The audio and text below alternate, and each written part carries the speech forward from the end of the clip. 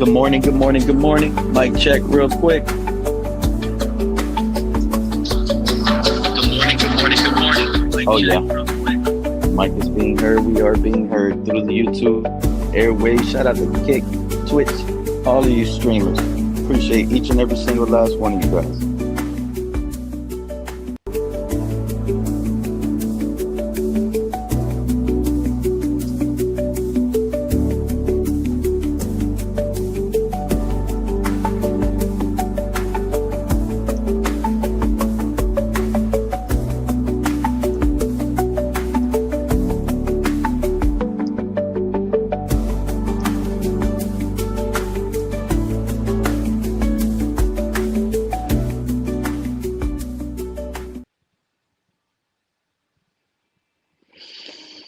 Yo, yo, yo. Let's go, let's go. Shout out to each and every single last one of you guys tuning in today. As you guys can see from the title. Oh, and the voice is being heard. Give me 1 second, you beautiful people. Pin in the link. The link is officially pinned. If I speak it, that means I will remember it. What's going on? What is going on with you beautiful people? Ghost 100, first one in the chat. Shout out to you, my guy. Cat in the hat, not too far back. I appreciate you, fam. We got you guys. I got you guys today. Hopefully, those that are at work needed to hear some Dolphin thoughts. We will unleash all of that and more. Opening OTA yesterday for the fellas. We actually got, well, it was opening for the media and they got to see some things. We're going to discuss that. A line poo part is on my mind because I see where the wave is shifting. Y'all know I haven't been liking that Malik Willis wave, and it's not the player and it's not the ceiling. I see where it could be. It's just so much. Shout out to B Show 5858. I see you, my guy. Here we go. I'm going to tell you something right now, Bills Mike. Two-a-side hotline, you could go over there. Hey, two-a-side, you can have so much fun. I've seen two-a-nears, shout out to Jermaine, in the Falcons places. They're over there, and you should hear these Falcon fans breaking down Tua film, buying their fan base hope. It is absolutely funny to me. Shout out to Gmail CGS. I see you in the chat. What did PP say? Patrick Paul say? Gary, what's up, my guy? Hopefully all of you guys are just having a wonderful day today. Jersey, I ain't miss you. Idleman 12, good morning to you, boss. All of you gentlemen out there. We are going to talk about what's here and what's happening with our beloved Miami Dolphins. As you can see from the title, everyone tuning in. Joe, I see you tuning in. Good evening from Taiwan. Very nice. Very nice. Glad to hear from you. Glad you're okay. But let's take the show away. Let's take the show away, you gentlemen. We'll come in and play when your time is available. But right now, on the title, Dolphins left tackle Patrick Paul. He said some real things that people can no longer now just sit here and try to convince me that when I was telling everyone Bobby Slowick said this, now it is being carried over by the players. I don't know how you guys feel about it. It kind of bothers me in a way, knowing that our coaches, our players, the loose lips around the building to the media, people can sit here and make fun of stuttery Mike McDaniel. But the man, when we see him speak in regular time, he doesn't he doesn't stutter. Mike McDaniel never did any of that in open regular conversations. Now, when it came to protecting the brand, when it came to making sure loose lips don't sink ships, Mike McDaniel was a general at that. He made sure he didn't get words out there that can actually help out other teams. What do you guys think Max Crosby, the Raiders, and all of that defense is going to, Clint Kubiak is going to swallow halfly week one, guys? We can't afford to lose week one. That's not the game. If we lose week one on the road to the Raiders, I think we're flushing the season. We're flushing the season. Next on the topic, we're going to get down to and I know you guys were aware. Shout out to all of you, that saw the post. Oh, what a great time to be a Quinn Ewers fan. If you are a Quinn Ewers fan and you're a believer of his arm, you're a believer of how he took command of the huddle last season based on how the locker room said he took command of the huddle and how he took ownership of that offense in a beat. So now that we heard that from guys like Zach Sealer, who were on the roster last year, now we have keys to the city, Quinn Ewers. And how did I come up with this? You guys are all aware. I'm pretty sure it's going through all the fam stuff, all the podcasters, all the media, whoever brought it up. Shout out to Darren Waller. Shout out to Darren Waller, man. He gave us some vital information on why this regime also probably more than likely believes highly of Quinn Ewers, except for those fans that doubt him. Keep doubting this team to the fans. Keep hating on it. Keep believing this team is going to be trash. That's the energy I honestly believe my team that they're building now absolutely needs. So I'm not going to call you guys out as non-football guys, but I'm going to be honest. The knowledge that the evaluation of some of these guys is questionable right now. They're really questionable right now. And we're going to get to that. We're going to break that down with thoughts up and down all over the place. And we're going to get to talk about OTAs. But as you guys can see, let's open up about the Patrick Paul. What did Patrick Paul say? What did anybody guess what Patrick Paul said that completely aligns with several other players and most importantly, Bobby Slowick? I wonder if anybody knows the most important thing of Patrick Paul's take where he had the interview the other day on the Dolphins podcast show. This is crazy. We can't be calling. I have work call, but I will join. Do your thing, Joe. Do your thing. Cat, I'm gonna check it out. Shout out to Cat. Drop that link. We're definitely gonna check it out. I gotta catch up. Super busy Sunday. Pete, there is a possibility of us starting 4-0. Of course. Go back down to the last stream. It's almost where I want to say 5-0. I'm gonna be honest with you guys. It's 4-1 with Quinn, 5-0 with Quinn possibility in my mind right now. Like, I do strongly believe this team will work well with Quinn Ewers. I honestly believe Patrick Paul is a Quinn Ewers guy. I honestly believe some of the guys that were on the roster last season, especially Bobby Slowick.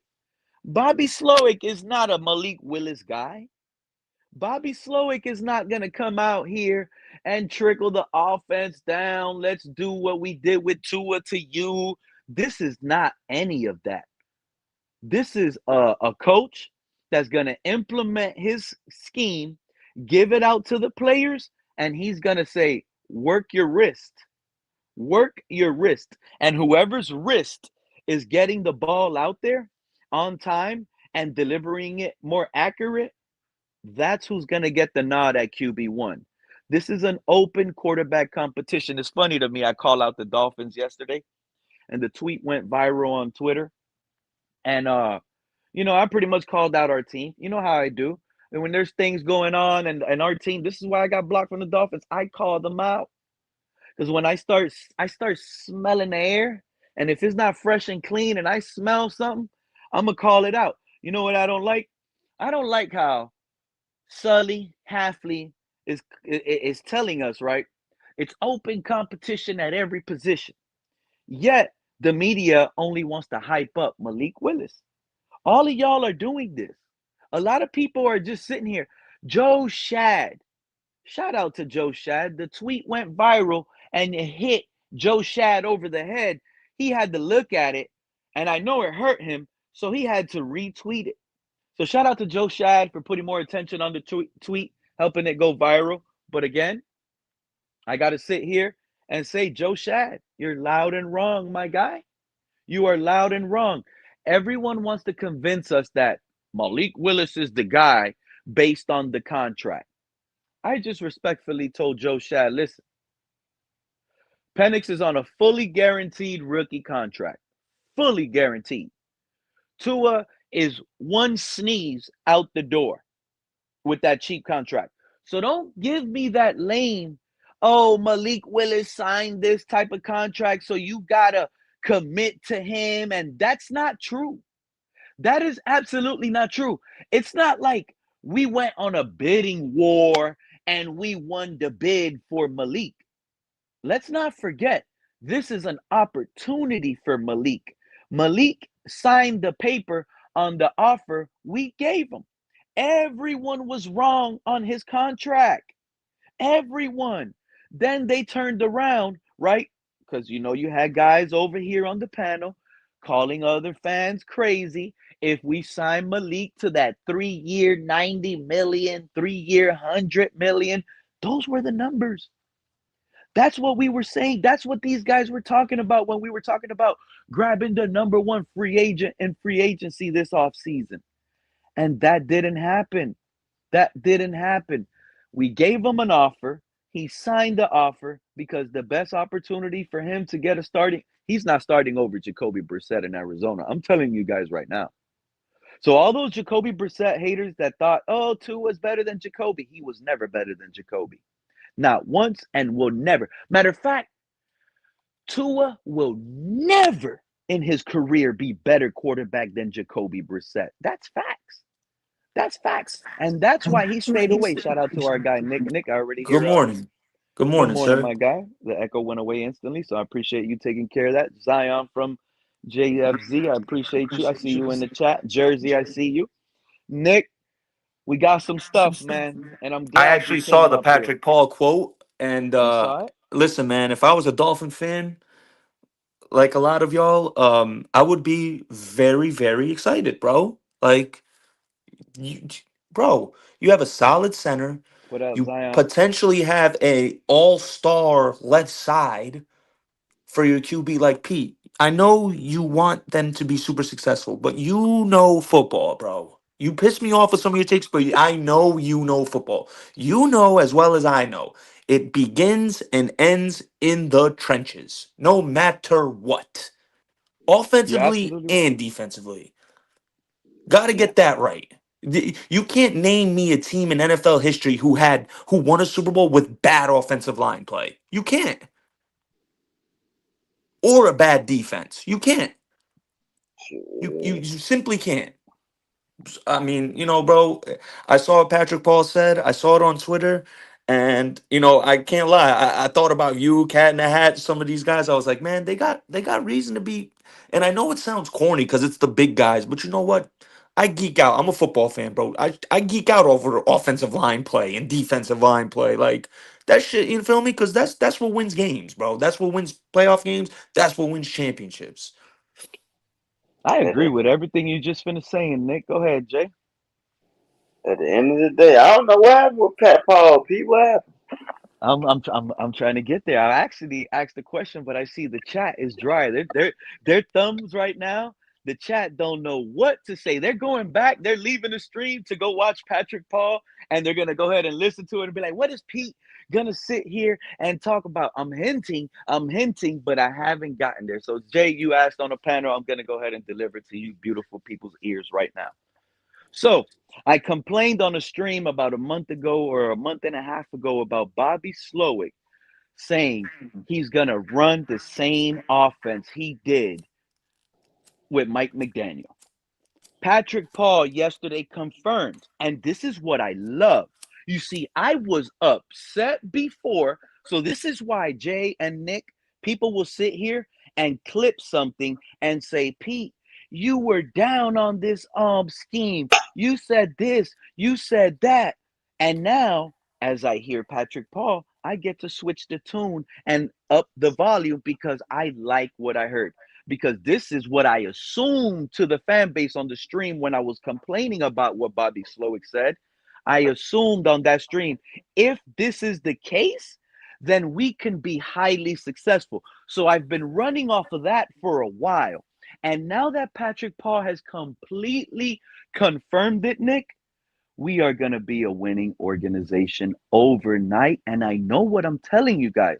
This Oh, A-Chain guy is going to be a star. And what Patrick Paul confirmed yesterday in that interview, so I can tell you all, is the offense, run wise, when it comes to running the ball, it is going to be Mike McDaniel centric.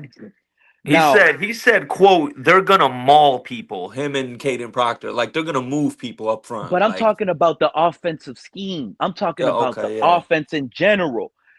Nah, Patrick Paul confirmed we're going to run Mike McDaniel's run scheme.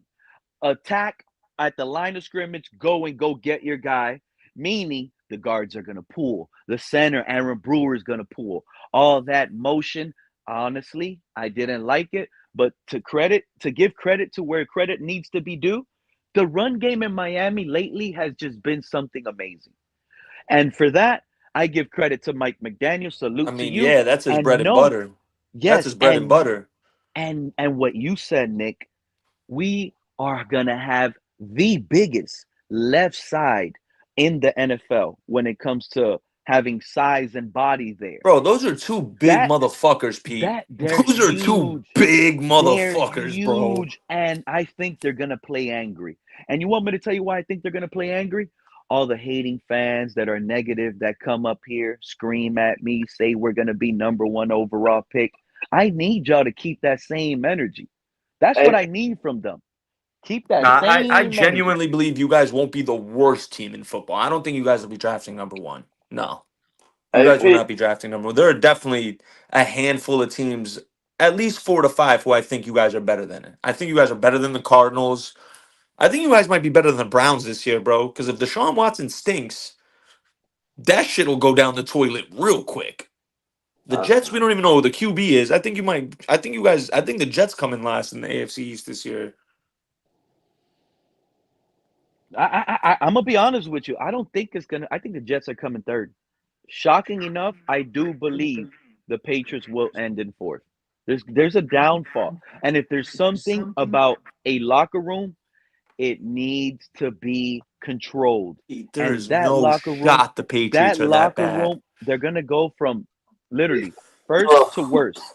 They're gonna go from first to worst. And it's the locker room. All of that just blew up in their face. Embarrassment, losing the Super Bowl. There's gonna be the Super Bowl dust going over their shoulder. They gotta wipe off.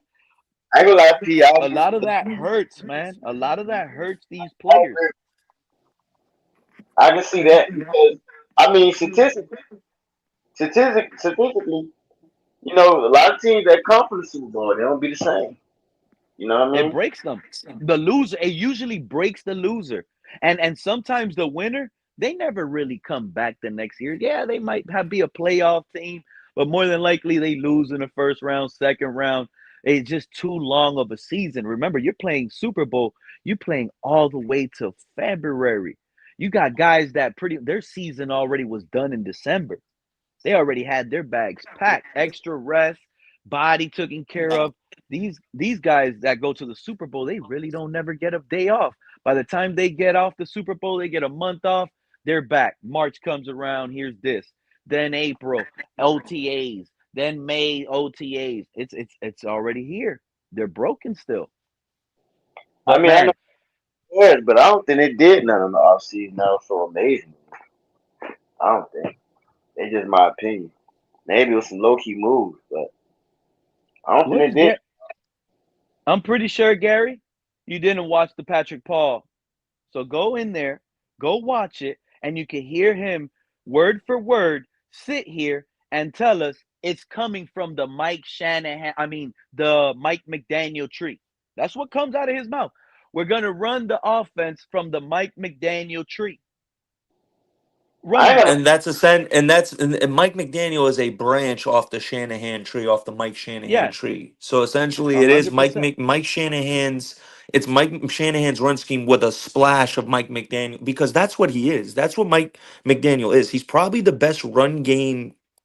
He was the best game run coordinator, and that's why he got the head coaching job. Like his specialty is getting the run game going. You know what I mean? So there's He ain't And it's that's true. And when you and have a our great offense, run game coordinator in McDaniel, and then you add in a guy like A Chain who is arguably, if not the most explosive player in football now that Tyreek Hill got hurt. You know what I mean? So it's like, he could change the momentum of a game with one touch, Devon A. Chain. Yeah. So there's always that X factor with him. For The the big past, thing, Pete, is I think, like I said, bro, I am big on Halfley. My brother is a Packers fan. He was super sad when he left. He thought Halfley was amazing. I think the way he carries himself too, like I feel he's a guy players are gonna want to play for. You know yeah. what I mean? Like it wasn't Mr. like Paul. when my Panthers got Frank Reich and he was old. This isn't an old coach league anymore. It's a young No. head coach league, bro. You're Bro, getting Mike coaches McDaniel 35, used to 40. Nick, you're You spot on. not older than 45. You know what I mean? Like they're You still know what we just 45 for come a head from? coach is still relatively young. You know what I You know what mean? we just come from? We came from a coach that was scared to dirty his off-white forces on that practice field. This guy would wear $1,000 He's shoes not onto a Pete. practice field. Pete, Mike McDaniel. I don't know Now if you recall. Halfley looks like he's wearing gym shoes on the practice field. He was seen trying to make Malik Willis and other running backs fumble the ball. He was punching the ball with the Yeah, It was long Pete, arm orange thing. Pete, Y'all but seen but that? here's He's my trying to thing. Here's force my these thing. guys to fumble. He's out there on the field We putting in that work. we've seen it. We've seen it in NFL history. There are great coaches out there, right? Like they're great coordinators, but they don't translate to great head coaches. You know what I mean? Like fucking Romeo Crennel and Charlie Weiss. Remember those two from Bill Belichick back in the day? Yeah, and you know Yes, what? Great sir. To both of the coordinators. They weren't great head yeah. coaches. You Wade see, Phillips. there's Wade something Phillips, about elite defensive coordinator. He wasn't the greatest head coach. You know what I Hey, mean? I hey, feel hey, like what the yeah, same about thing and with you know Mike what? And McDaniel. He's an you have elite to be offensive coordinator, to but he's not a yeah. head coach because players Some of don't those names really, you yeah, just they don't, you know what I mean? hey, He doesn't rub well off the players. it's right? what you just And hold Nick, on, Mr. another Pop. example. Those guys you just named, Cornell, and especially Mike McDaniel, they are poor communicators. In order to be a successful head coach in this league, you got to be a truthful, clear-cut communicator. Look at yeah, Sean McVay with the yeah, Rams. When that yeah. guy speaks, he speaks energy into the air. That's a It Al- was, lot. Also, There's a Dan Campbell. difference there. Look Go at ahead, Dan Mr. Paul. Campbell with Detroit. Yeah. Also, too. Dan Campbell speaks energy into the air. I You want to. got to carry that. Yeah, exactly. And see, and Pete, I'm gonna tell you the truth. When Dan Campbell was here with us, he sort of had that. He sort of had that mentality. It's just that I guess he was overlooked, or just because he was a tight end or wide receiver coach, they didn't make him our head coach. But anyway, another example too is Patricia. I think his name Matt Patricia. That was the defensive coordinator with the Patriots. Patriots. Right. Yeah. He didn't do Shout well out as far Cat as in the coaching Hat go. coming up. And What up, Cat? also I Yep. think is What's up? McDaniel's from the Patriots? Is he a head coach anywhere? Josh McDaniels. McDaniels, no, he's the Ja- OC. Right. He See, tried that's him what I'm twice, saying. but he didn't make it. But what you were saying? Oh, and also too.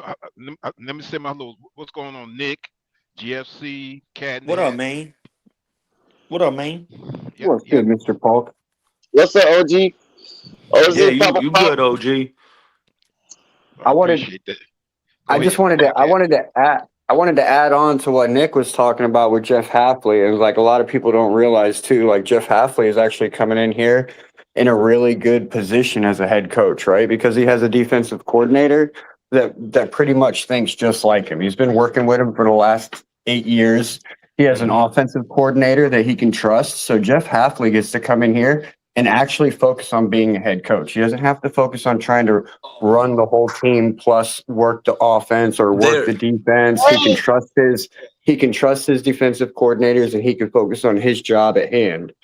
y'all So need to get like rid of Joe Barry, bro. That's one thing my brother said because he went to look at y'all coaching staff and he hit me back up. He was like, "Bro, tell your peoples that are Dolphins fans." He was like, "Bro, y'all gonna hate Joe Brady. I think he's the run game defensive specialist. He fucking sucks, Pete. I'm telling you right now. My brother hated it. He was the defensive coordinator for the Packers. Hmm. He freaking stunk." Hmm. Joe But Brady. thank God he's not y'all D coordinator. He's just a run game coordinator defensively or some shit like that.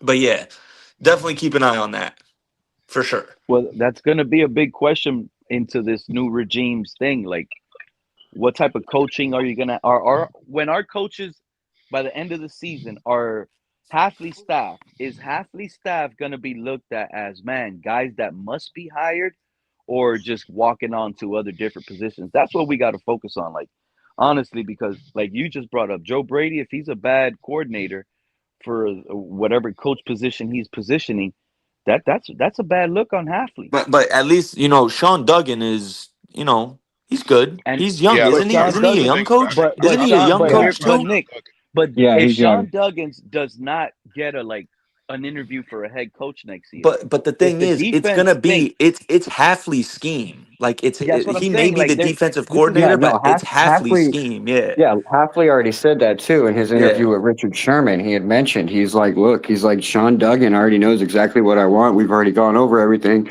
It's like I can literally just hand him the keys and work. And he's like, right now I can focus on building the See, relationship that's and good to working on have. the Yeah, players and focusing on the team. I don't have to worry Yes. about making the See, scheme.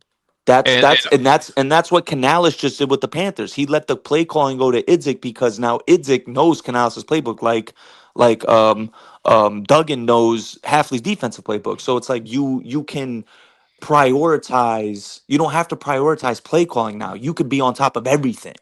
mhm. Be a true head coach. You know what I mean?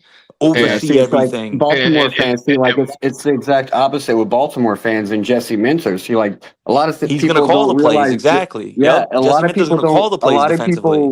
a lot of people don't realize how much they're going to struggle because they have a brand new offensive coordinator over there that's never even coached in the NFL. So it's like you have Jesse Minter. Yeah, he's a defensive minded guy, but he's going to have to be over there babysitting this brand new OC. So you're going to have Anthony Weaver over there pretty much calling the defense. yeah, the because Ravens I've are been going to hearing have a bad defense this year. No because I've been way. I've been No, I've they been Yeah, Yes, won't. I've been bro. hearing No, they Anthony Anthony won't. Weaver. Weaver sucks, bro. Weaver You sucks, talking Jesse bro. Minter's calling the your plays. brother that Jesse was talking Minter's about calling the Joe plays Brady? No, that's what defensively. I'm trying to say, though, Nah, Nick. nah. Jesse Minter's not going to be able to call the defensive plays because he's going to have to worry about this new offensive coordinator that he's got over there. You remember, he's a brand new Nah, first he's time the head coach offensive as coordinator's well. calling the plays, bro. Jesse Bro, Minter's calling the defense.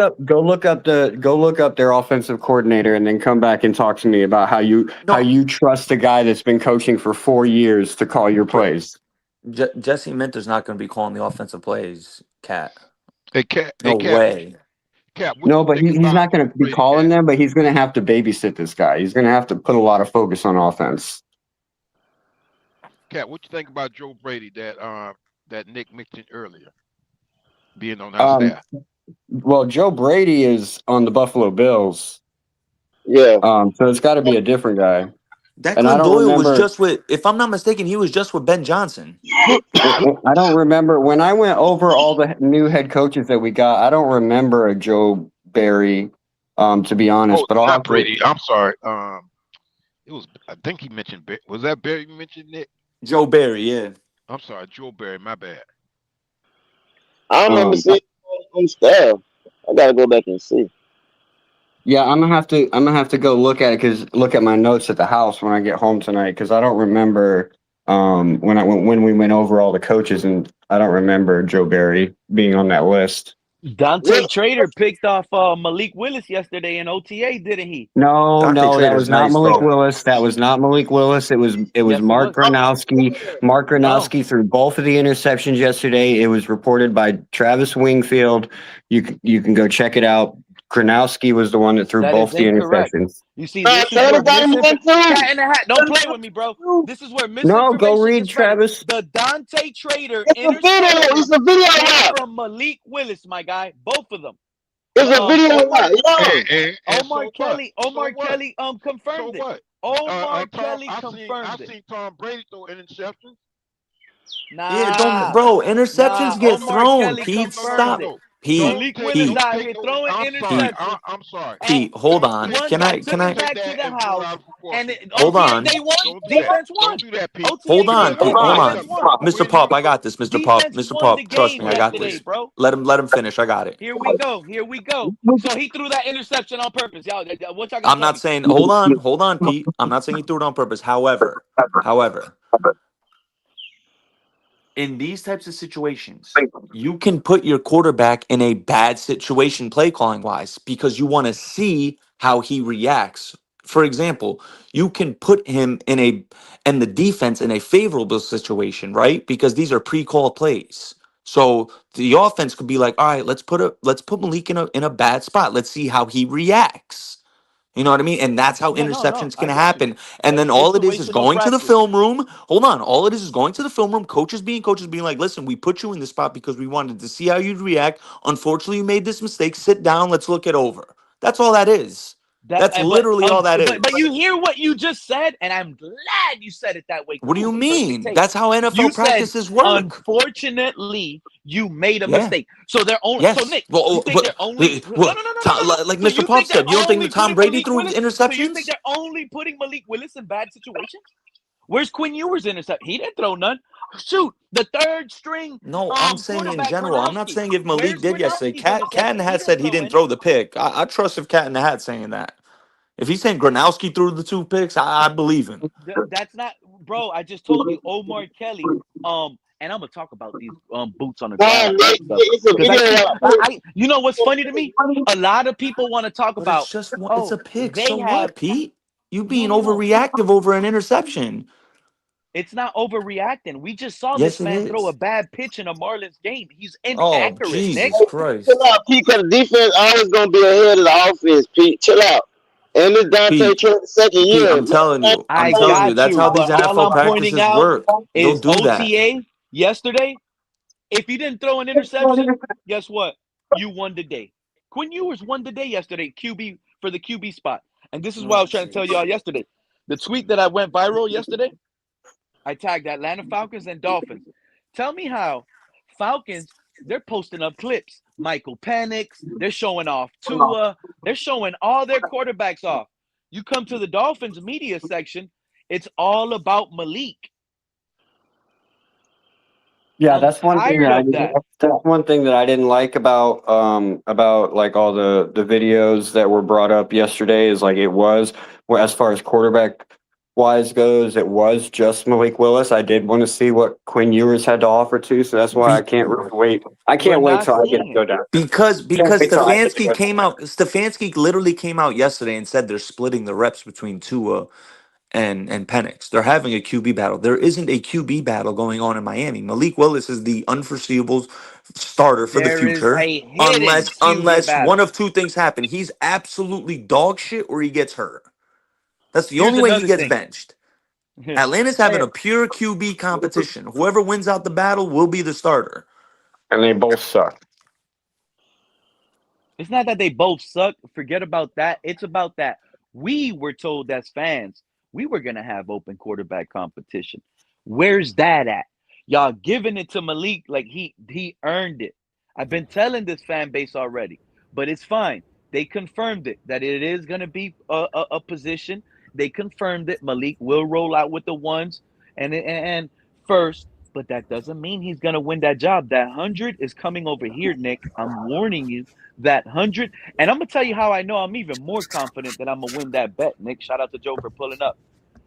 Bush Hanman, the way his eyes lit up, coach on the offensive side about Quinn Ewers. Now Patrick Paul confirms the offense is going to be pretty much similar run style, run first. So that's going to just, like Coach Bush Hanman said, this gives Quinn Ewers a leg up into the offense. Malik Willis is the one that needs to catch up. Malik Willis is the one that needs more reps right now, meaning he's going to be the guy making more mistakes than Quinn Ewers, if you ask me. And this is why we seen him throw 2 interceptions yesterday. You see? Because I he's don't not think they caught had. up. I don't think they had Quinn Ewers doing ball control drills yesterday like they did with Malik Willis.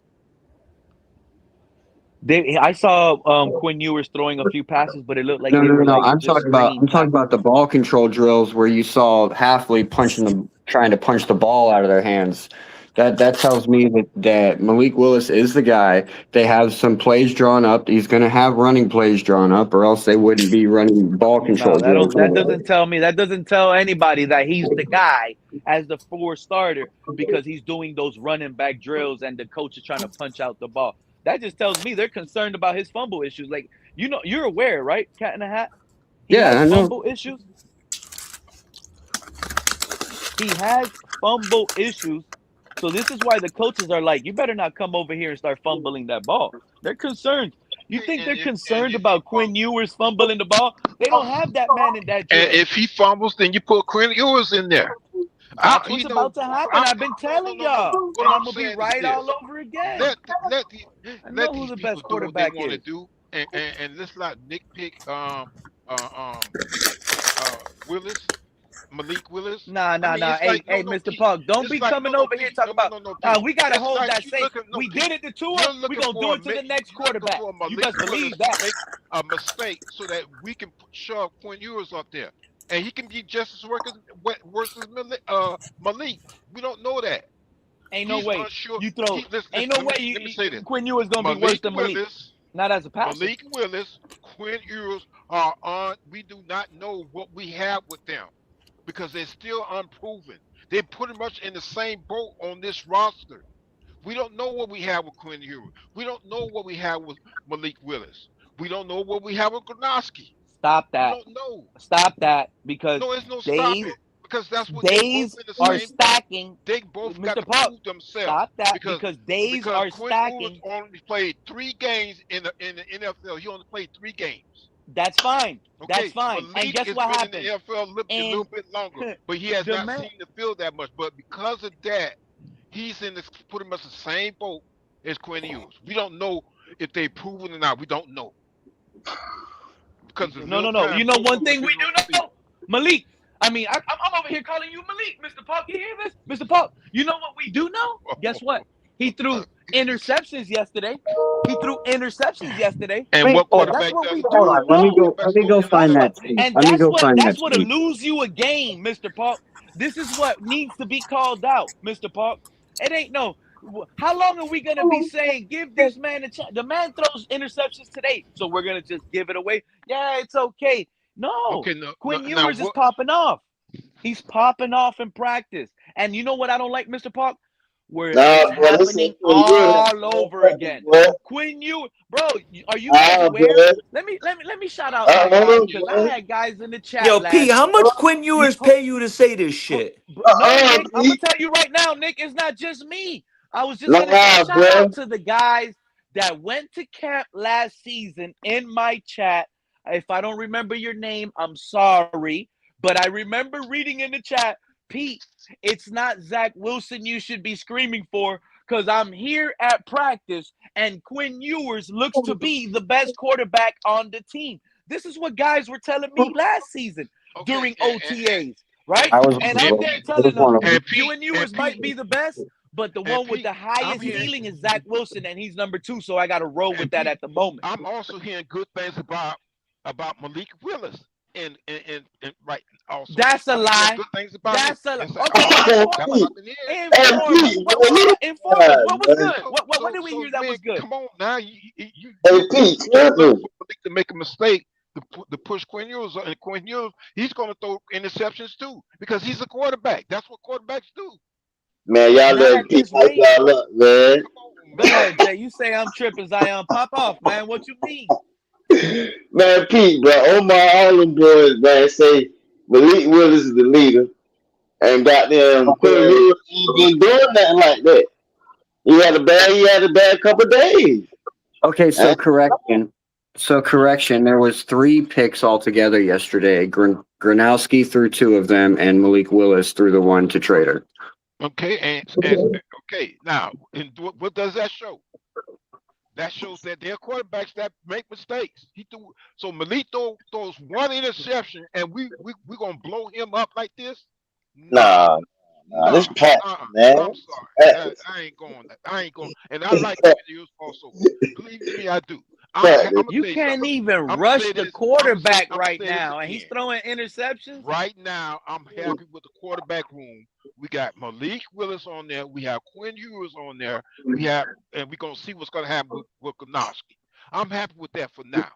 So You can let's forget see about the what third and happens fourth. It's down the all road, about 1 and and 2 then we right can. now.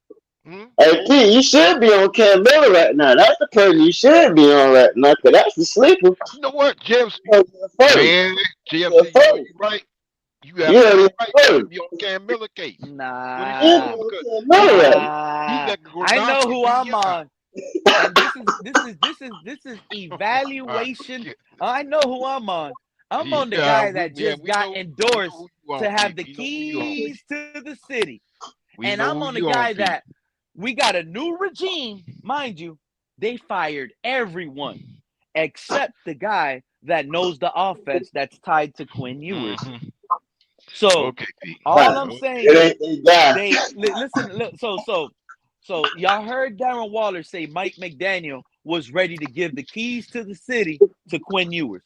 That was What now? McDaniel. Right, and that was McDaniel. Yeah, and What do you let mean me that was here. McDaniel? hold on. Let You me see Right explain here. to you what was you happening see at when that moment. he came At here. that You moment, see at that moment, Stephen that? Ross was probably standing outside the office listening to the conversation. He heard Mike McDaniel say, "I'm about to hand the keys over to Quinn Ewers." That's when he barged his ass in that office and was ready to fire Mike McDaniel. Mm. Ball his ass. Nah, You know what? nah, That sheds the light in a different direction. nah. Wow. This is the real situation. Y'all think Mike McDaniel was the one that came up with the whole Quinn Ewers is gonna start next season?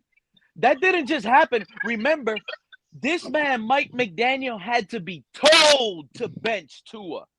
Guess who overrided him? Chris Greer wasn't here anymore. So I wonder who told Mike McDaniel get Tua out of the building and start Quinn Ewers. Champ. That's the higher up. Yeah. That's Yeah, the but higher up. hold on. That's the higher up. You Champ. got to read between the lines on that, though, Pete. When did Quinn Ewers finally make it into a start? When it was way too late, right? Tua was showing signs of being benched way before that, but Quinn Ewers didn't get that And start Mike until it was McDaniel was already that's my too point, late. Cat. That's my point. And Because Mike at McDaniel the was same never time, hold on. allowed to move off of Tua. Because at the same time, Stephen Ross also knew Mike McDaniel can't scheme up for another freaking quarterback. So it doesn't matter if we start Man, Ewers or when we start Mike Mc Tua and anyways. let me tell you something, Cat. When Mike McDaniel told Darren Waller that he's gonna give the keys to the city to Quinn Ewers, that was a way for him to beg for Darren Waller to come back. Like, listen, bro, come back to us. You know you're gonna ball out with Quinn Ewers.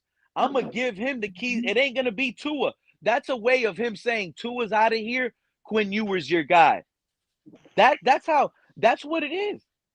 Quinn Ewers is the guy for the Dolphins. Shout out to Fred pulling up in the building. I What's was going on with you? actually talking about the whole Mike McDaniel thing and all of this like earlier on the Discord with some guys, and I come to realize like knowing what I know now, like all of this really started with Mike McDaniel. And if you think about it, it started with his soft, friendly coaching, wanting to be everybody's friends. Like if he would have been a tough coach to begin with, Tua might not have turned out as bad as he did, right? Because let's be But we honest. could not Hold have on. gotten a tough coach. You remember why we got a soft coach?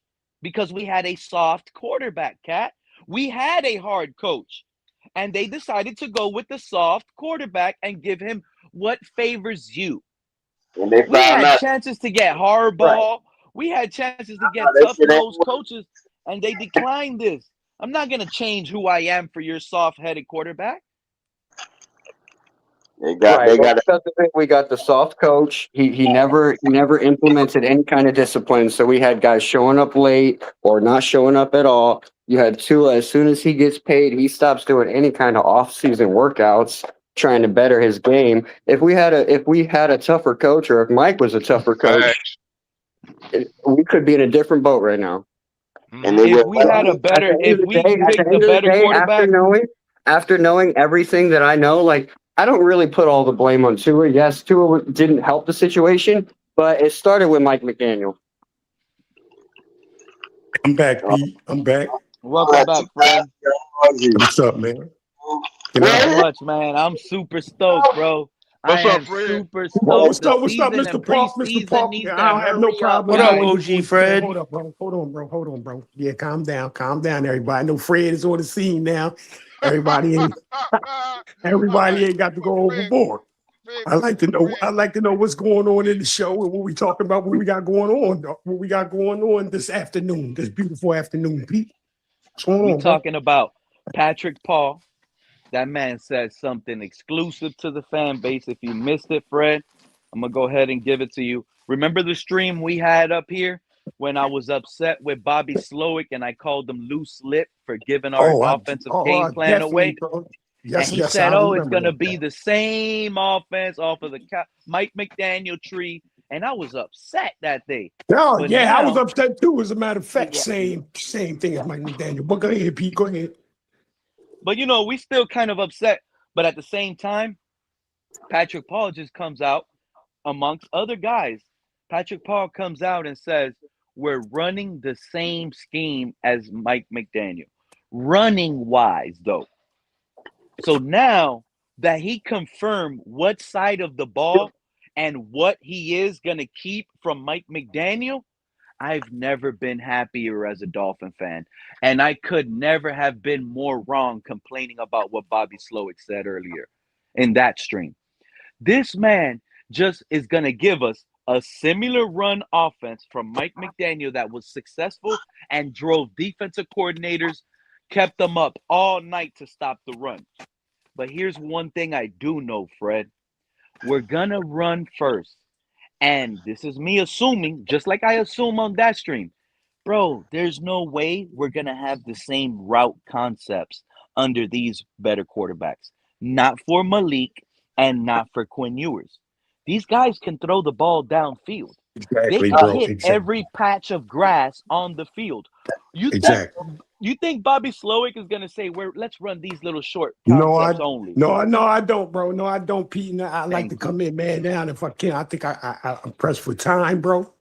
But with that right there, man, let me say something about the interview with Patrick Paul, him talking about we're going to basically be doing the same scheme as Mike McDaniel. I don't believe that, bro. I don't believe Patrick Paul even knows the scheme of things yet, bro, if you ask me, bro. You know what I'm saying? Just come to camp, get in shape in camp, and that's it, man. Get your playbook. But there's no way Slowick is going to follow this Mike McDaniel route, bro. You feel what I'm saying? Do we want to implement the run? Yes. I think the Dolphins are so talking about going run heavy, bro, that they're going to surprise everybody with that play action, bro. Understand Thank what you. I'm saying, Pete? Going Yes, to sir. surprise a lot of people with We are that going play to action, bro. dictate off of the run on that left side. Teams are going to game plan how to overload and stop the run on Patrick Paul and Caden Proctor's side. That's what they're going to say. Hey, this is what they're best at. This is what we have to stop. And if Bobby Slowick is smart, he works off of that. Hand it off here and there, boom, boom, boom. Make sure the defense is aggressive. And boom, play action over the top. Caleb Douglas, 60-yard touchdown. Exactly, bro. Exactly. If you go back to the Texans offense when they had, when Sloan was over there, that's what they was doing when they had Joe Mixon and all them boys. When Sprout had that good rookie season. They were running the ball. It was 50-50. Matter of fact, he said it in OTAs and interviews. It's gonna be a 50-50 offense. We're gonna run the ball. How do you think Miko Collins, what's his name? Miko Collins, wide receiver, what's his name? Nico Collins for the Texans? Yeah. How do you think he got so good, bro? It was off of that play action, bro. You feel what I'm saying? Yes, sucking up linebackers, bro. Sucking up linebackers. I mean, nobody knew who Miko was, bro. For real. It's like he came up from out of nowhere. And that's what I think Caleb Douglas is going to do, bro. With this play action, bro, it's going to open things up for Caleb Douglas, bro. And it's going to be a beautiful offense to watch if you ask me, bro. It really Are you is. referring What's to the what's Chris Bell's 2023 timetable to return and hit the field? Chris Bell. At I least think week for five. week Here's 4. the thing. I think it's Let's week not 4. rush Chris Bell back. Week 4 Okay. is with the Everybody stand up. I Let could man I back. could guarantee y'all this. I will put money on this. By the end of next season, Chris Bell will be your best wide receiver on your roster. That is without a shot of a doubt. I I was agree with talking to that. Cat in the Hat. I was telling Cat in the Hat and Big C this the other day. Bro, he would have been he was projected a late first, early second rounder before the injury. Yeah, Like people were talking about yeah, him being maybe a possible first rounder. right, And right. Nick, what you think about that guy Coleman? Because Coleman don't look too bad neither. Coleman solid too. That's a kid from Missouri, right? You guys got in the Yeah, fifth? yeah. You heard what Malik Willis said about Caleb Douglas? Oh, I'm gonna tell you the same thing I told Cat, Pete, with Caleb Douglas. To me, this is my personal opinion. Obviously, I could be wrong, but to me, he's big boom or big bust. Like he's either gonna pop off or he's gonna flop. There's gonna be no in between with Caleb Douglas, bro. Yeah, so after No Hey, in doing but my between. I like to do one more thing, I Pete, man. Like, like of course I haven't watched college football all year, but bro, I watch highlights of college games that these players that we drafted they've been in, and specifically with Chris Bell, bro. He reminds me. I see a lot of Debo Samuel in him, bro. I see a lot of I see some AJ Brown in him, bro. You feel what I'm saying? This is a guy with the ball in his hands, bro. Like he's not going down with the first reach out and grab him. No, man, he's stiff arming guys and like, look, you guys got to tackle me, bro. You guys got to. I'm talking about linebackers. I'm not even talking about secondary. I'm talking about linebackers, bro. Fred on Feel what I'm point, bro. saying? I just searched up Chris Bell's NFL comparison. The first name was AJ Brown. I'm Exactly, gonna bro. be honest. I'm First gonna be name was honest AJ with you guys. Brown. No, I'm gonna be mine was honest with you Debo guys. Samuel. Mine was I'm not as Debo high on Samuel, Chris bro, for real. Bell as you guys are, but then You again, I'm should. so high on Hey, Caleb Nick, Douglas. You And should it's be high like on Chris Bell. when So I here's look the at thing with Caleb and I here's the look thing at with Bell, Caleb Douglas. I think Caleb is gonna be the better Caleb receiver. is I more don't want to take that athletically bet, bro. Caleb is more athletically gifted. Like Yeah, God given, like he's 6'3", 210, He's long, a wiry, smoother fast, route but like I runner. agree. no, he's Caleb not. is Chris Bell's a smoother out way of better breaks. route. No, Exactly. whoa, No. No, Pete. yes, he's smoother Pete, out of no, breaks. he is not a I'm better telling route you, runner than Chris Bell was. Are you crazy? Chris No, Bell no, is he's not. slow. No After doing the way. research Chris on Bell's Caleb route running Douglas, is after doing crisp. the research on Caleb Douglas, he's more of a deep threat than anything. Yes. 35% of his passes were 20 plus yards. Yes. Yeah, Chris because the Bell man is a true route runner. because Douglas runs a 4.3. He's a fast receiver. Yeah, bro. He's Bro, 6'3". but you know He's what? But you know what? I seen yeah, he Chris took a Bell's short. interview, bro. I seen Chris Bell's interview, bro. Somebody interviewing Chris Bell, and one thing he was saying that, well, he was saying that they were saying about him that he could improve on his route running. But I don't think he really thought it was an issue or whatever. They put that out there. I mean, I'm sure they do, man. This wide receiver, his route running is not this and Uncle not Fred, that. They do Uncle that with Fred, every wide receiver, if you ask me, bro. Uncle I Fred think probably he's was a great a bad quarterback. quarterback. The one problem that I had with Chris Bell was like when I was going through and doing the research and watching the film, I shit you not, 50% of the passes getting thrown to him were the exact same play. It was him running to the sticks on the right side, making a hitch route, getting the ball, and then some of the times he was able to make the defender miss and he'd get a few extra yards, but other times it was just basically for a first down. Like I shit you not, it was literally 50% of his catches were to the right side sticks, a hitch route, catch the ball. Maybe you get extra yardage, maybe you don't. Oh man, that's not what I seen, bro. What I seen, man, he's catching passes no matter where they were thrown to him, bro. Who In y'all the middle talking of the about? field, bro, on the left side of the field, I right was talking side of about the Chris field, Bell. bro. Talking about Chris You know what I Bell. mean? Chris Bell? Yeah. Chris Bell lit up Miami. Don't forget that, Cat. Oh, he Who? showed Who? did. No, Who? I'm not saying He sure did. that he's not good. He I'm lit just saying them the that fuck up. from what I Lit saw, him up. the highlights that I saw, Yeah, I'm telling 50% you, of his man. catches were Yeah. to the right sticks. No, Hey, Like bro, it bro, I'm was the but looking at same when he Chris had the exact Bell, bro. ball in his Look, hand, but Hold on, when he hold on, had look the at this. hold on. ball in his Listen to hand this two. against Listen, hold on, Let's real not quick. let's Listen just to take this. out.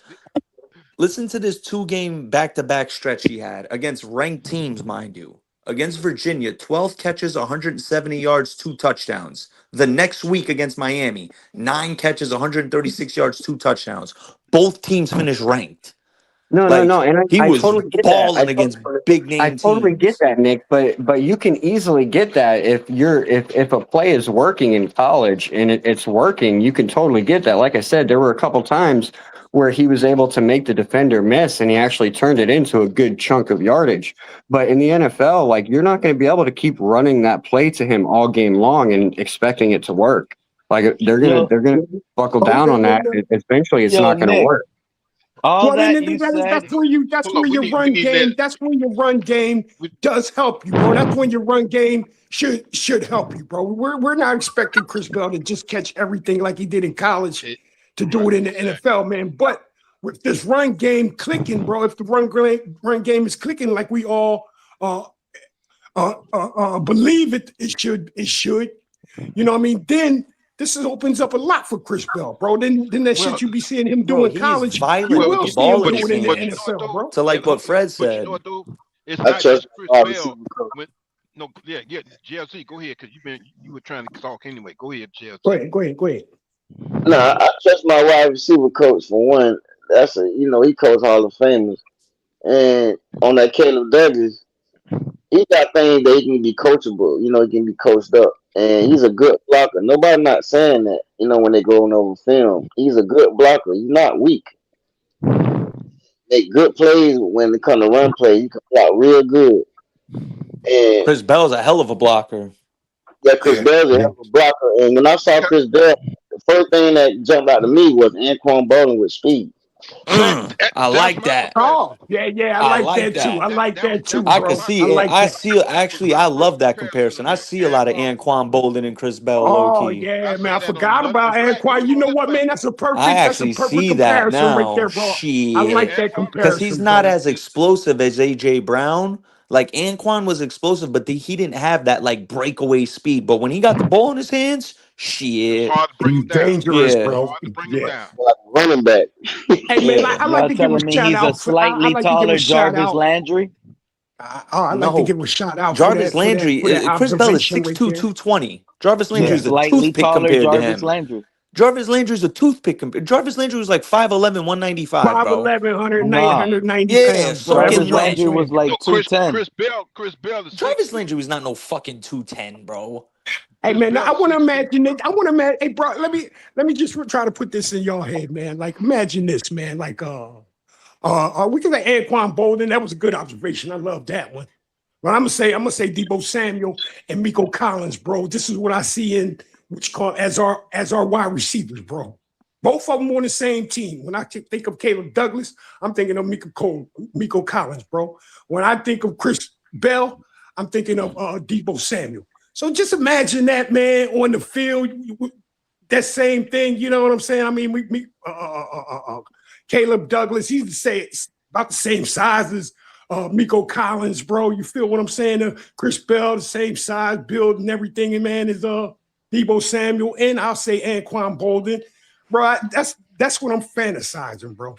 This is what I'm fantasizing. Man. I'm sorry, bro. I just want to remind everybody that the 2023 Houston Texans went to a divisional playoff and lost, but they had a bunch of nobodies on that team. Y'all didn't know who Nico Collins was. Y'all didn't know who Ken was at the time. Didn't know any of the running backs. Like, you didn't know any names on that team. And not even that, not only that, before Bobby Slowick got there in 2023, the Houston Texans were putting up records of 4-13, 3-14 before they got their new head coach, D'Amico Ryans, their new OC, Bobby Slowick, their rookie quarterback that went on to win Rookie of the Year that year. So, I mean, I don't think their offensive line was ranked at all, bro. I don't think they had a top offensive line at all. Any names. They didn't have any names on that team that you would recognize than Robert Woods and Dalton Schultz. Yeah. Thank you. And but what they did have, they had a mobile quarterback who could extend plays, man. I don't think their offensive line was worth. You know what else? Like but he can extend plays, man. And that's what we got. What else they did?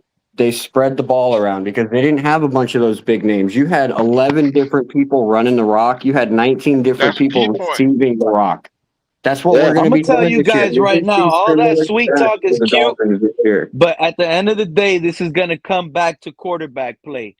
Oh Nick, my I goodness, here remember we go again. It everything is. you were Here we go saying again. earlier. I remember everything you were saying earlier. And now that I'm reading David Furones, the Dolphins beat writer, what he wrote yesterday and remembering, now I know everything you said makes sense, Damn, I but gotta not go, for Pete. I'm sorry. OTAs. I'm sorry. Not for All OTAs. right, And Fred. I'm gonna Okay. explain why, Nick. Okay. Malik Willis, Take let care, me read the Fred. tweet. Malik Willis mostly with fundamentals and safe throws in on 7-on-7 at Dolphins OTA session. He did have an impressive Malik Willis downfield throw, Furones is saying, but then he brings out this, right? He says, Willis was intercepted by Dante Trader, right? Over the middle off of a tip pass where Caleb Douglas extended one hand out and got his Okay, so that's fingertips not on his the ball. fault. That's Hold not on. No, Malik's fault. I was just going to explain that, Nick. Let me explain something to you. When you extend with two hands, I wouldn't say that would be Malik Willis's fault.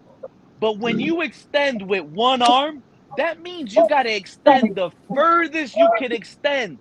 That means that ball was out of reach. That means that ball was inaccurate throw, putting not only Caleb Douglas' young star rookie career in jeopardy.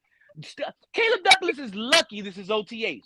Because if you make a receiver in the middle extend with one arm that far to try to touch the pass, he can light that guy up.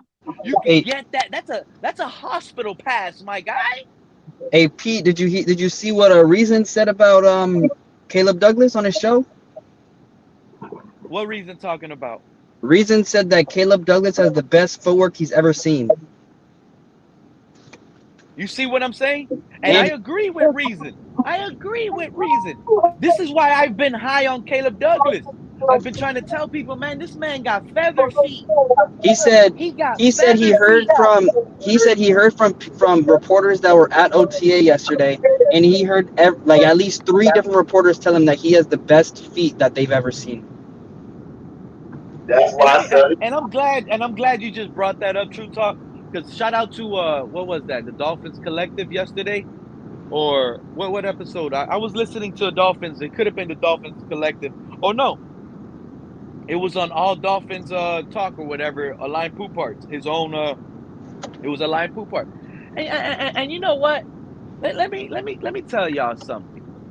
These beat writers, these journalists, even these other YouTubers and all of these other channels that sit here and want to tell people I have boots on the ground, so I know what I'm talking about.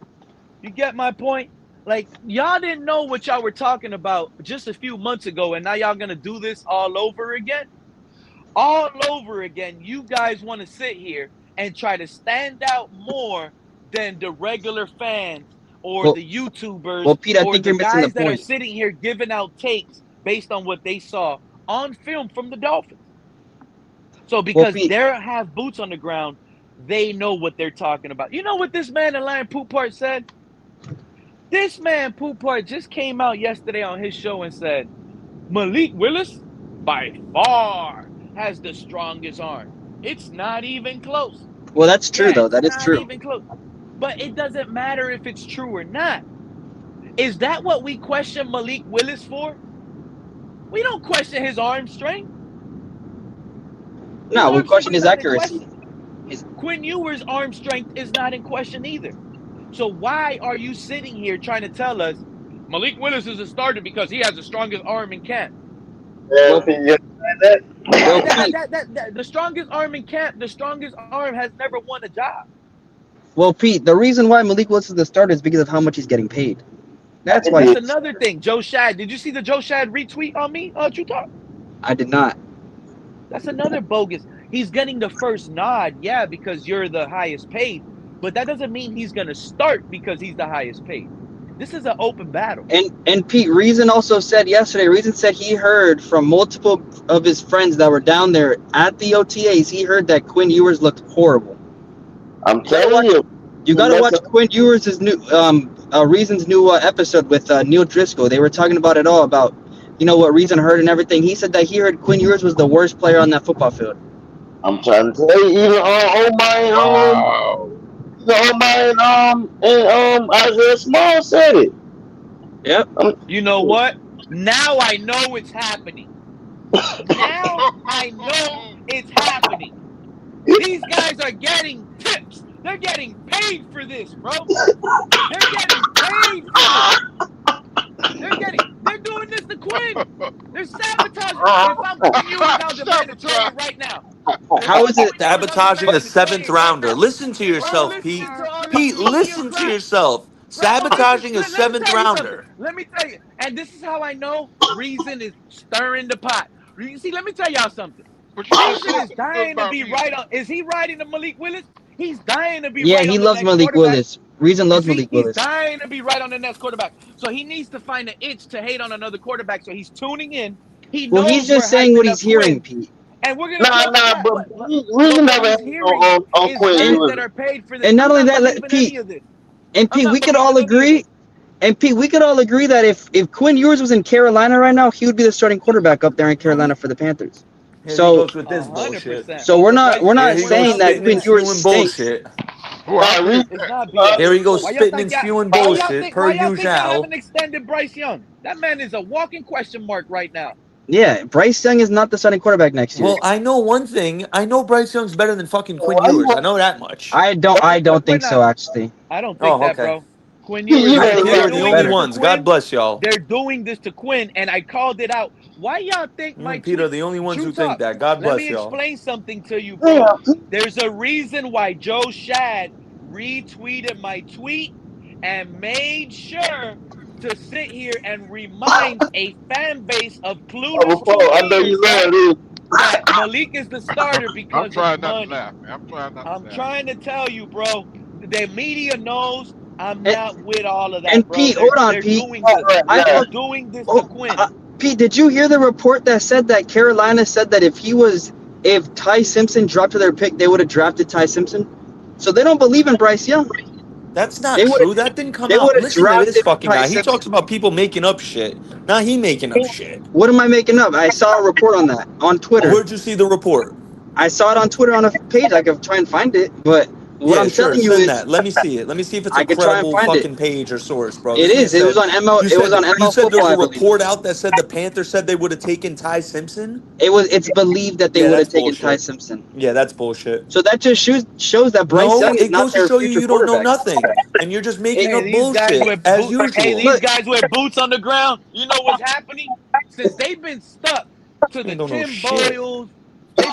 We have a Bryson Ear up here. He doesn't want to hear the truth. The Bryson Ear up here. Bro, I'm not even the biggest Bryce Young fan. I'm not. I don't even think he's the top 20 quarterback in the league. But what you're saying when I say Quinn Ewers would start over him, that's just pure blasphemy. Don't pay him any mind, Nick. That's pure blasphemy. Don't pay him any mind. And I just told you, I don't even think Bryce is a top 20 quarterback in the league. I think Quinn Ewers would start over Bryce Young. Would start over him is just dumb. It would be a quarterback competition for sure. No, it wouldn't. Quinn Ewers would beat out Bryce. If Quinn Ewers was how do you feel about that? He wouldn't have fell all the way to fucking 7th round. Let me tell you something, Nick. He was a he was a 5-star. No, he wasn't. You guys drafted him in the 7th. He was a 5-star. Bryce Young. He was a 5-star. Where did he get drafted? Number 1 dual threat. Texas, he would never have Arch Manning on the bench, bro. Oh, Bryce for Young sure. would never have Arch Manning on the bench. Never. Not in a million life. Remind me, did Quinn Ewers win a Heisman? Never. Sit your ass down. What Alabama quarterback is good in the NFL? Bryce Young would never have Arch Manning on the bench. The Arch Manning camp will look at Bryce Young and be like, what's going on with this? And won a Heisman. Why are we talking college football? On the bench? You seem to forget. Hold on. If Bryce Young was in Texas, Quinn Ewers, college quarterback. Arch Manning would start as a true freshman if Bryce Young was in Texas. What started or 100% is insane. You seem to forget. You seem to forget that when Manning came out and started playing after Ewers left, he was complete trash. So Yeah, it's but you not saw how he like ended the season. All right. it. Yeah, I understand, but you're acting like Ewers was holding somebody that was good back. Like he was good, but I'm better. Like no, he wasn't good at all. Anybody could Yeah, have had him Arch on the wasn't even bench. ready yet. Okay, That's you a guys good. are That you're missing making a you good guys are point. missing the Arch wasn't point. ready yet. You guys are missing the No, point that Quinn there if is was a no Quinn. point. Quinn Ewers was There still is a no if point. solidified Bryce starting Young was in quarterback in Texas, college. The man if is slated Bryce to be the Young was number in one overall Texas, pick. Arch Manning would start as a true freshman. You guys are No, missing he that point. wouldn't have. Yes, he would You have. don't have a point. You don't You have Yes, a he have would point. have. 0 He would point. have Bryce started Young as a won the true Heisman freshman. as a junior or as a sophomore. What are you saying right now? That doesn't mean anything. The fact that he won a Then Heisman you as a don't have a sophomore doesn't mean point. anything. Do you know how many other people won a? Or a Don't junior. First of all, He was a argue Tim sophomore or Tebow. junior. I know he First of He all, wasn't. Tim doesn't have a Tebow won the point, Heisman as man. a freshman. What's your point, Nick? No, Tim he Tebow didn't. won a Tim Tebow won Heisman as it a as a freshman. sophomore. Stop it. Stop it. Okay, and Tim where is Tebow he won in it the as a NFL There's right sophomore. now? another take that leads me to believe that the media is spinning something and the coach Halfley slipped up. Y'all heard when Coach Halfley was, yeah, I think Coach Halfley slipped up. No, Did you bro. guys hear when Coach Halfley was talking No, about, yeah, I'm thinking I about just what want Malik you're about to say. to not focus too much on the leadership. Yeah, I Don't heard that focus too. too. I You heard heard that. that, I right? heard that interview. Yes, I did. Exactly. He's, you know Yes, why? I Because it's did. coming out as fake. It's coming out as fake. That's not you, Malik. You doing too much. Stop telling this guy to do this. Pete, Don't why are you you doing too much. Pete? Why are you hating Malik on Willis Malik don't know how Willis? to be a leader. There's Can some you hear guys me that try now? to be a leader This and man they bugging do out Yeah, too over we an can hear you. much. interception in We And can hear you, OTAs, Cat. bro. the coach had to tell him, yo, slow He down, just bro. comes on to make Slow down. chaos, Nick. That's a bad look. I Hey, got Pete, a I why are got you a hating on question. Malik I Willis, got a Pete? question for True Talk. What's up? Go ahead. Do you listen to Cam Wolf at all? No, not really. I just look at what I see on my feed. That's it. Okay, well, I can give you a complete opposite direction. So Cam Wolf yesterday went on to Theoretically Speaking, and he was talking about Bryce Young, and he made a pretty good hot take and actually gave some reasoning behind it to back it up. But he said that Bryce Young could be an MVP this year. He could be an Mm. MVP candidate. He went as But far that's as just somebody saying he, talking. That's just somebody but talking. that's the point though. You're just Man, talking. let me Exactly, tell you that's something, the point. Like Ken Cameriff Like is you're just I another don't talking. like guy Cam I Bryce Wolf. will Young is never. 5'10". Cam He's not Cameron, winning no. Okay, yeah, but hold on. Cam Cameron was Your the one original that said the premise was Dolphins that Quinn must pay Ewers Tua. Quinn Ewers Come on, or man. Arch Manning would have started over him in college. Do you understand how good Bryce Yeah, Young was Arch would in have definitely college? started over him. Bryce Young was He went. nasty at Alabama, He bro. was. Okay, first of all, he's 5'10". Tua was nasty at Alabama as well. There's a lot of Tim Tebow was nasty at in UF. There's a lot Bryce of Young, quarterbacks that I Tua can say came were in the game. He nasty at wasn't even the college. starting quarterback for the fucking national championship game. He came Tua, in okay, and but won the Tua game. won them Bryce the Young won a national championship. Heisman. Him and Tua Tua, won them it's the not even a national championship. comparison, bro. Tua was a way better college quarterback than Bryce Young was. No, Are you serious? what are you saying? Tua was a much better college quarterback for sure. Wait a minute. Who's saying that? And RTP, Nick, please, Nick Saban will agree with me. the Wait. mediator in this? Who just If said I'm Ask that? Nick wrong, please let Saban. me know. Am I bugging? I don't need to be the mediator. Ask Nick Saban. He speaks nonsense, bro. He Nick, comes in and ask does Nick Saban. chaos.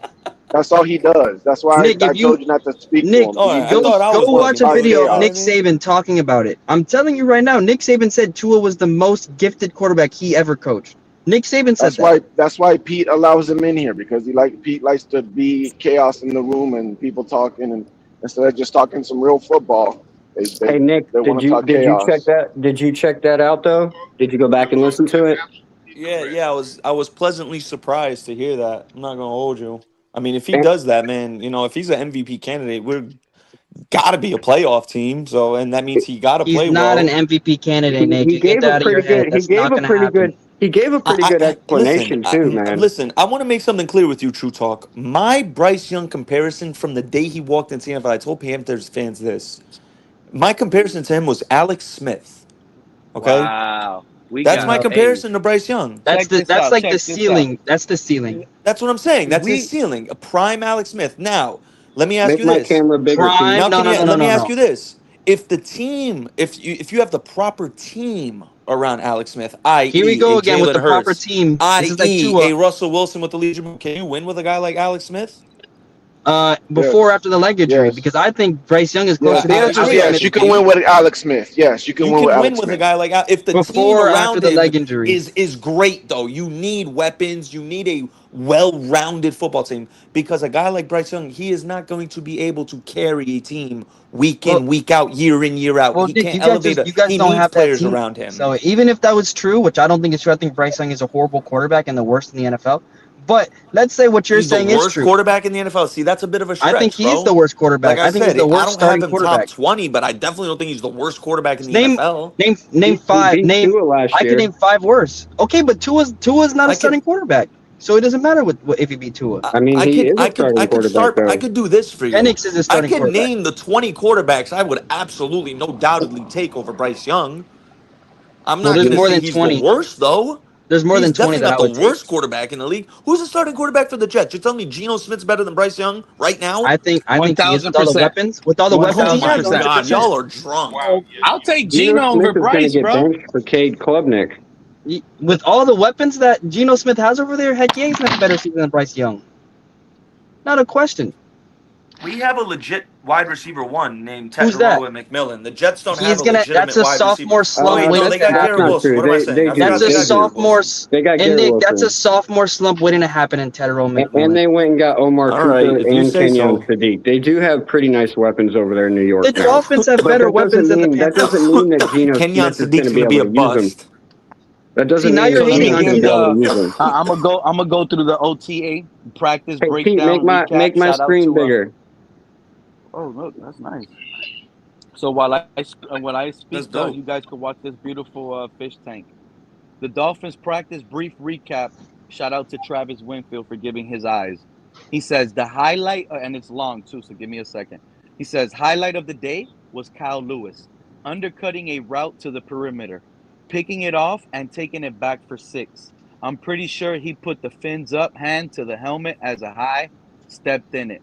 That was from Mark Granowski as the next pass that got tipped and picked by AJ Green.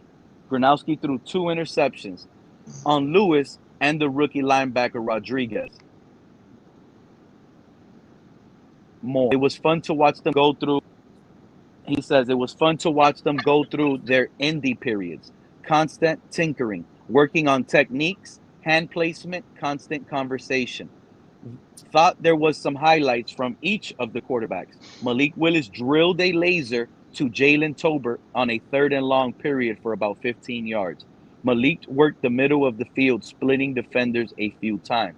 Malik, Quinn Ewers, and Cam Miller all thread the needle. They showed off their arm quite a bit in Indy. Malik Washington made a bunch of catch explosive off the line and at the top of routes. Lonnie Johnson did get a nice breakup covering him on a deep shot from Malik Willis. Theo Weiss, Caleb Douglas, and Greg Dolchich had some nice chunk plays as well. Tutu Atwell and Taj Washington continued to get open. Atwell was open twice, but he was not targeted and by missed by and Taj couldn't reel it in. Really good ball from Cam Miller, who I thought was sharp. I'm sorry, the screen went blank there. Yeah, Kenneth right. You Grant probably and said a Jordan shitty throw Phillips by caught Quinn my Ewers. eye. You just didn't want to read it. No, it didn't. That I No, lost that that was spot, but I a got it. No, it didn't even say. I'll read it again. Theo Weiss, Caleb Douglas, and Greg Dolchich has some nice chunk plays. Tutu Atwell and Doncic. Taj Washington got open deep. Atwell twice, but not targeted. And Taj couldn't reel it in. Really good ball from Cam Miller, who I thought was sharp. Kenneth Grant and Jordan Phillips caught my eye. Phillips stood out in his individual work. He looks bigger, stronger. Technique looks good. Posture on stack and shed. I think he's poised for a big second year. With Grant, it's easy to see what Coach Clark was talking about in terms of his body. Juju Brent and Alex Austin had 2 breakups. Jordan Brooks had one where he had to cover a ton of ground to just get to the sideline. Trader picked off Willis on a ball that was inaccurate to Douglas that didn't get squeezed in, batted into the air and right into Trader's hand. There were no even, so I don't really have any trench talk for you guys outside of individual work, full pod, and story covering the day coming your way this evening. Go catch what else Travis Winfield said, but that was his brief Yeah. recap of yesterday's practice. I would like to know what stood out to you guys off that. All right, so I like to go first. A couple of the things that stood out to me, like first off, is the Kyle Lewis with the fins up as he's running it in for the pick six. Right, to me that's his celebration even in college though. Was it? Yeah. Oh, okay. I didn't know that. If I would have known that, it made it seem like it was an effortless job by Kyle Lewis. But a couple of the other things that stood out to me was I saw the one play where they did a motion play where they handed it off, like they had, I think it was Jalen Tolbert coming in motion across from left to right, getting the snap from Malik Willis with a nice little like fade to the left. And then of course I liked seeing Malik Willis in there getting the ball control drills, because that tells me that they plan on making some run plays for him. I don't think Tolbert makes the team based off of what I just heard. I think Tolbert is it's the only one that crazy made the best you player. guys 3rd and are 15 putting from Malik. stock into anything that you're reading right now. First of all, when are you guys going to understand? Telling us that we're When all are you wrong. going to understand Let him. that these are freaking nerds and journalists that you're basing their opinions off of? No. Yes. Yeah, These guys don't know what the hell they're talking about. No, I go Keep do talking, my Real own Talk. research. I go do my own research, Real Talk. Hold on, but let Real Talk keep talking. There's a reason why you people are 90% freaking wrong about what they're talking about on their team and on their roster and the talent and all that BS and why they think their team's going to be good and it doesn't pan out. They're going to have a good running game and it doesn't pan out. They're going to have a good secondary. Or they're going to have a good defense. Like, when are you guys going to just be like, you know what? None of this shit matters. None of this shit matters. When are you going to go through a preseason? I've had plenty of preseasons where my team is getting a whole bunch of picks all preseason, training camp, preseason games, joint practices, and then go into the season and get no picks. I've had preseasons where I had a wide receiver ball out all through training camp, ball out all in preseason, and come into the league in a regular season and nothing happens. He didn't even last in the league. When are y'all gonna understand? None of this shit matters, bro. None of this shit means anything. That's not our team. That's your team. It's the NFL. It's the NFL.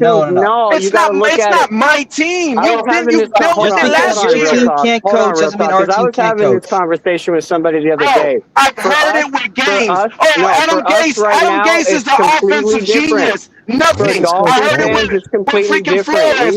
Flores is he's the best out of Belichick. You guys hated him. Nothing. When I heard it with freaking Vic Fangio, he's gonna come here and make our defense better. And He did. He made it a top 5 defense. He sucks. He made it a top 5 defense. But the point for us to be sitting here and be interested in OTAs and be interested in the offseason is because with the Dolphins right now, there's so much change. There's so much going on. Like, we have a reason to be excited to be watching these OTAs. Exactly. That's why these other fans are jealous. It's not like the Eagles. They're jealous of the position we're in. Everything is the same year after year after year. I didn't say nothing about not being excited. I'm talking about, that tells me that we're going to have a run plan for this. No, it doesn't. It doesn't tell you nothing. It doesn't tell you nothing. You don't know what you're going to look like. You don't know how you're going to run your game. You don't know how your game's going to go. You don't know who's going to be good, who's going to be bad. You got to wait and find out. And none of this shit tells you anything about your team. Nothing. If you ever been wrong, this is the loudest wrong I've ever heard you be wrong. Real talk, Perez. It might be the loudest, but it definitely ain't wrong. I've literally done hours upon hours of research and homework. Talent. Your team is not in the same position as us. Our team has open competition throughout the roster. This team is evaluating. Yes, I understand that. That's very exciting. I get that. Again, the open competition. I understand that. But hearing these guys tell you what's going on, which they don't even know what their eyes are seeing. They don't even know what to look for in the first place. They don't know what looks good, what looks proper, what looks. They have no fucking idea. Unless you guys would have better ideas of your players last year and the year before and all that stuff. Real talk, They don't know. Then off of that, they're trying to talk about OTAs and rookie mini camps. Bro, none of that shit means Real talk, nothing. Perez. Interceptions. You want me to be honest? Real talk, Perez. Guys like, Real talk, Perez. Guys like Omar Kelly, Joe Shad, Cameron Wolf, and others among that group. I trust Cat in the Hat's eyes, boots on the ground more than those guys. I gotta be honest. And I'm going to tell you why. Other beat writers that I'm gonna tell you right now, they have these people. They try to be the smart. They want to be. I have the media pass. I'm the one that talks to the coaches on the seats. It's not. This is how they talk to us. Oh, these other YouTubers, they're just YouTubers. They don't know football. It's us that know football. We're the one that question the coach. We're the ones that see media practice. Nah, y'all the one that been constantly wrong, even with boots on the ground. You can have boots on your feet. That don't mean they're nice looking. That don't mean they even fit you. You probably like steel-toe boots. I don't. He got steel-toe boots on the ground. He's wrong. He ain't even working construction. Man, and I would like to add, since we're they get slick out the mouth, Cat, and you just try to defend that, bro. You just I would like to add what Real Talk was saying. I would like to add, since we're talking about training camp, I will definitely take anybody. If anyone wants me to keep an eye on any specific thing, make sure you DM me in my Discord so that I can keep an eye on that for you. I got one for you. Because it's going to be starting. Training camp will be starting next month for me. The only thing that matters, Cat, is that quarterback. That's it. That's the only thing that matters. It's the I already know what you want to see, Pete. What's up, Joe? I just want the truth. Well, I think I already told you this one, too. I want you to watch missed tackles from Jacob Rodriguez. Oh, 100%. Yeah, I already got that one for you, too, bro. Hey, Cat, I want you to... what Travis Winfield was talking about with Jacob Rodriguez, Joe? Hey, Cat, I want you to watch Chop Robinson. That's what I want you to watch. Career, he missed 1 out of every 6 tackle attempts, which is hot. Anything specific about Chop, or just when? Just if he looks good, if he looks bad, but if he's gonna make the team, anything like that. I want to know Chop's where they're playing him. Yeah, that's why his name didn't get brought up because there was no trench work. But listen to this. He goes, Chop gonna have a bounce back year, y'all. Don't you worry. What's up, Nick? Here's the dirt. Here's the dirt, Joe. And don't worry, I'll have film too for you guys that YouTube won't be able to shut me down for that. You're not gonna get popped again. Jacob Rodriguez is another guy, Joe. He has short arms. That's all bullshit, right? Jacob Rodriguez has short arms. So this is what Travis short arms and he over pursues, which both of those led to his missed Travis tackles. Winfield to those, and I didn't hear the end, Joe. I'm gonna have to ask you to repeat that. I'm sorry, but Travis Winfield always likes to fluff it up for us. So this is the positive that he took out on Rodriguez. He goes, Rodriguez, it was fun to watch him go through the period. Constant tinkering, working on technique, hand placement, and constant conversations. That's what we got out of Jacob Rodriguez. Does that sound enlightening? Good. Does that sound powering? Does that sound like the hype we were being told? No, everyone was sucking him off because he's a linebacker, and everyone romanticizes that position. He's a great linebacker. What are we doing? Hey, do y'all know that he has hold on, let me provide some insight real quick. Tinkering, hold on, working on technique, 1 second, Pete. Hand placement, and content. He talks too much. Bro, Jacob Rodriguez he had a 93 pass coverage grade last year and a 91 run defense grade last year. And he forced 17 turnovers in his college career. He checks all the boxes. He also had an insane amount of missed tackles.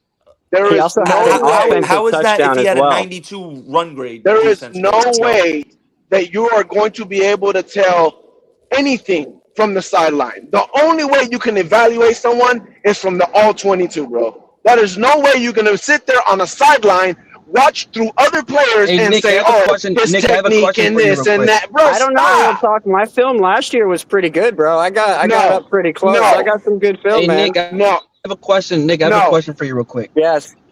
There's a reason why our head coach said I have to play quarterback whenever they're so I done, can bro. see better with what everybody's Whenever they're doing. done. You're not No, see the you're way. not gonna Hold get on, a hold good on. Let me valuation unless it's all let me 22. explain to you how the practice field down in Miami is. So, like, the practice field is in like a little dip, right? So you have a hill that you can sit on that actually gives you an overview of the field. So you're actually seeing it kind of at Did an you just angle hear from the what I top down. said? I My heard head everything coach you said said. my head But coach if says I'm I have sitting to play above them, quarterback. I'm looking down at them It like it's all doesn't matter. 22. Hey, It Kyle, doesn't he's not a matter. Dolphins fan. This guy is a Buccaneers fan. He doesn't know what goes What I on in what I Dolphins am saying, land, okay? listen to what I am saying. My head coach said the best view to be able to see my defense, I have to literally play quarterback. He has to be under center to be able to evaluate his defense, unless it's an all 22 This guy tape. has never In been to Hard other Rock words, Stadium. in other words, there is no way that you can sit there and evaluate a defense unless you're right under center and can see All right. everything. All Or right. you Well, have the I all just want to 22. make sure that you show up to those streams that where I bring He out my won't show notes up, and Cat. This is what he does. my film. You show up so you can see. Damn, you know what? He was actually right. I can see everything. This looks like an all 22 film. Damn, these are some really good notes. I don't know you, Cam. That's one thing I did notice too. Hey, Nick, real quick question for Nick. Sure.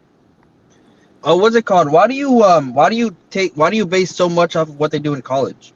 Because you brought it up with Bryce Young when Bryce Young is not good in the NFL. Now you're bringing it up with Jacob Rodriguez to prove that he's gonna be good in the NFL. Well, like all I College is said was he different. had a 93 pass coverage graded, a 91 run defense grade But that's last year. in Yes, college, his listen.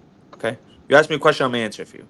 Go Yes, ahead. Jacob Rodriguez is undersized. Yes, he did miss some tackles. Okay, his problem was he tries to make the home run play, and sometimes that's a good thing. Sometimes it's a bad thing. It's about controlling that. You can't always go for the home run play. Sometimes you just got to make the safe, conservative tackle. Probably, more than likely, coaching is going to play a part into that. I think Halfley will have a good. He'll rub off well on Jacob Well, Rodriguez. Hafley is the best defensive coach in the NFL. We could all agree on He's that. not the He's best. He's one of. See what Okay, I'm you can say saying? one of. Don't He say he's is the the best. This is the shit I All was right, telling you, relax. Nick. He's Hafley one. This is the is the shit I was best telling you. He's one defensive of. Adam coach in Relax. the NFL. And then this He's. guy. And Oh, then you can't name a better bro. This and then kid King is it's was out always of the his same nursing mind, an shit with the bro. injury. This Dolphins, kid bro. is I literally out of his swear. mind. You He's can't a name better a better defensive mind. defensive Hold on. coach. He's a better defensive mind than D'Amico Ryans. 100%. Okay, you're literally A Chain, delusional. Good for you. we A Chain probably got away with a lot. And shout out to Ghost 100. He says he's gonna be at camp. He will have boots on the ground. But what he's and this is big. I'm glad he put this. Shout out to you, Ghost man, because I've been the one high on A Chain, so high. I see the ceiling. I see it all. But now reports are coming out. Now I'm concerned. He's saying reports are looked. A Chain looked heavy yesterday and appears to be nursing an injury. Mind you, He A is. Chain is the running back that missed week 18. He didn't play because he got injured. We never knew the severity of that injury because it was the final game of the season. What if that Patriots game would have been week 4 and we would have found out he's out for the season? We don't know really. Now, looking at A Chain, and if they're going to try to convince me he's bulking up, he's gaining weight because he wants to survive the season, that means he's not the same A Chain as last year. He's going to lose speed. He's going to be less explosive. Man, He's going to have less wiggle in his moves oh because man, your body is changing. He's now, I honestly believe if he gained too much weight, he's more sustained to be more injury prone than he was at his natural playing weight. At his natural playing weight. So this could be devastating. This is something he was potentially hiding from the organization. This is probably why he was supposedly demanding the paycheck. The man's injury is starting to concern me. He's coming with weight gain, and with weight gain, it just tells me this injury could be so severe. Listen to these words I'm going to tell you. There's a thing called no weight bearing after surgery. If he could not have put weight bearing on his ankle, on his knee, on his hip, whatever the injury was. This is devastating news. This could be something where A-Chain might not possibly be A-Chain in the beginning of the season. This Hey, could Pete, be you're looking looking too at much into where this. And I'll tell you why you're looking looking too too much. much into This it. is OTA 7 on these 7, bro. You're telling me But man is not but on the Pete, field with his you team gotta buying listen to what chemistry? Jeff Hafley said though. Hafley said that Achan's been in the building every single day, even when he didn't have the contract. So they already knew about all this. This isn't anything new. They already knew how he walked. They knew how he's doing. They knew all that. So this isn't the Hafley reason of never knew what Hafley never knew what A-Chain looked like without pads on. This could look normal to him. This is when he well, they first said met A-Chain. they Nothing said looks he's been in the different. You building got to every day, know even someone to without a sit here and contract. say he gained weight. He lost weight.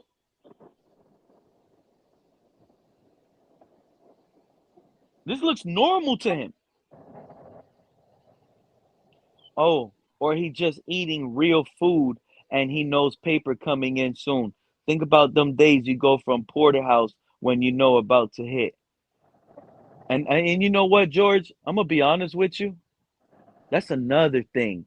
These fans, especially these guys up here, they're not gonna bring some of the stuff I have to bring. Because some of these fans that are your favorite on the panel, and shout out to all of them because I love them all. But I also gotta That's a call them good out, point, right? George. Jorge. They're not going to bring up the fact that Malik Willis just came out. This is poor leadership, if you ask me. Oh, I got to keep my linemen fed.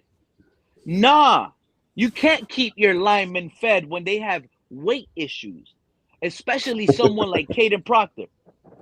You overfeed Proctor, now you got no lineman, Malik. Where's your leadership? Where's your knowledge? Why don't you say something else about keeping your offensive line fed or your team fed? There's a lot going on right now that isn't being spoken about. You know why? I don't think you guys are catching up to it. I don't think you guys are thinking outside the box. A lot of you are just being told what these guys are saying and you're running Reasons for it. don't know what the hell he's talking about either. Mind you, right?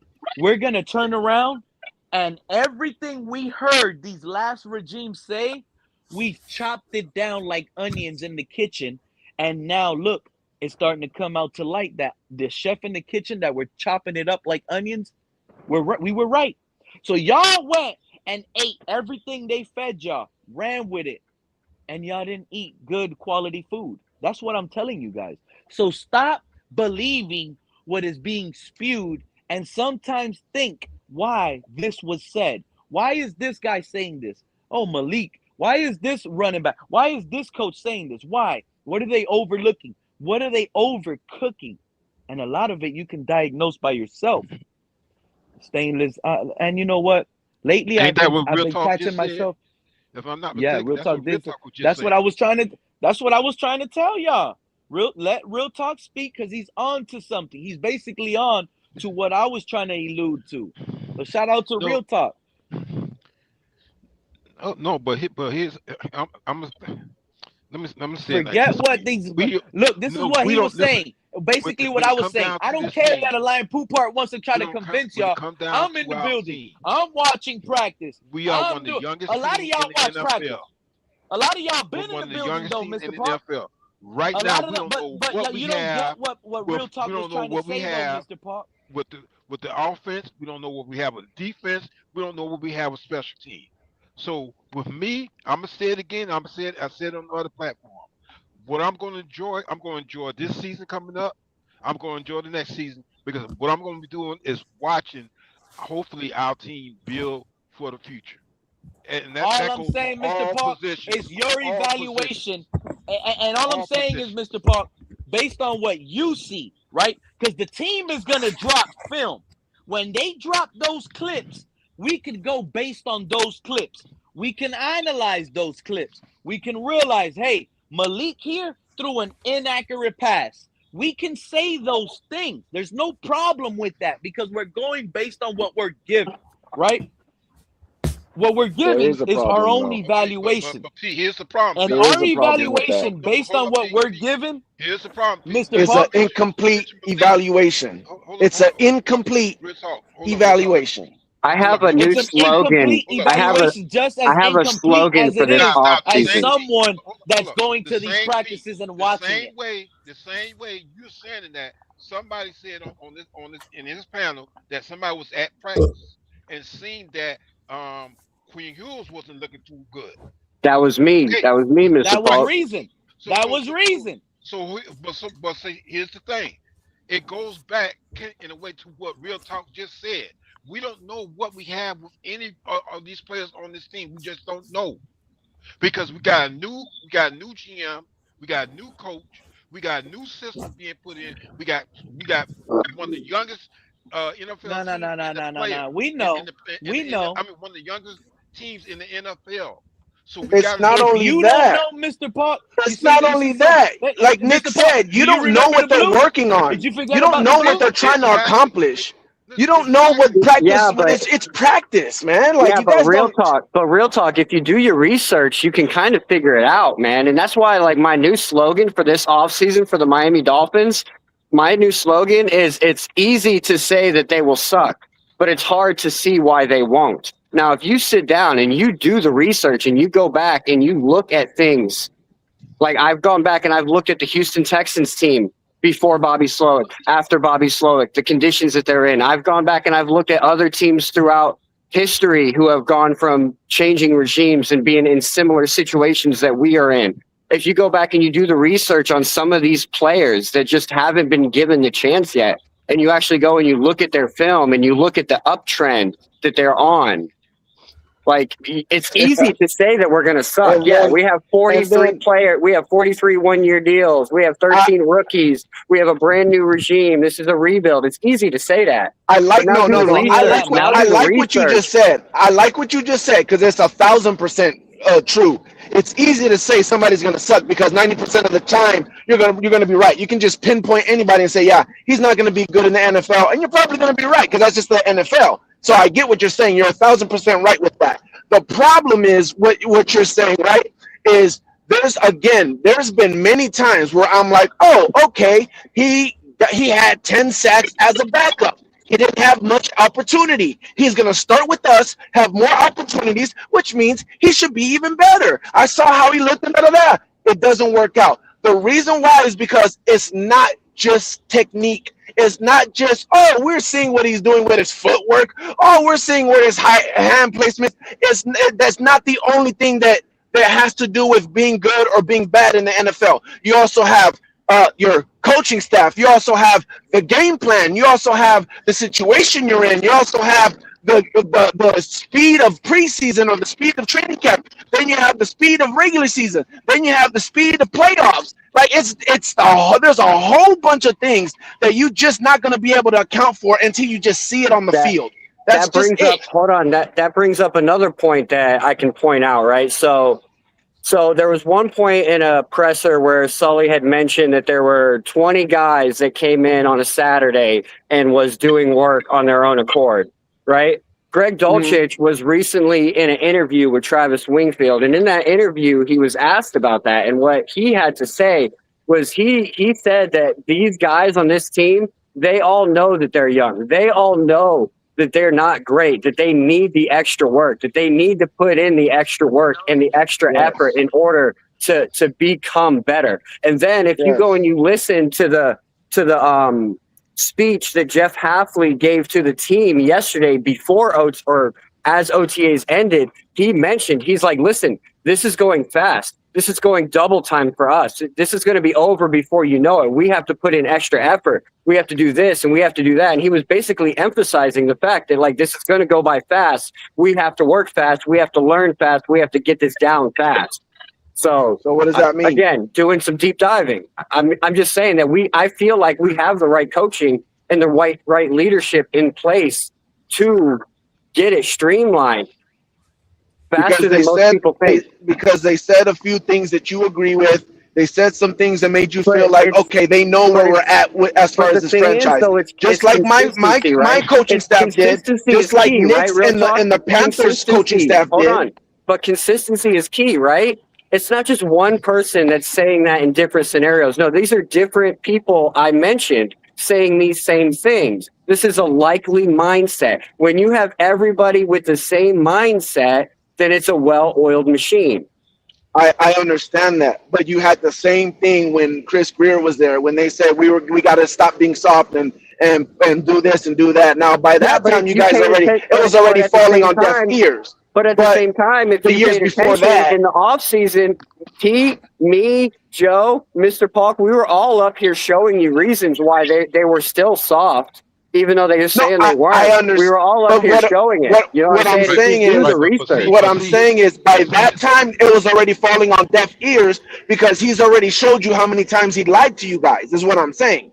So what I'm saying is every franchise, the coaching staff, the GM, they're all saying the right things because they know what the feel is of the team. And they're all going to say exactly, oh, we're this, we're that. Yeah, we know we're this and we're that, and we're going to change it. Oh, okay, he gets it. Yeah, we're doing well on the right track. It's like, okay, everyone's doing the same thing, brothers.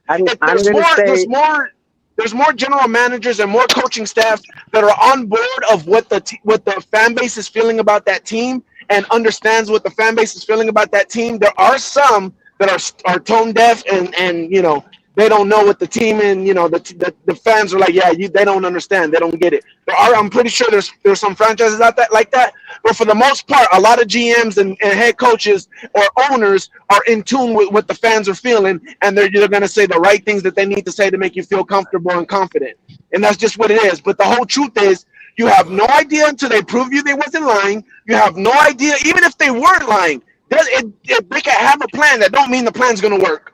That don't mean the plan's going to work out. So you just don't know KP until you see it on the field work. I clicked that link of yours and I saw A-Chain and you reminded me. It was totally different, KP.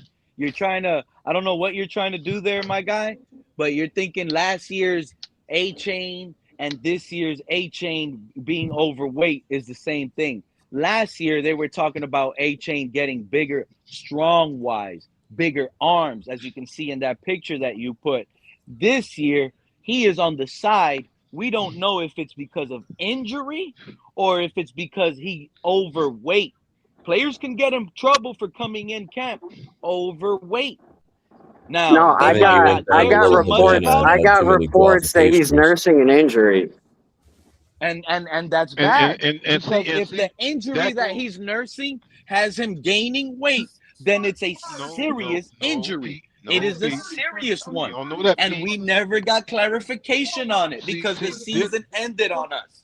Hey, we're not even a full year from when Tua had that boat picture. There's no way they would have paid him if he had a significant. Pete, are you making Pete? You're not making any sense right now, buddy.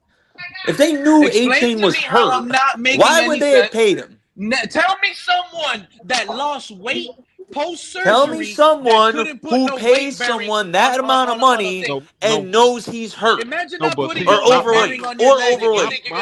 No, please answer that for me. Laying out, eating chips all day. This so-called injury with A-Chain proves what I was saying. Maybe he's happy. And Pete, you'll fight me on this.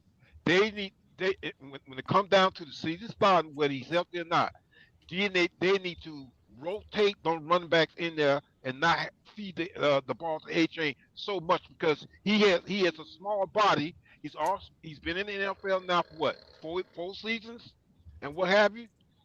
Okay, so we need to make sure that if we're going to we pay them, that we're going to have that we can keep them healthy for the next 2 years because we paid them. Are they explaining why he gained weight? Do you know why he gained weight? I have no idea. This is my first time hearing it. This is my first time. No, yeah, that's what I'm saying. Was there a press conference about it? Did anybody ask any questions? Does anybody know anything about it? Or are you guys just, dang, what happened? He gained weight. Like, what's the situation exactly? No one has said anything. Right now, it could be a bunch of speculation. All we know is he came overweight and he got paid. I've never gone to Miami. So the concern level is not that high. But the injury, we don't know. Well, I mean, so we can use an instance. Hold on, let me speak on this for a second, right? Because we know that they asked Kenneth Grant. We know that they asked Kenneth Grant to gain weight, right? They asked him to gain 10 pounds. We found that out at the DCC when we talked to him. Now they could have asked Devon A-Chain a similar they could have asked him to do something similar to make him slightly bigger, since he is kind of undersized, right? He's typically not the size of running back that these guys like, but they like his explosiveness, they like his versatility, they like how he's a weapon. So maybe they asked him to gain a little bit of weight. I wish That's someone what you would gotta ask me find to out. gain weight. What That'd be you nice. said, Joe? Said I wish someone would ask me to gain weight. That'd be pretty easy. Well, I'm on the opposite end of that pole. So. And Why don't get you do me paid a for it, favor Joe. and gain weight? I'm not buying it. About that. I'm not buying it. And the only thing, you know what? He's Maybe I'm you listed are scared at to right. step listen. on a He's scale listed right at now. he's listed at 5'9", 191. Even if he gained 7 to 8, 9 pounds and got up to 200, his speed would not diminish that much, dude. I think As it long would as be he's Yeah, not bulking up to but like also too, 210 plus, 205 plus, you know what I mean? right? Then But that's when also you too, should worry. if He if he might put lose that some of weight that on, speed. but also too, if he put that weight on, chances are he's going to burn that off anyway. If I'm not mistaken. Oh, I don't know if you Nah, he's guys got to go on heard. a This is specific almost He's like lifting. probably at 240 right now. this is almost like breaking news, by the way, guys. But I don't know if you guys heard. But Caden Proctor will not be used on the right side whatsoever. Hmm. Did you guys hear that report as Yeah, well? I knew. Did Well, that I knew come that out? was yeah, coming. because what they want to do, they want to see if What are you gonna move 7? Yeah. if No, Jonah can so play. Jonah struggled mightily playing left guard. He was a right guard at Yeah. Arizona. They Right, He was asked him to just play loose left guard trash. over here. but He see, fucking was horrible. It just no, didn't but work see, out well. Nick, that's what I'm Going talking back to about. right guard is probably gonna he'll be But fine next year. but Right, that's what I'm about to say. I That's blame what I some was of going to our say. offensive line foes on Mike McDaniel's like offense and like how complicated he made that. Yeah, and then this another thing too.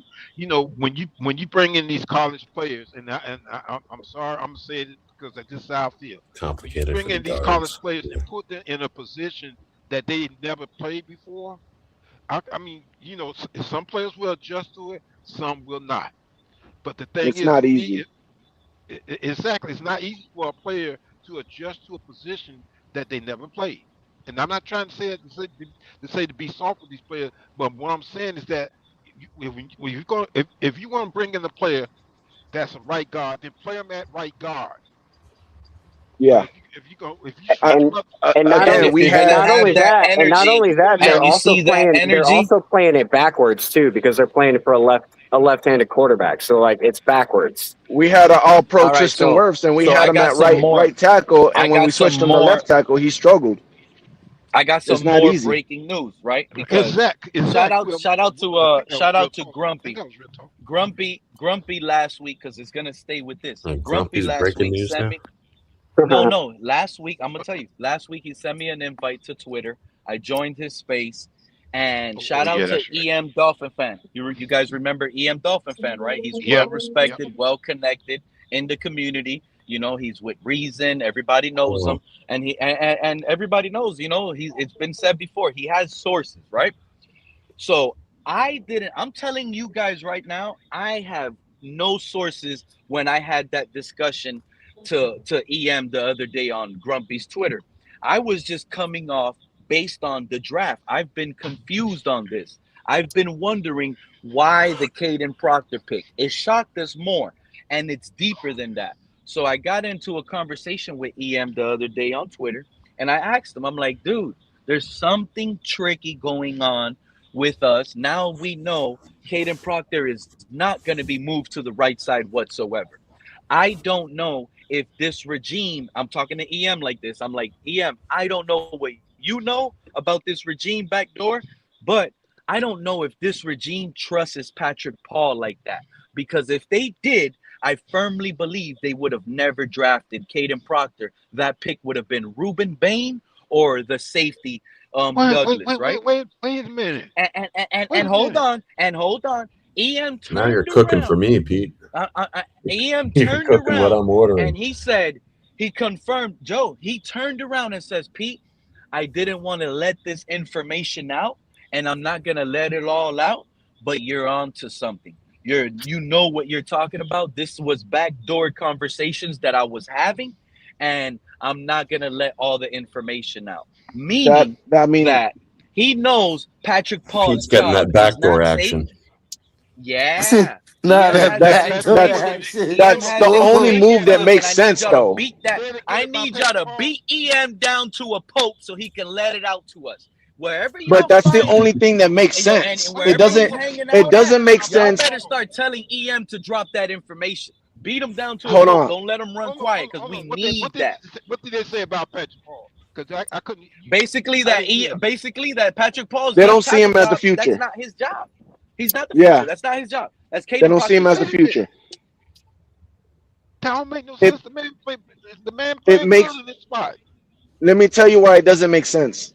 No, Because well, you no, don't no, no. pick I know why. Because no, why. I know why. Because we got new coach, new regime. No, no, that's not why. What I'm Okay, saying is go ahead, Mr. Carl. you don't pick an offensive line that high and move them to another position. Like that doesn't make sense. If you're gonna pick an offensive lineman that high, because he's supposed to be a tackle. Now he's supposedly he can play guard, but you don't pick someone that high to draft someone that supposedly he can play a certain position you're gonna put him in. You pick someone that high to put him in the position he's supposed to play, and it just because Exactly. he's playing at guard. Just because he's playing at guard doesn't mean he can play guard. I mean, just because he plays Exactly. tackle and you put him at guard doesn't mean he can play guard.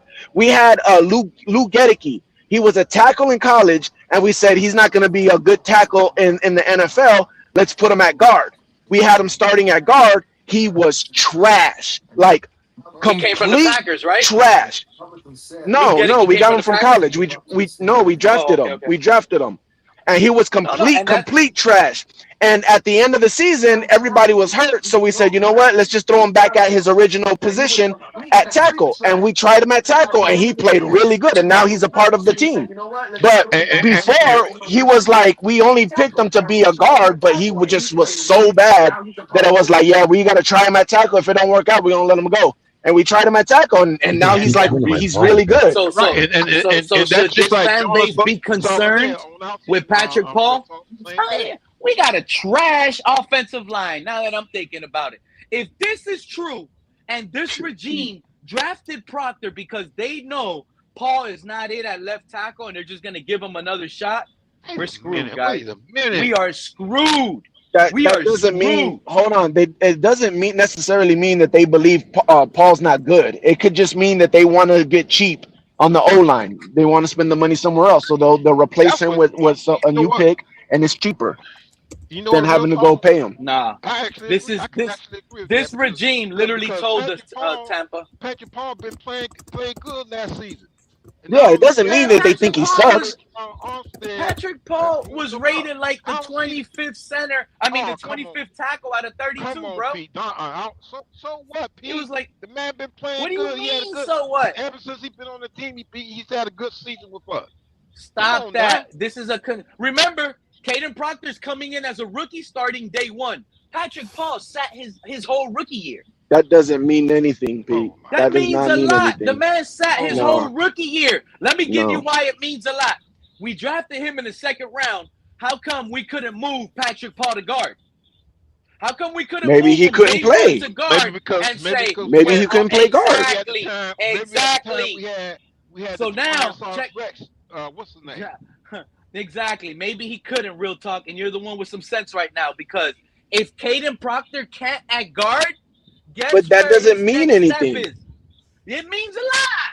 No, because one, you don't even know if Caden Proctor could play guard. You're assuming he can play guard. He might get into the NFL and get jacked up. I'm assuming he's That's not one. gonna be good at guard. And number two, who cares if Paul couldn't play guard? You didn't draft me to play guard. You drafted me to play tackle. Now, when my time is ready and you give me the chance, as long as I do good, that's all that matters. Who cares if it took him 2 years to get good? This is how I know y'all just want to talk and y'all not listening.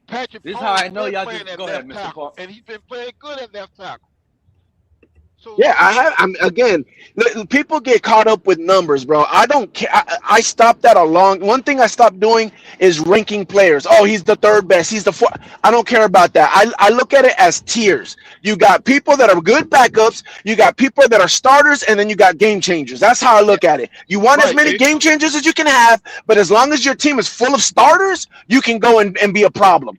Give me a whole bunch of starters. Let's get into the playoffs, and let's be a problem. Sprinkle in a couple of game changers here and there because you're going to need them, especially in big times. But your team's got to be put with a whole bunch of starters. If they can do their position at a good level, that's all you need. They don't need to be top five. No, but my point is this: if you go, okay, so it was said that Patrick Paul sat out his rookie season, but when he came in, when he came into play, he played well. Why would you? Right. Why would you take him out of that position and put him somewhere else? As far as, and then also too, I'm gonna tell you something else. Who's to say that we ain't bring Proctor in to replace good grief, the one that's always injured? Austin Jackson. Did y'all Austin see Jackson. that picture?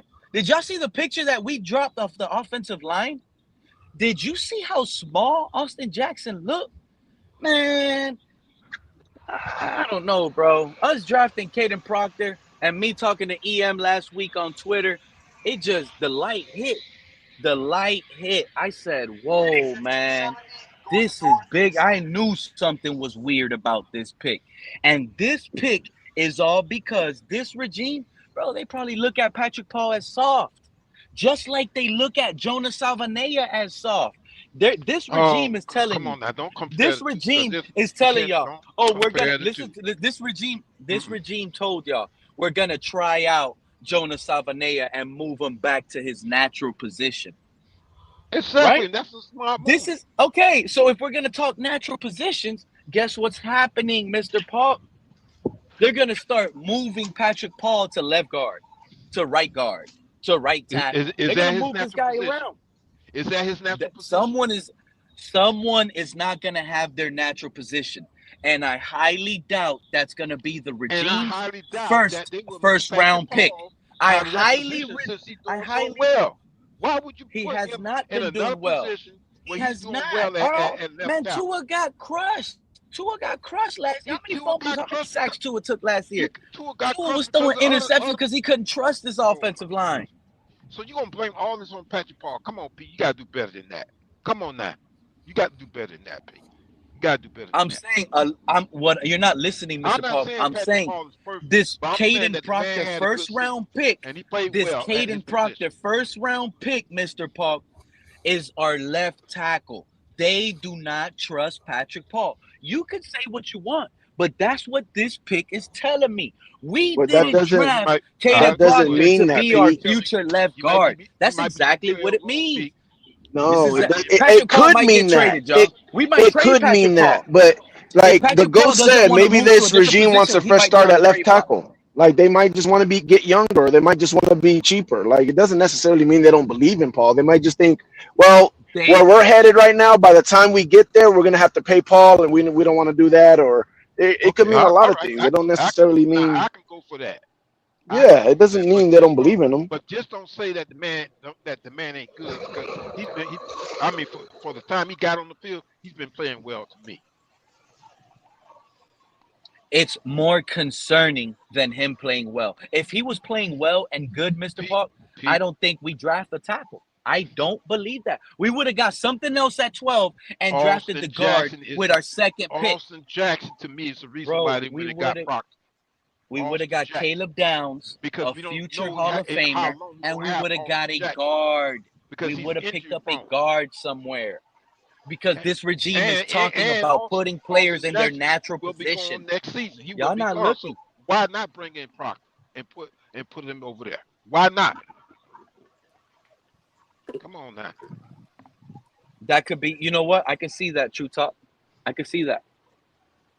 Patrick Paul could play tackle this year. If it goes well, great. We just got draft capital. If it goes bad, hey, you're not. If Patrick Paul plays well, you keep him.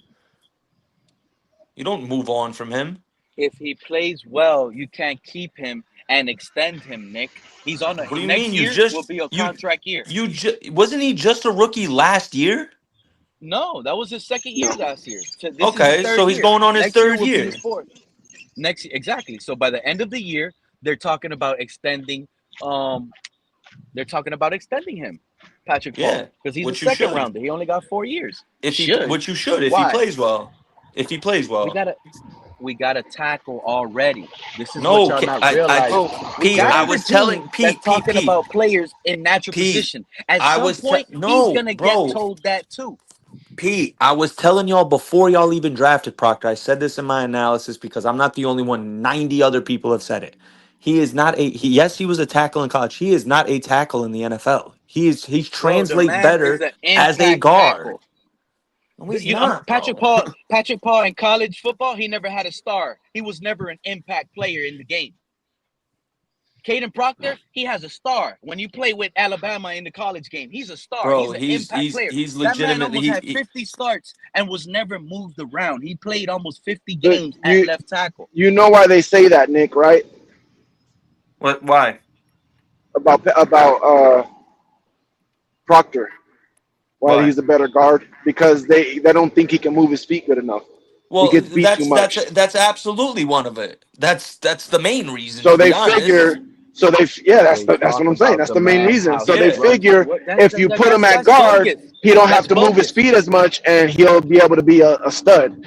But Yeah, the again, guys that's in literally the the NFL, same like, thing. Think about how That's the dumb that same thing they sounds. said about Lou Gedeke, Wow. or the same bro, thing we Listen, thought about Lou guys Gedeke. like listen Nick to what y'all just Bonito, heard. the guys with a And Nick fast is gonna burst off the ride edge, with they it. would give Proctor problems, Look, bro. Yeah. look at these two guys. They're riding with the bro. That's not true.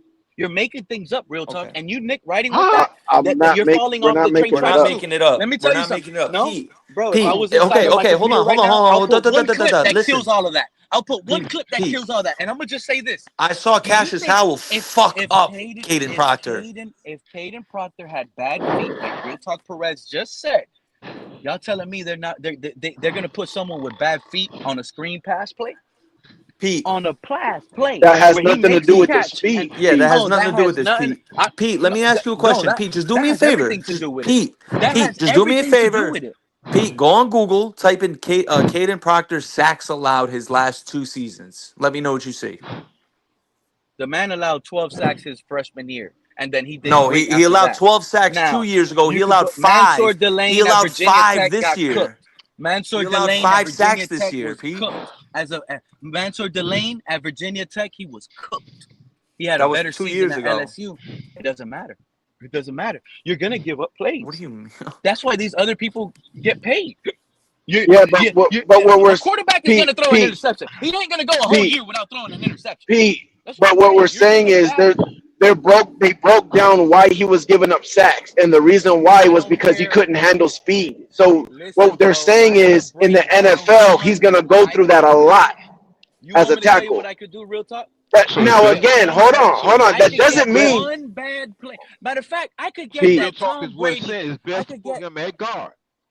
I could get a Pete. Tom Brady interception and break it down to where I could make Tom Brady look like the worst quarterback ever No, played the game. you're not under Pete. You're not Pete, Well, you're you not get one listening. you're play and getting break it You're worse not down with and it. call listening. it like You're you not can't just listening, tell me, Pete. oh, Cassius Howe had one rep against him and he beat him so bad. Okay, you know He was what? fucking When him you up all get beat game. one time, Yeah, now, you're not. We're not talking about a sack. We're talking about looking bad during the whole game. Like we're Yeah, we're not talking saying, oh, about he got the one sack on him. totality of the game.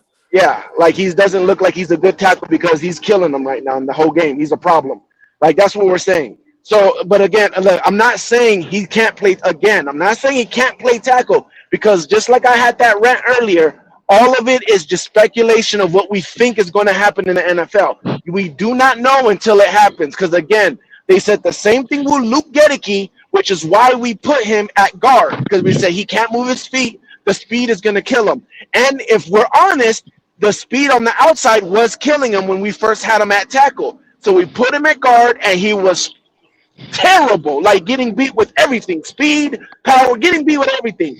We put him back at tackle, and he just got better right away and just got good. So again, there's no math, there's no size, there's no measurements that you can do that's going to say, yes, we know what he's going to be. You don't know until they go and have the reps in the NFL as a starter, not backup, not preseason, not training camp, not joint practice, a regular season going out there and playing. That's the only way you'll know if he's going to work out or not.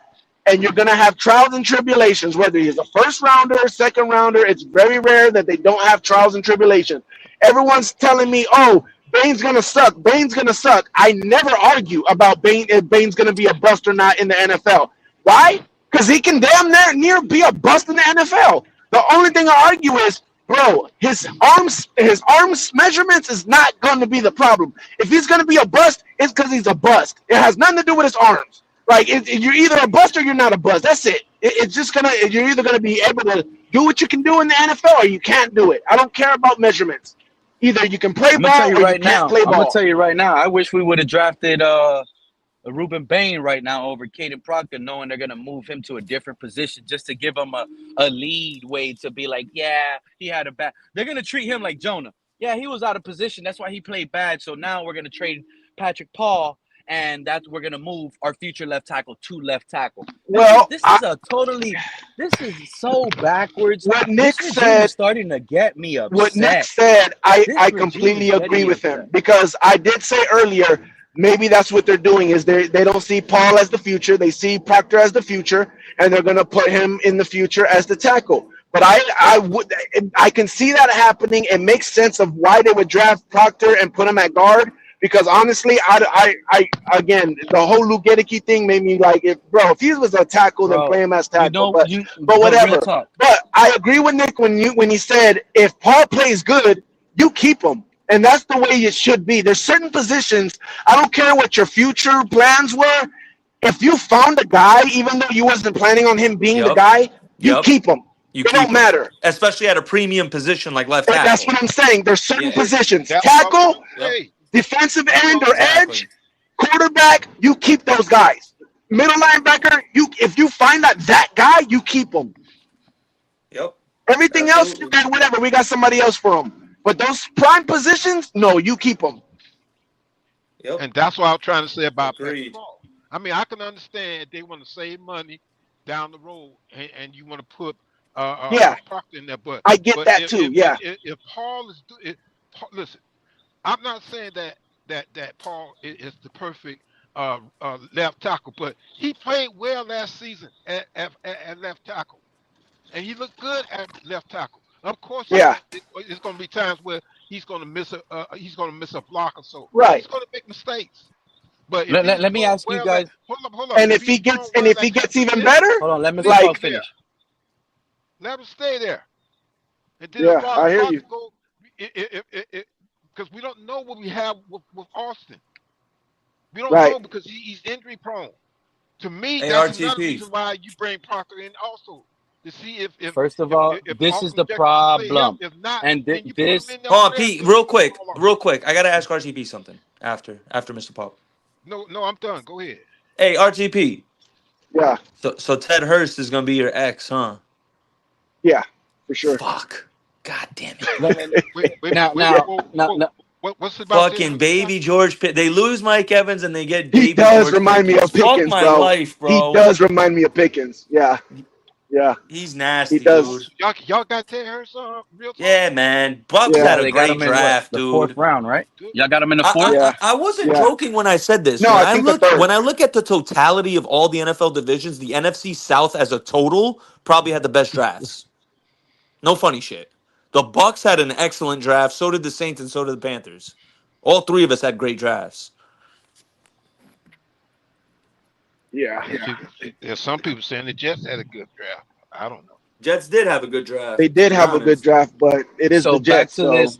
Let me explain to you guys the issue. The issue is the money. The issue is the timing. The issue is the contract. Guards don't get paid like tackles.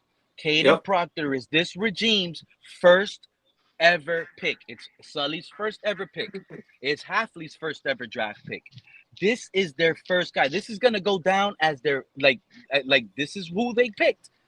If Patrick Paul gets an extension, now you don't know Patrick Paul might get upset. He might ask for a trade. This might make him look bad because 2 more seasons down the line, now it's Proctor's turn to get an extension. And Proctor's in guard conversations, he's upset. And guys are not stupid. Agents aren't dumb. They know what I just said is true. Guards don't get paid like tackles. This is a locker room problem. And again, I stand on what I feel. I Oh my stand on what goodness. I No, it's Pete, feel, not, come Pete. on, and this Pete. is why Pete, you said EM that about has AJ. Pete, no, you're but lying. Let EM, me tell you why. I Because stand on what I Miami in feel, their and pre-draft EM meeting knows probably what I told know, Proctor bro. before they even drafted him, we're like, hey, if we draft you, we're gonna probably play you at left guard. How do you feel about that? And he probably told them, okay. You're saying anything Yeah, right now. I promise you, no, you're no. saying anything right now. You don't think they talked to him about possibly playing him at guard in their pre-draft meeting? Come Of on, course, you bro. get talked to. You Come get talked to about on. all of that, but only because they So you don't think talked they about it asked don't Caden mean Proctor to be honest with him? Like, hey, would you mind playing left guard? If they asked. he could Hey, tell them Nick, honestly, no. they asked Lamar Jackson, could you play wide receiver? They asked him that. I mean, you could Well, say and that's just ask flat whatever out you want. disrespectful. Well, that's No, just flat out it's this. disrespectful. Oh, wait. So it's disrespectful for Lamar, but it's not disrespectful for the Caden Proctor. Yeah. How? Oh, Explain. you want me to Explain. explain? You want me to Don't explain? give me that. Yeah, explain. Okay, I How can is it explain. First disrespectful for off, Lamar, first but off, not going back to disrespectful Lamar. for Hold on. because they're both losing money? First off, going back to Lamar, he was a pure. He dealt with pure Uh-huh. discrimination at the quarterback. They said, "Oh, he can't throw the football." When his last 2 years in college, he played in a pro style offense with Bobby Petrino. Mhm. So one. All right. So Uh-huh. off rip, you knew his game was going to translate. Two, with Caden Proctor, his game, it's all about translation from the college game to the NFL game. Okay. It's why Panay Sewell, who was a left tackle in college, went to right tackle, not only because they were already established at left tackle, but he translated fine to right tackle. Caden Proctor, he has problem with speed rushers because his lack of footwork, like RTP said.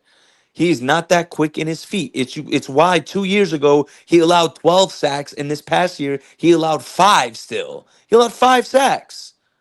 And you know Okay, what? so it's And you and when know you look what? at his sheer size and his strength, Uh, you want to put that inside in the interior. It just makes I'm sense. Nah, you know what? I'm done with this extra gene crap. Patrick Paul got to go. Brewer got to go. It's some of Oh these my guys are the goodness. reason. No, because we couldn't get rid of everybody.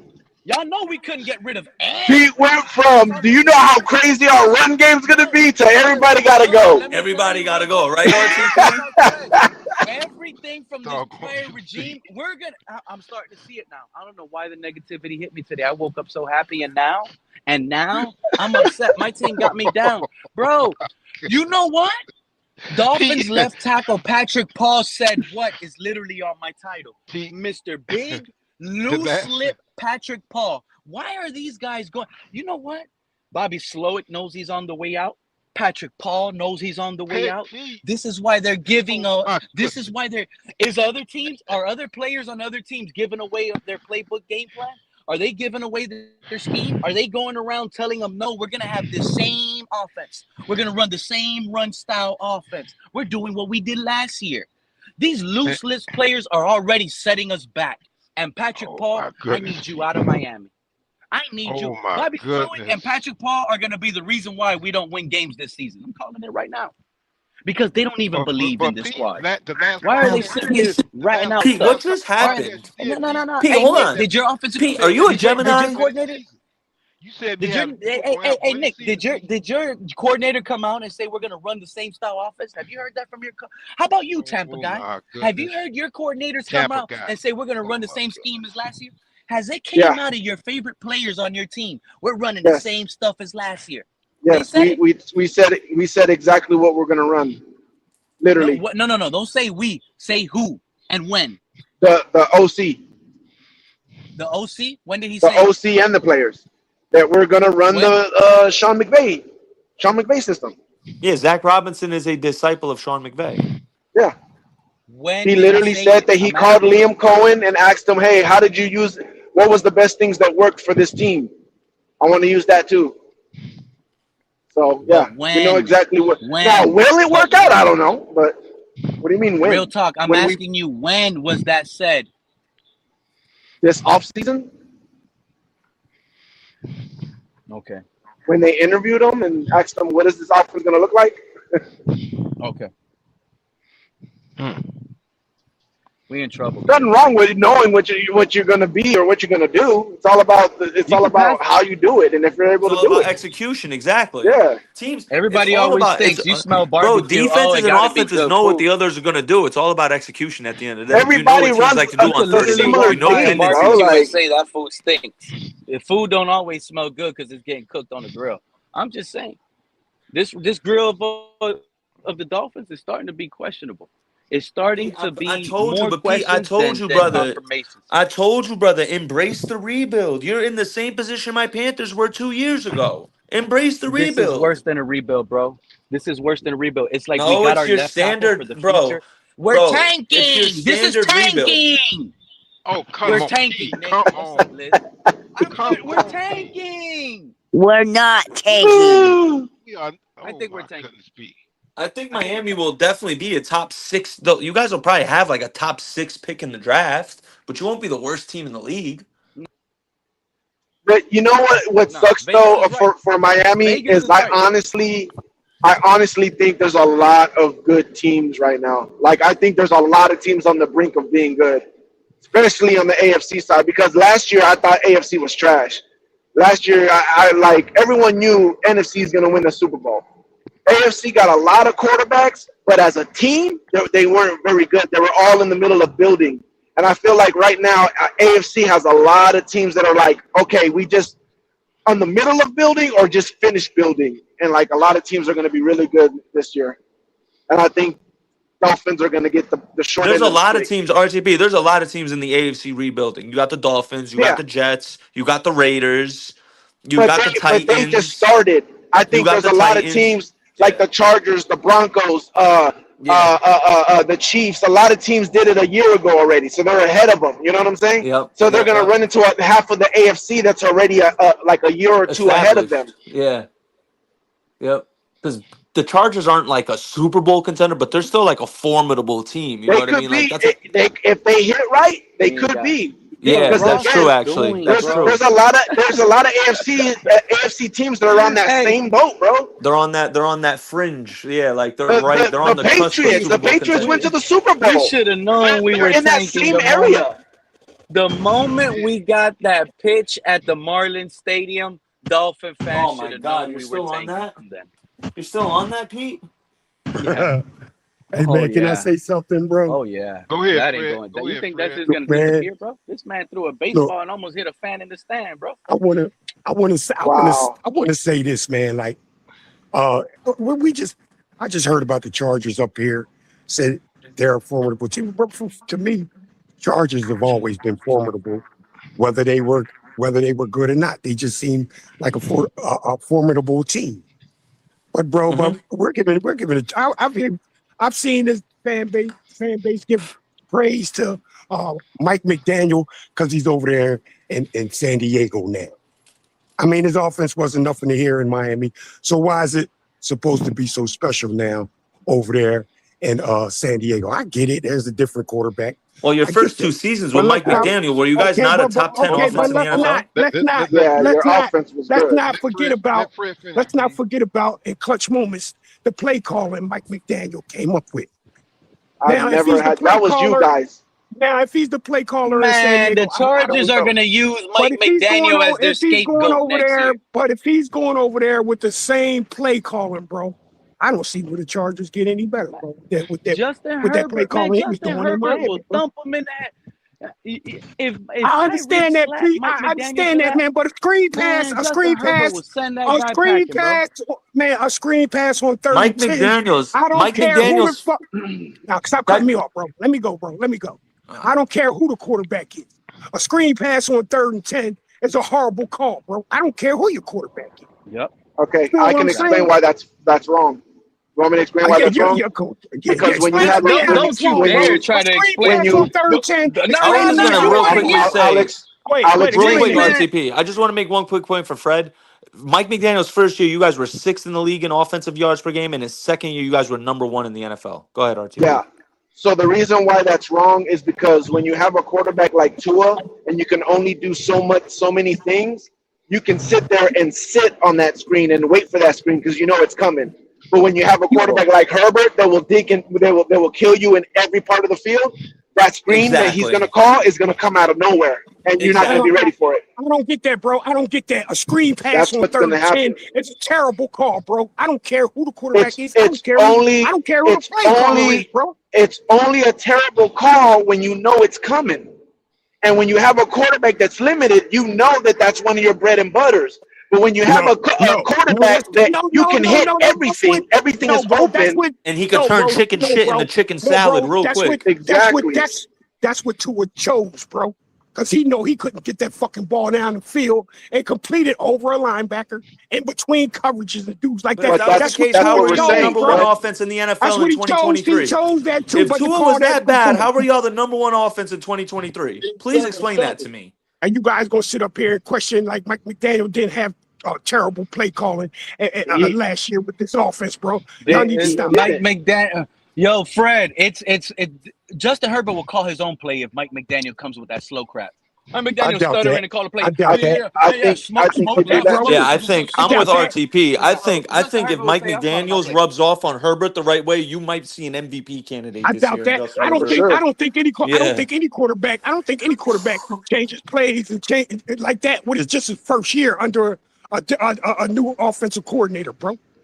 It takes at least 2 or 3 years, man, for him to start changing his own plays at the line of scrimmage, bro. That all depends on the quarterback, bro. You can't put a limit on another quarterback because your quarterback was a certain way.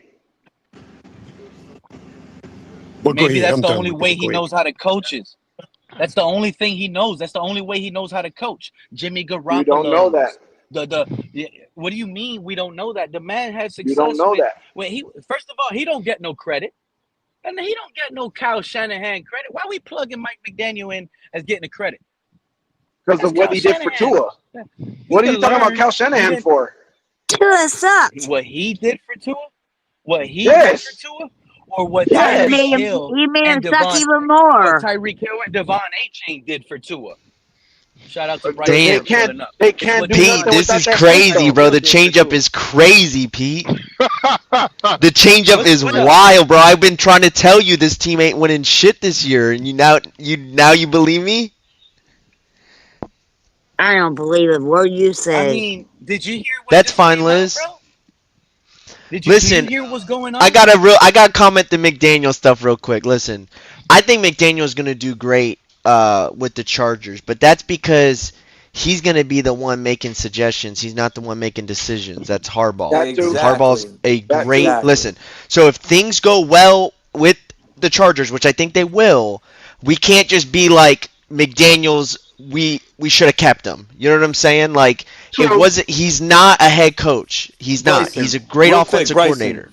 I made this point earlier in the live. I said there are a numerous amount of great coordinators who were not great head coaches. Mike McDaniel is just one of them. Wade Phillips was as great of a D coordinator. Hold on, Wade Phillips was as good as a defensive coordinator in the NFL. He wasn't a great NFL head coach. You know what I mean? Like, I mean, so Spag wasn't Spag a failed head coach, one of the best DCs in the league right now? Yeah, the reason why I can't agree with that yet, Nick, is because I need a second act. I need a second act. I do agree with what Homeboy was saying right now, which is he's going to be helping and not being the guy because of Harbaugh. And I do think there's going to be things that if needs to happen, that Harbaugh's going to be like, okay, I noticed this, stop doing this. Or I noticed this, you need to start doing this when this happens. And Harbaugh might help him out with a few kinks as far as being a head coach or how to make play calls or whatever it is. When he gets, because after, if he has a season like we all believe he's going to have with Herbert, he's going to get another head coaching job. And after that second head coaching job, then I'll pound the gavel if he didn't get better. But I think there's a chance that he can get better because of Harbaugh, and then his second act, he might have a better shot. I agree with you guys. It's the quarterback too. He's the reason why Tua got paid. Like, I'm sorry, he's the reason why Tua got paid. He banged the table. He sure did. To get him paid, and then you can't say, "Oh, we'll give him another quarterback," when. Because that's what a lot of Dolphin fans were saying, like, just keep him and give him another quarterback. But it's like, I can't trust his decision-making now, especially at the quarterback position, if Tua is the guy that he said And that's y'all my thought guy, McDaniel. and then made like a 9-hour, however many play video, and it was showing everyone. Like literally, that should have been like the nail in the coffin. Like this dude has to put a 600 play video to build his confidence back. Like Well, that should have been. Hey man, I maybe always, he's not built mentally for the league yeah, I always said Mike McDaniel's job was and based physically. on Tua being that guy. Like he was hired to make Tua being that guy. So maybe he was banging the table to prove that, hey, I did my job. I don't know. I don't know. But I will say this. Like I said, I'm not going to sit there and say that he's not a good head coach, even though I didn't like him as a head coach with you guys. But I do agree that you needed to fire him. He needed a reset. He needed to be fired. He needed a reset. And then on the second act, I'll bang the table after that. If he gets a second act and he's still the same thing, then I'll give up on him. Hey, I got something else. Go Look, ahead, Fred. okay, look, like you know how in the beginning of games, we get the ball on our first drive. Our first 10, 12, 15 plays, how they're scripted. Bro, do you know how after that first score, bro, do you know how much we struggled after those scripted plays, bro? After those scripted plays, now when Tua is down, bro, now what kind of play calling was Mike McDaniel doing then, bro? You feel what I'm saying? Didn't we go almost all season last year not scoring in the third quarter? We damn near almost didn't score in the third quarter all season, Fred. That's what I'm talking about, bro.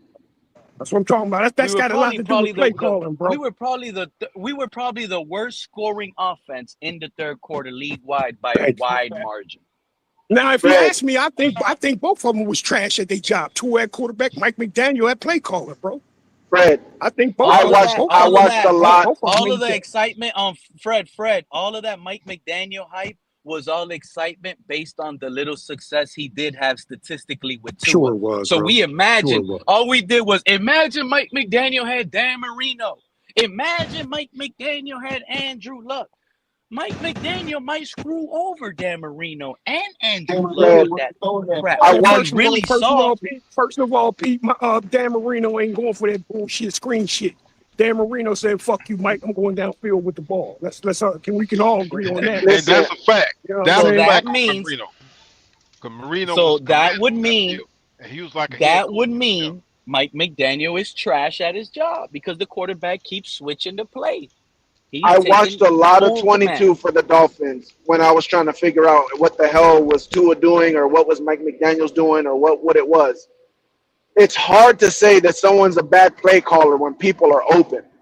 It's like when people were saying, oh, Mike McDaniels, he wouldn't adjust. He never adjusts on halftime. And I would come back in the room and be like, bro, when you go in the film room and you're like, okay, yeah, that is covered, but the check down is right there. There's a reason why that's installed right there.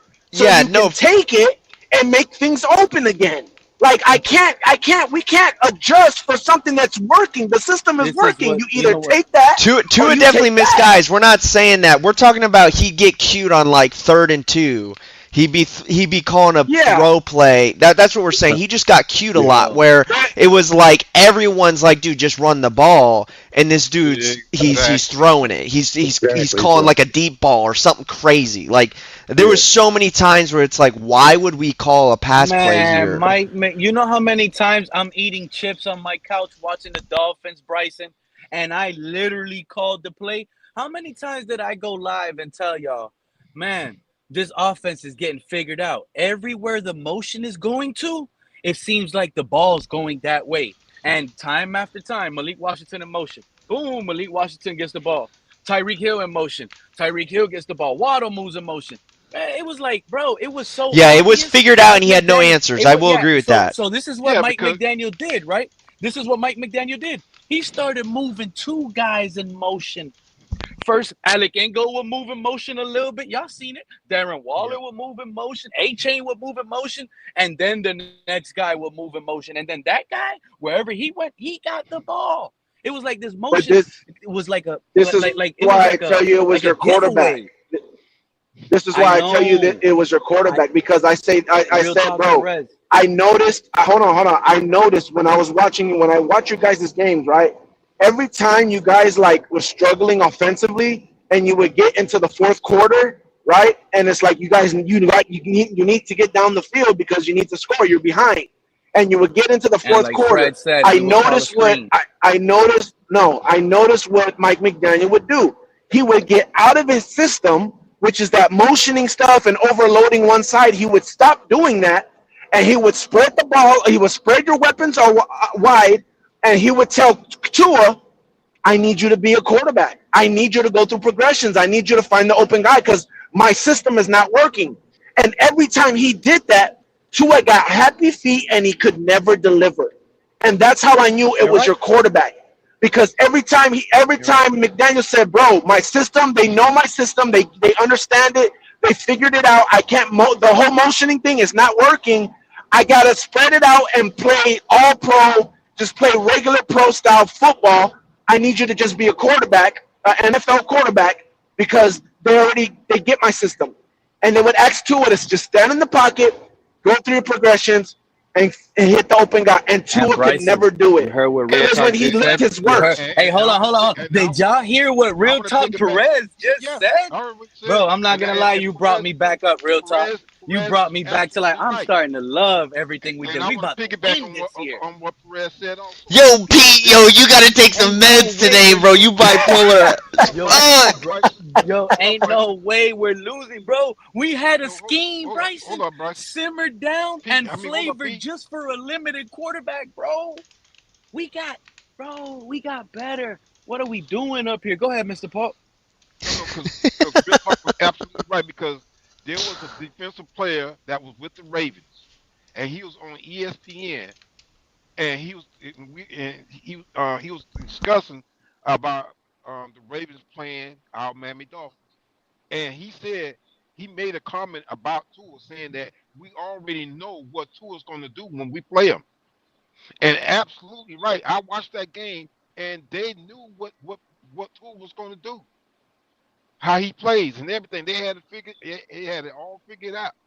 So yes, Perez is absolutely right about Tua. It's not.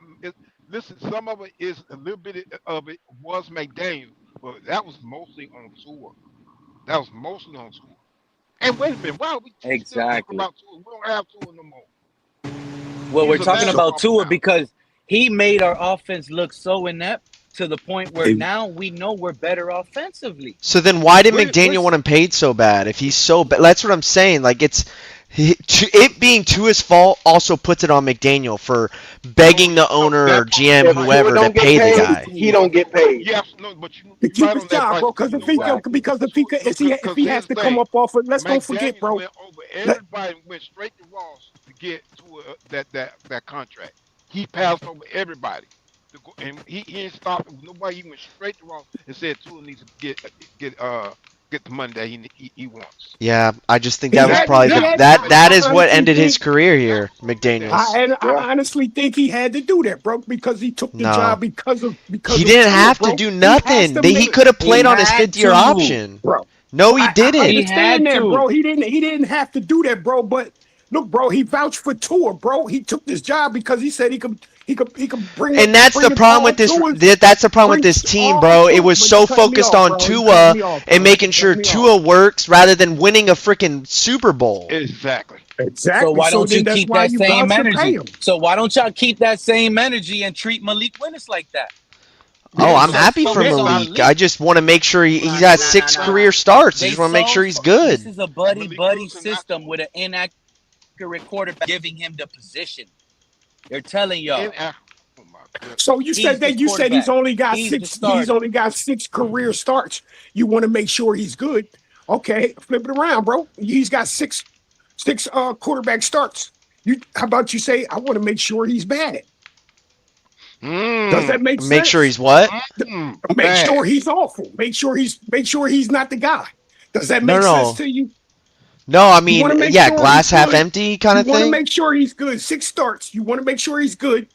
Exactly. Okay, with just 6 starts, you want. I just want to see him play. I want to see him play. I don't know. Is that a bad thing to ask? Y'all want to see Malik. I mean, I get it. I want to see Quinn. I want to see the real thrower, the natural thrower of the football. I want to see Quinn also. The natural I thrower don't of have the nothing football. against Quinn. Where's that make sense? You want to see a natural thrower of the football. If Malik wasn't a natural thrower of the football, he would not be holding the quarterback job. He ain't a natural thrower of the football. His wine. Have you seen the way his Why wine ain't he, looks? bro? Oh my. Why ain't he? His ball Why? is How not come popping off he's his not a wrist. natural thrower, bro? Let me tell you haven't something, seen Fred, and I called it out. No, because this I'm game, seeing bro. it. You I'm saying he's seeing it. not a natural I thrower of see the it. football, bro? Come on, man, please, man. He's not. Please. He's not. Where he Okay, needs to develop is just that. He needs that. I just seen him. I just seen his last 3 games in Green Bay. Looked like he was throwing the ball all over the place. If you ask me, 4 touchdowns. You saw. 4 touchdowns. Let me tell you what you did. You wasted 3-4 hours in a Bears game, right? Because you said you watched the game, so that means you watched the Bears game. He took the game to overtime, and in that whole game, he only threw 10 passes. So what you get out of that, Fred? You watched 5 quarters of Malik Willis, and we watched 3 games, and all of it was What I get out of that? What you got out of What that? I get out of that? What I get out of that? What I get out of that is with the what I get out of that is with the offense. I'm gonna tell you what I get out of that, bro. What I get out of that is what the offensive coordinator play call was. Okay, if it was just to throw the ball 10 times, okay, just throw the ball 10 times then. That's all I get out of that, bro. Okay, and also too, let's flip the coin. Nah, we only watched and that's a quarterback, Fred. And that's a quarterback that was in the NFL games. 2 years. NFL games. We're talking 3 NFL games at the end of the season. Look at him. Go ahead, Mr. Paul. NFL game. Get it all out. How can he be more proven than Malik Willis? If I'm not mistaken, the year that the Patriots because the coordinator looked like he showed more trust. If I'm not mistaken, the quarterback for the Patriots beat the Bills with only 1 pass. So what are you saying? 1 pass all game. So what are you saying? All I'm saying is, I heard a coach tell me we have a better chance to win with this quarterback. We have a quarterback. No. You twisting the words now. Opportunity because of injury. No. We don't have a quarterback in the building that got his opportunity because of injury. Nah. Malik Willis, he got his opportunity injury to Jordan Love. The other hand, Quinn Ewers took somebody's job, sent him packing, right? Quinn Ewers threw 3 times the amount of passes. 90 passes to like 30 passes that Malik threw in 3 games. Hey, bro. So one is in the system like Malik. He got all the excitement, right? The man been in the offense for 2 years. Same system. But hold on, whose job did Quinn Ewers take? Malik Love. Whose job did Quinn Ewers take? He took to his job. He took to his bro. job. What's so hard about that? Quarterback. Exactly. What's so hard about taking to his job, bro? Teddy Bridgewater didn't do it. Teddy Bridgewater ain't do it. And I know you like Teddy that. Teddy ain't do it. Oh, Teddy got You know what Teddy was. You know what Teddy was, bro. 15-year veteran, bro. Come on, man. You can't expect nothing out of that right there, bro. Teddy was Come to on, his man. backup. Teddy was to his backup. Just Skyler ain't take to his job. He couldn't do it. Yeah, he couldn't do it because they were still running. Yeah, but you vouched for him too. You vouched for him too, Pete. I understand, Pete. I understand it's hot outside. He's injury so prone. your flip flops are ready. I understand. Yo, vouched for Skylar Thompson to take to his job. You know why? Come on, man. Come on. There was only. Didn't play well. You know why? There's only one guy that took his job. There's only one guy that took his job. Scheme set that McDaniel set up for him. How you expect them guys? There's only one guy that took his job. If you ask me, Mike McDaniel should have been fired. You see the difference between me and y'all? I give out facts. Y'all like to go off feelings. Y'all like to be like, yo, pass, take this. No, I go off facts. There's only one. These are facts. These are facts, man. And the fact is that you thought Skylar Thompson could take to his job, bro.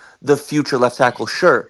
But to allude to what Yes. RTP said earlier, if Patrick Paul comes out, right, like I just alluded to, he ended the second half of his season playing very good football. If he puts a full 17-game slate of very, very good football, that idea you had of Proctor going to left tackle, that shit's gone. It's gone. What if you had You're Exactly. rocking with Paul at that already point because gone if it's a you had That is not premium. true. Because it's a premium That is not position. true. Yeah. Okay. They will If you say trade so. him. They will If trade y'all want to him. get a fish tank like you're this, making it y'all hit hotter me up. outside than it I'm already starting is, to think bro. this man, he's already on. Look, I'm gonna tell you right now, just like Coach Bush Hammond told us, Quinn Ewers has a leg up in If this you find offense. I'm you gonna tell y'all right possibly now, have a Patrick Paul cornerstone has a piece at step a out of this premium building position, you coming do up not soon. trade it. You did not, But Nick, exactly. If Patrick Nick, Paul won't be we moved to another don't know their position, he's out thinking of though. here. They could feel like, hey, let's flip them for some first You rounders. know what I know that they're thinking though is let's see how he plays in real game. I don't think they're thinking of any trades right now because camp hasn't No, even for sure, started.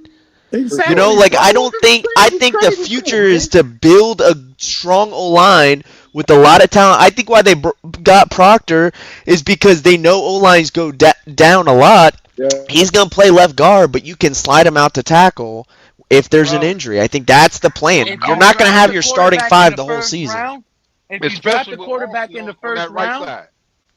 if you draft a quarterback in the first round, eventually that quarterback is gonna be the starter next year. If he's not as a rookie, he's gonna develop under another quarterback. Caden Proctor is a pure left tackle with left tackle size. Yeah. With left Pure left tackle tackle who allowed size. 17 sacks his last 2 seasons in college. Sure. Which means that he plays better at guard. Damn. He's a better guard, bro. I've been He's a telling better guard because me and 100 other people have been saying this even before he got drafted. He translates better to a guard in the NFL because his footwork, like RTP and I have been saying for the last 2 hours, he has slow feet. You cannot have a good left tackle as slow. Nick Bonito will eat him up, bro. That's a 3-sack game waiting to happen if you put Nick Bonito across from fucking Caden Proctor at left tackle. Wait, hold on. Did somebody say that he had 17? He allowed 17 sacks or something? Yes, in 2024, Cat, he allowed 12 sacks. In 2025, he No, allowed rookie year. 5. that was That was his rookie year. 23. That was 23 that he allowed 12 sacks, and then Oh, in the next 2 seasons he allowed 5, oh, 24 and oh. Shut that 25. down. Shut that down. Mm-hmm. That's Yep. still not good. That's still 17 Okay, No, sacks but in 3 but if let's you years. do think like about it, this, bro. it shows progression though, right? You allowed Let's go 12 in like your this, first bro. year. all You right. allowed Let's do 12 in like your this, first bro. year, and then you only allowed Listen, 5 man, over the All next right. I'm 2 gonna years. say Cat, something. hold I'm on, gonna say cat. something. I don't want y'all to get offended, but it's Oh, I'm like so if offended. Patrick How Paul dare you? plays well and you guys want to trade him or the organization plans on trading him, then shame on y'all organization and y'all In the fans. Because organization if Yeah, you is and find a Facts. great I left don't think Facts. that's tackle, you do and I not don't think that trade that's him. what's going to happen, Nick. I don't think that that's what's going to happen. A lot of people that are thinking like this. I have a new syndrome that's developed. I've realized that a lot of these people they have what's called the Miami syndrome. They're so used to what this old regime and how this team used Facts. to run that they're That's they're not they're Facts. facts. just stuck in that. They're stuck in that mode, and it's kind of like you have to show me before I believe it. That's a Sure, Facts. but nice. we That's a still don't cool. know if But this That's a regime nice hey, has got it slogan. figured out That's a either. nice slogan, cat. cat in the hat. But like I said, I go based on facts, and the facts are I'm hearing this regime talk about putting players back in their natural positions. I gave you guys the Chop Robinson hype, right? I said I see Chop Robinson becoming the star this season. He's finally getting put in his natural position. I told you I see a big upside with Kenneth Grant. Why? He's in a 4-3. He's playing defensive tackle inside, in between two defensive ends in his Michigan natural position. Then I'm not so high on Jonah because the tape was so bad, but yet they told us he's going back to his natural Natural position, which position. is right guard. Now they haven't. Now listen to me, fellas. Our new regime. This is nothing. This has absolutely nothing to do with the past regime. This is why I'm saying Cat in the Hat is wrong. This has everything to do No, about cat in what the the hat is new right. regime is you're going too instilling long in with that, me, man. especially me. He may be right for y'all, but he ain't right for me. I'm The gonna new let me regime has can I already Because instilled in can me. I I'm can telling you I They something, can want I cat. can I players at Don't their I'm look here. at Can I natural debunk position. all look that? Can I So debunk? I'm hold gonna on, debunk all that shit hold with on. one thing. So while I'm you guys, hold let me on. So debunk while all I'm that not shit done with yet, Hold one on, Fred. Fred. thing, Let man. him Hold on, talk, Mr. Fred. Fred. Hold I'm on. not done yet. Man, this So is while nonsense. What you he's talking guys about, are bro? coming up, with biased opinions and your own Oh assumptions, my I'm goodness. coming off based off facts, right? So I had this conversation last week with Dolphin fan on Twitter, and I brought up this situation. I said, bro, there's something weird with this left tackle spot. Our coaches, everyone is screaming about natural position, but yet our left tackle, our first pick of this new regime ever, they're going to convince us that it's safe to move him to guard when you could only name this as a success, just like an anomaly based on short quarterbacks that won Super Bowls. It's anomalies. Guards at this size trend to become busts more so than the elite guys that you guys wish he could transition to. Let me So go. it is safer. Let It me is go next, safer, man. and it makes sense, bro. It makes sense. Let me go next, This man. Go man Let me go go ahead, next. played Fred. tackle Let his me go. Let me whole go career, next. and it has to be they Let me don't go trust next. Patrick Paul's game, and he's Let one me go way out next, the man. door. It Well, let is me go what it next. is. Get in your First of feelings. all, Go ahead, Fred. you said you had to talk with EM. You know what I'm saying? Well, Yep. oh, And okay. Well, EM you said had to he talk has the with. source. Well, okay, And bro. Well, hold on, and I didn't finish on that. Whatever, I bro. didn't finish. Whatever. EM's source in the First of building, all, you he had a said there's conversation with something EM. I whispering don't. in that building with I that. heard what you said, Pete. I heard what you said. First of all, you had a conversation with EM, somebody who I thought could never been more wrong about our starting quarterback. You feel what I'm saying, bro? So Go Okay, for it, now, but that Fred. has if you nothing to do with and the quarterback. second Yes, it thing, does. hold on, bro. That has not. What Second does that thing, have to do with hold on, quarterback? bro. Hold on, bro. So the Hold second on, thing Mr. is, Paul say yes, it does. bro. So the second thing is, you have a quarterback that makes everybody look like trash. Don't forget that, bro. Except the Savanaya look offensive like line. trash. Yeah, Except the offensive Savanaya look line. like. Nah, hold on, bro. Hold on a second. Savanaya might look like trash. He may have been. But because of the kind of quarterback Tua was, bro, he's going to look real bad, bro. Because for the simple fact, Tua ain't escaping nobody. You know what I'm saying? Now I think we have a Tua's getting quarterback rid that of the can ball get so away fast he from. ain't getting hit. I think we have a quarterback that can get away from a defensive tackle. Therefore, Salvanaya looks like he done his job, even if he didn't, bro. Cut it out, man. Cut it out. Mm-hmm. This Mm-hmm. quarterback we had Y'all made think y'all everybody look like trash, bro. See, Malik Willis was I running was, around and fumbling the ball. Why he couldn't run around and get over 50 yards he per couldn't. carry, per He game? He could run around and go 3-0 his last And he could three run right starts. into a 3 and sack. two And and he could one in run his last himself three right into a starts. sack. And he And could run he right could run into a around sack. and go 2-1 in See, his y'all last not three starts. listening to Cut it these out, bro. coaches. Cut it out. Y'all going based on what you want your new quarterback ceiling to be. I'm going Y'all based on not what I've seen listening his to the last three games, bro. coordinators. Y'all I'm not going based listening to on what the I've seen in coordinators. his last three games, bro. Cut it out. Coach Bush Hammond, check this out, Fred. Coach and Bush Hammond just finished Fred, dogging who else Quinn had three Ewers, games saying under his what we wing? need from Quinn Quinn Ewers is for him to get Quinn rid of the Ewers ball only had faster. 3 games You under think his that don't wing apply to? also, Hold on. and yet Coach Bush Hammond has down came out and said Willis he over needs Quinn Ewers. Quinn Ewers to get rid of the ball faster. You think that don't imply to Quinn Ewers too? Okay. Do you think Quinn Ewers had a good couple of starts when he started, bro? Do you think he had a good couple of starts when he started? I think in his starts, the coordinators and coaches. Hold on, Mr. Paul. Go Listen ahead, to Pete. me. Listen to me. Hold on. Go ahead, Free. And Go ahead. Quinn Ewers starts the 3 games he started last season versus the 3 Malik started last season.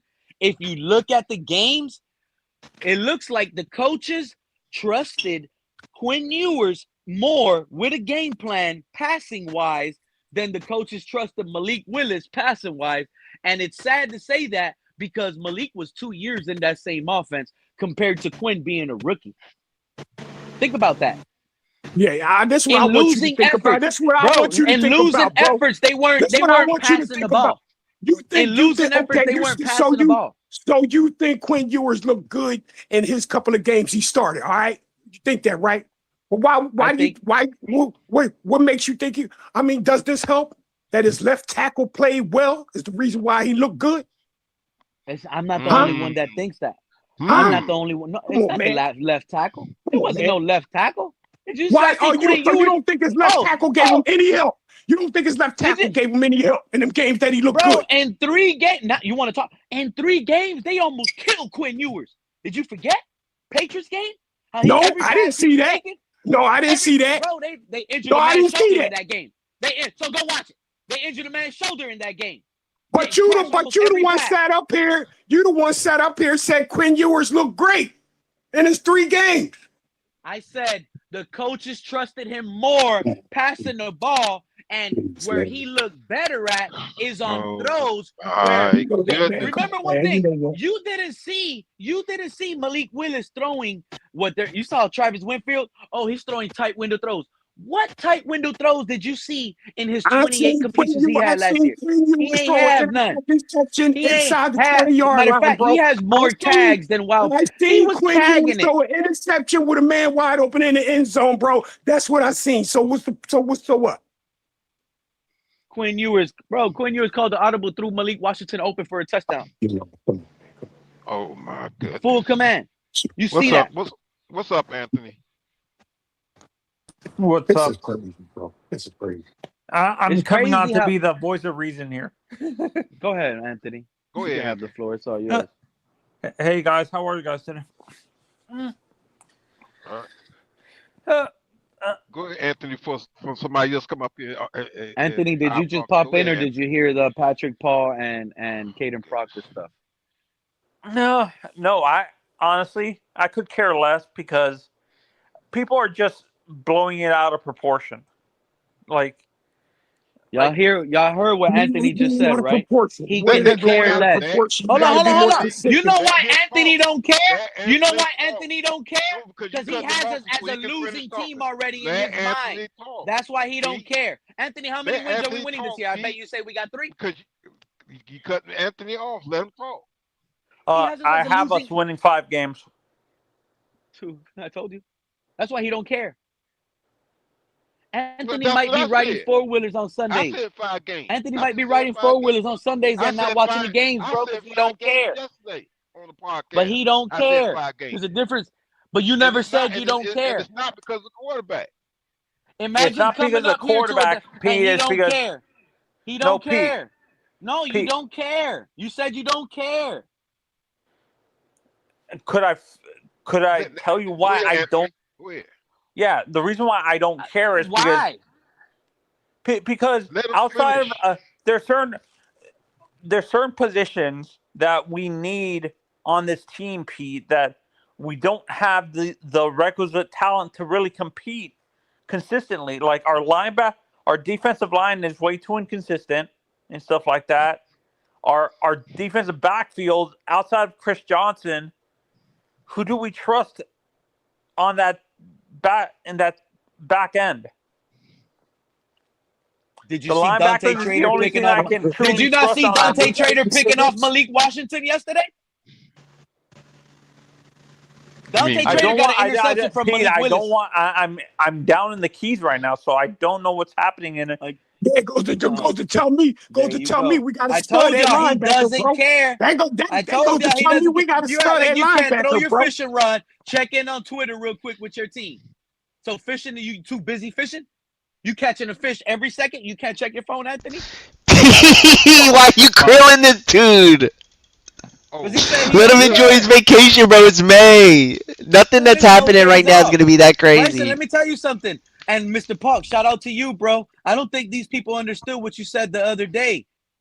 Bro, we never used to be able to get Dolphins content or material. We had newspapers come out once a week. We didn't know how to keep up. Now we're getting year-round Dolphins coverage. We're getting year-round. There's no days off now. Every day there's something new about the Dolphins. So now Pete, I start you could be focusing on on the Dolphins vacation. You once got to we get tune in into on training Twitter. camp. I don't really to me, I don't focus on OTAs or rookie OTAs that much. When I get tuned into the Dolphins is more when we get towards the beginning of June, like during training camp and stuff like that. That's when I start focusing on the Dolphins because, to me, OTAs, like people hyping up what's happening at OTAs, doesn't really move the needle to me. Do you understand, Bryson? Hey, Yeah, Pete, yeah, and you know I what, man? think the only Pete, you're probably going to ban me for this, man. But like, you know what I'm saying? But come on, man. I think you're kind of you're what you're doing, man, is dividing the fan base, bro. You're talking about trading Patrick Paul, who I believe is a cornerstone for what we're doing. You're talking about Here we Malik go. Willis. You heard what You're you just said, right, Fred? Talking about Malik Willis not being this or that, bro. You know what I'm saying? You're really dividing it, bro. You should be for Patrick Paul. You should be for Malik Willis, bro, and you should be for what the organization is trying to do, bro. You think I'm dividing a fan base based on what I'm hearing and how the team is moving? Yes. So because you think Patrick Paul is a good left tackle, don't necessarily mean I do. Think he's Yes, I do. So I thought he was good. You know, I thought he was good. I'm not gonna lie, Fred. I thought he was good. But now the regime drafted a left tackle. Now the regime. So if we would have, I don't think Halfley thinks he's good. I disagree. I disagree. I disagree. Pete, I think you're forgetting the fact that we drafted him to be our future right tackle because AJ's gonna be gone after this year. So who's gonna be the right tackle? No. Who's going to be the right tackle? Proctor. Right because Anthony. Here's the thing. Anthony, you said you've been on a long vacation. That's right. Anthony is right because Anthony's wrong. Anthony How are you going to say Anthony's right and he's been tuned out of the Dolphins stuff? We brought him in they just came out the other day and said Proctor will not be used on the right side. He's going Patrick Paul to replace him.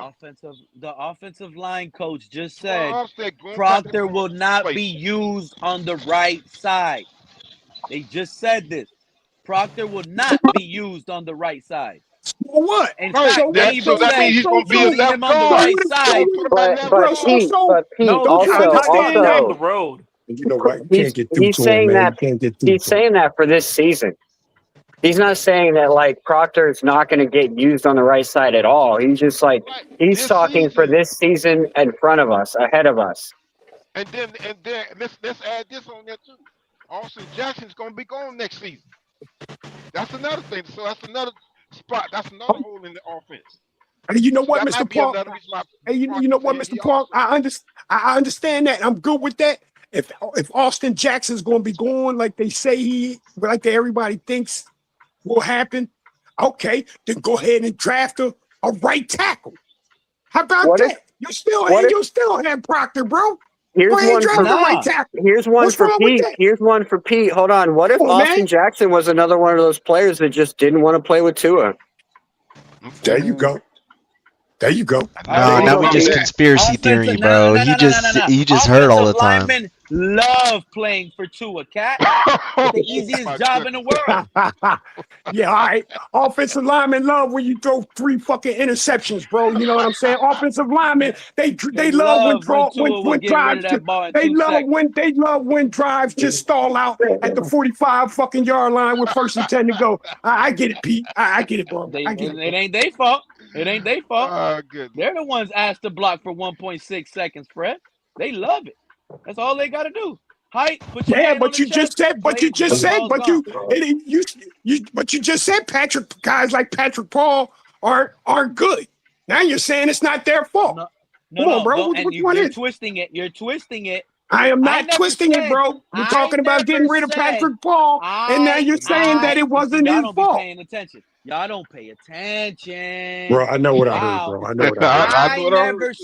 I never said I don't like Patrick Paul. I never said I don't trust Patrick Paul. I'm telling y'all what the coach's mindset is.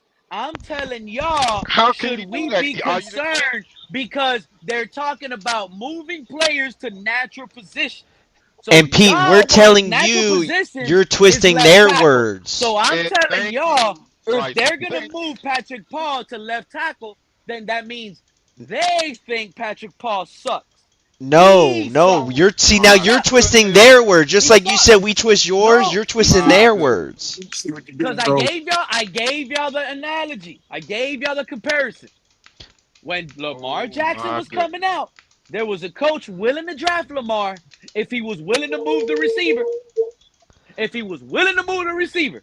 That never meant, hey, Lamar, when we get you in the building, we're not going to play you at quarterback, and we're only strictly going to play you at receiver. But nah, they just said, are you willing to play receiver? He said no, so they didn't touch him. Why? Because they wanted a plan B. Bro, if you don't work out at quarterback, at least we can utilize your talent at wide receiver. Give us that. They did it to Terrell Pryor, but Lamar Jackson didn't want to give that. And for Lamar Jackson, he came out spot on. He killed those narratives. He's a star. Multiple MVP, right?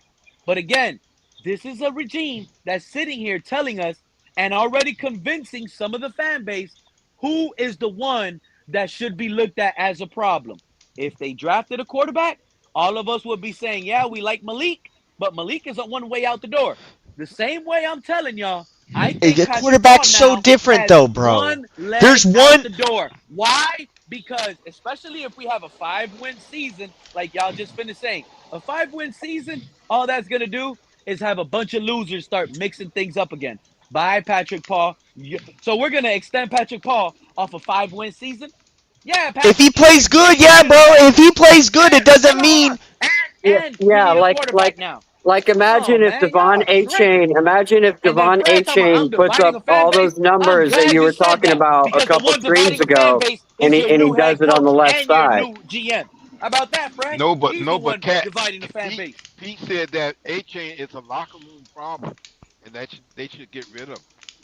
No, I was here. You I see, was here when he that's said why I that too, and I know exactly. You Pete see how trolls they a don't lot. listen? I take You know what how he they don't says with listen? a grain They of read salt. the title. Hey, no, all they do is read the title, and they think that's what I say. I That's honestly what don't they even read do. the title, to be honest. But Exactly. that's what. Yeah, that's. We wait for This is you to what I tell got us. for They that kid. read the A lot title. of them H-can runs on the left side for touchdowns had a lot to do with Patrick Paul, bro.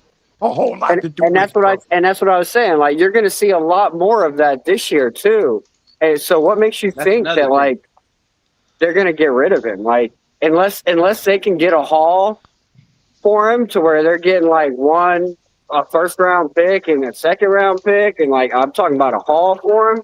Nah, they're gonna keep moving forward with Patrick Paul. He was a cornerstone piece that Sully was talking about when he first came in here. All of the cornerstone pieces, all the 4 names that Sully mentioned, not the one that Travis Wingfield brought up, Jalen Waddle, the ones that Sully mentioned, they're all here. Brewer, A-Chain, can't get rid Paul, of. and You Steeler. can't get rid of all your 53 overnight. You can't. It's impossible. It is almost. It's illegal. I mean, they pretty much replaced the 33 Can I ask you agents guys something? overnight. Sure enough. There's 7 people. There's 7 people on this panel. I just saw this on Twitter. This is like a big thing right now. I guess it's going around Twitter. I don't know if you guys seen it. I'd love to hear all 7 of you all's input. Y'all just give me a name, and then we could just go back to, because I'm having a hard time deciding this. This is why I want to ask y'all. It's a picture, right? It's a picture of Tom Brady, Peyton Manning, Patrick Mahomes, Drew Brees, and Aaron Rodgers, and it says one gotta go. Like Drew Brees, bro. Easy for me. Drew Brees. I don't care what y'all say. Damn. Oh, he did it. Drew Brees. That is a he tough gone, one. Bro. that would I wouldn't be as quick to say it as you, Pete, but I think I'd lean toward Brees too. Yeah.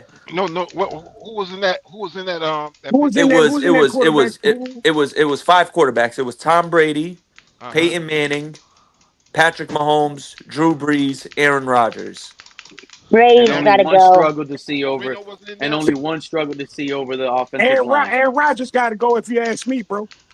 Aaron Oh Rodgers. no. Nah, Aaron Rodgers. Oh See what I'm saying? no. Aaron Rodgers is about to kill it over there in Pittsburgh this year. I'm saying that No, we're because just this the is an attitude- all-time ranking. I'm This saying is like that because at their the peak. attitude, Best for best because of years. the attitude of Aaron Rodgers, bro. I'm saying The that, leadership? Okay, I Aaron get Rodgers on board probably with the that. best thrower. If He Fred got the was a best GM, arm out of all of them, bro. Yeah, you can forget all Aaron that Rodgers got the off-field best crap, man. arm out of all those other that's what- quarterbacks. His arm You're is the not lying. best. You're not lying. But Drew Brees, Unless- bro, he was so That's good the in his person I'll argue prime. against. I can't answer that. I really don't know, dude. I'm gonna have to. I don't think there is a right I'm gonna have answer. to say Tom Brady because that man stole my childhood, bro. I'm saying Aaron He Rodgers Going kicks simply for straight the sand. for He's fact Philly got that. now. sand in my Hey, diaper in let the me tell you why. Let me sandbox, tell you why bro. I say Aaron He Rodgers, stole my bro. Let me tell lunch you why I money in say. elementary school. Hey, can I tell you why I say Aaron Rodgers? I say Aaron Rodgers because Go ahead, Fred. he's the one quarterback that I think that probably wouldn't be so eager to help the guy under him. Feel what I'm saying, bro? If he's not the man, then he don't want to be in the fucking organ. He don't want to be with the club. Yeah, But he's hold got on, an but hold ego. on. I think this year he's actually he's doing But exactly those tend that, to be the Fred. best players. He's Those going are to be literally the doing best exactly players. that. He's going to be Tom training the Brady, next guy to take over the Steelers this year as he came back. Ron I mean, Gronkowski did that, Fred. So you don't think Ron Gronkowski is one of the best tight ends ever? That man basically said, if I don't play with Brady, I'm not playing at all. He retired. He had to unretire to go play with Brady back in Tampa. Saying Brady is that's just Come blasphemous, on. bro. Yeah. That's just blasphemous. I had to put a Brady, different name out there. Brady. Nah, I mean, you got. If anything, Peyton deserves to go before Brady. no, I You was a fan of Peyton crazy? Manning. He helped Me me win a too, lot but of I'm fantasy telling football you right now. championships. I'm Hey, telling Nick, you what right was the now. Listen, comments saying? Like, what is the most of the comments saying? Probably I Drew would say I'm gonna Brees tell you. most of Rodgers. them said Breeze or Rogers. Most Yeah. of them. Yeah, it's either Breeze or Rogers. I don't think you can take either anyone else. Yeah, Patrick Mahomes has accomplished way too much in the short time Yeah. that he's been in the But in I the really, league. I really only believe thing, this. I really this is believe my this. thing. This is my thing with Aaron Rodgers. This is my best way to describe Aaron Rodgers, right? If you took a complete novice, right, someone who's never watched football before, right, and you show them all these stats, all the blind stats, you don't show them the names, you just show them the stats, and you show them the year by year. You don't show if they won the Super Bowl. You're just showing the 10, 15, 20-year career, and you look at the stats, the yards, the touchdowns. Most people would look at Aaron Rodgers' career and say that's the best quarterback of all time, bro, because I his think they would say years that about are Drew just Brees, though, absurd. too. Bro, Well, That Aaron man's Rodgers threw for touchdown to 4,700 interception yards, ratio. 48 touchdowns, and 5 interceptions, well, bro. His Like, who interceptions does to that? touchdown let's ratio look at is Who what does Aaron incredible. that? Rodgers And he did throws. last And you year know what's alone, right? incredible Like about Yeah, it, and Nick? he Aaron took Rodgers a had another year where he threw for 45 touchdowns and like only 6 interceptions. well, He's not But had only Nick, like that. and you know four what's years like impressive If you that. about look it? at what he And you did know what's last year with impressive the about those Steelers, stats? right? They didn't have He any throws kind a of wide lot of high receivers. You had turnover DK worthy Metcalf throws. and a bunch of no-name tight ends and Jalen Warren, and he led that team to the playoffs in a division that's not necessarily easy to win. Bro, So I Aaron mean, like, Rodgers has 527 touchdowns to only 123 interceptions, bro. These years are insane. 39 touchdowns, 8 picks. 40 Yeah. touchdowns, 7 picks. 37 touchdowns, 4 picks. don't Like, forget bro, about the what? 100% Hail Marys too, man. Those Yeah. are cags. Those are He cags. missed, and But he missed a lot of years too, man. Injuries. He missed what, 2, 3? He missed about 3 seasons worth of. He's like the to me. He's like the Ken Griffey Jr. of football. he's Like the if Ken greatest, Griffey bro. Jr. But played, Ken Griffey Jr. When you look back at his career, he missed like 4 seasons worth of baseball. Like if he played in like 2.5 of those 4 seasons, he'd have the all-time home run record. Like yeah, he'd be at like Bro, 800. if he didn't sit you three know what? years behind Brett Favre, That as like well. He missed There essentially you six go. seasons. That's a great point, Pete. He missed 6 seasons worth of football in his career. Who did? Who did? Drew Brees. Rodgers. Oh, Rogers. Brian Brett Favre. Rodgers, he didn't play 05, 06, 07, he was benched. 2013, he got injured 9 games of the season. 2017, 7 games.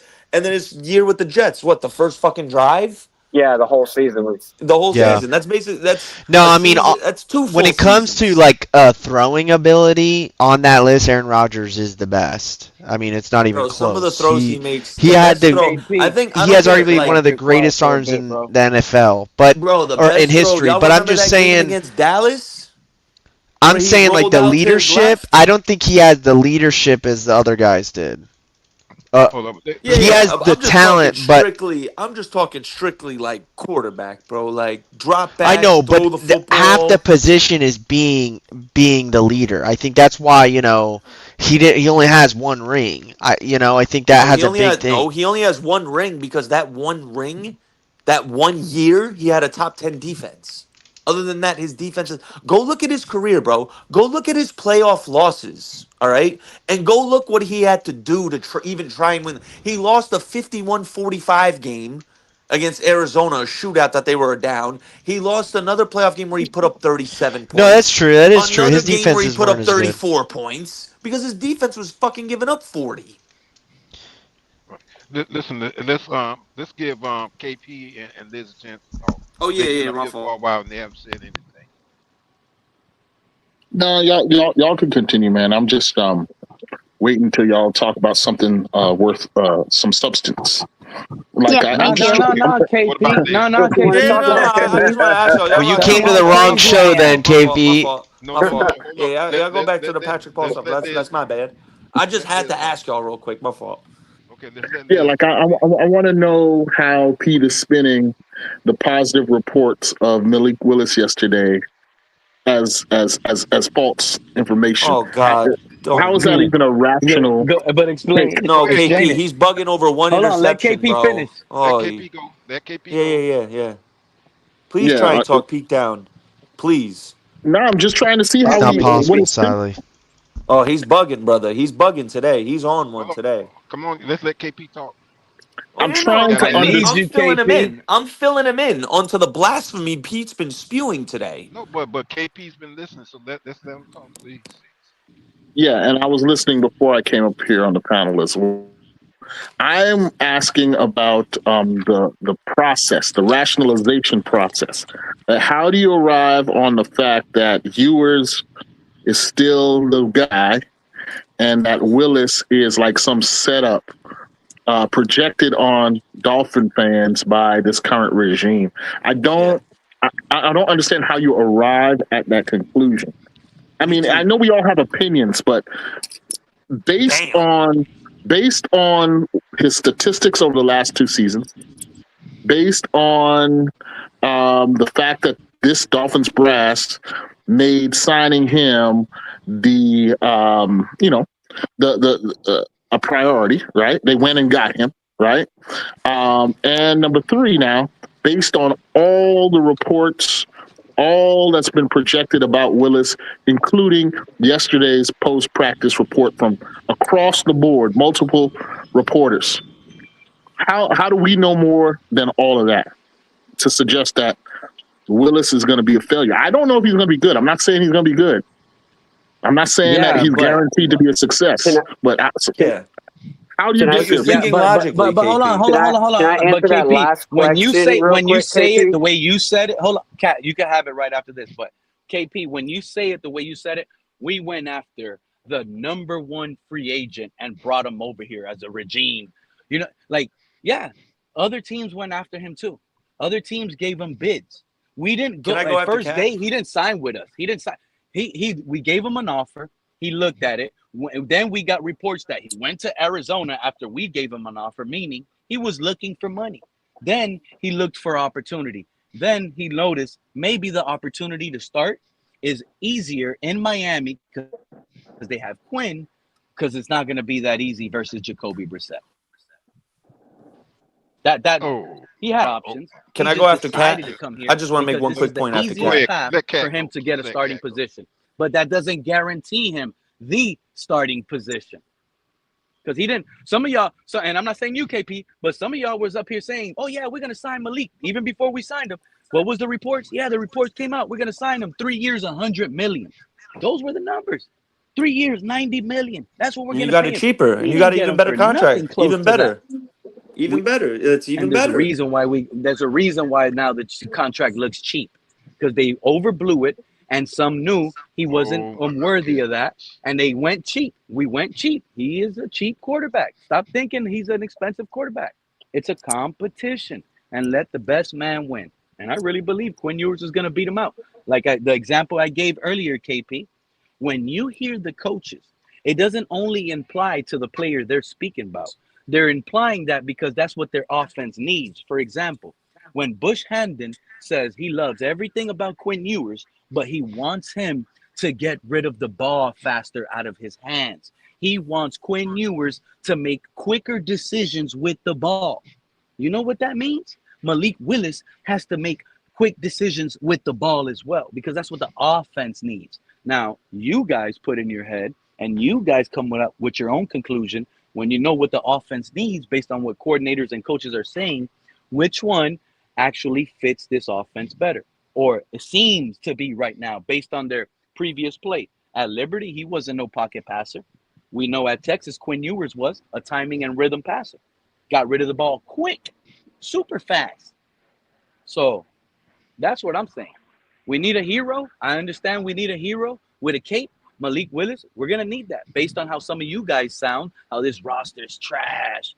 So in order for us to win, Malik better be a hero and take us to wins. Because what you guys fail to realize is 5 wins and a nice season by Malik Willis statistically isn't going to get us out of the quarterback conversations for next draft. I'm telling you guys right now. Yeah, I'll be quick, Nick. I just wanted to answer KP's question about like how do we think that we know more than these guys that are out there like with their boots in the ground reporting. Well, I look at it like this, right? So each one of them are out there with their own prerogative. They're looking at what they're looking at to get the news and the info that they want, right? They have a tunnel vision and they have their narrative. So they're only looking at what they're looking for. Now we're looking at what each one of them are looking at, what each one of them are looking for, right? So we're taking a look at through everybody's eyes, and then we're able to judge based on our best, like what we see from each of them, what we hear from each of them. We can then piece it together to get our own conclusions. And that's why I do feel like it is kind of advantage not being there, because you get to see it from everybody's lens rather than just seeing it through your lens, because you're so focused. You're too focused on what you're doing to worry about what anybody else is finding. You know what I mean? And you know what? And you know what? Another thing, cat in the hat. There's paid general managers. There's paid scouts that don't even get these players right.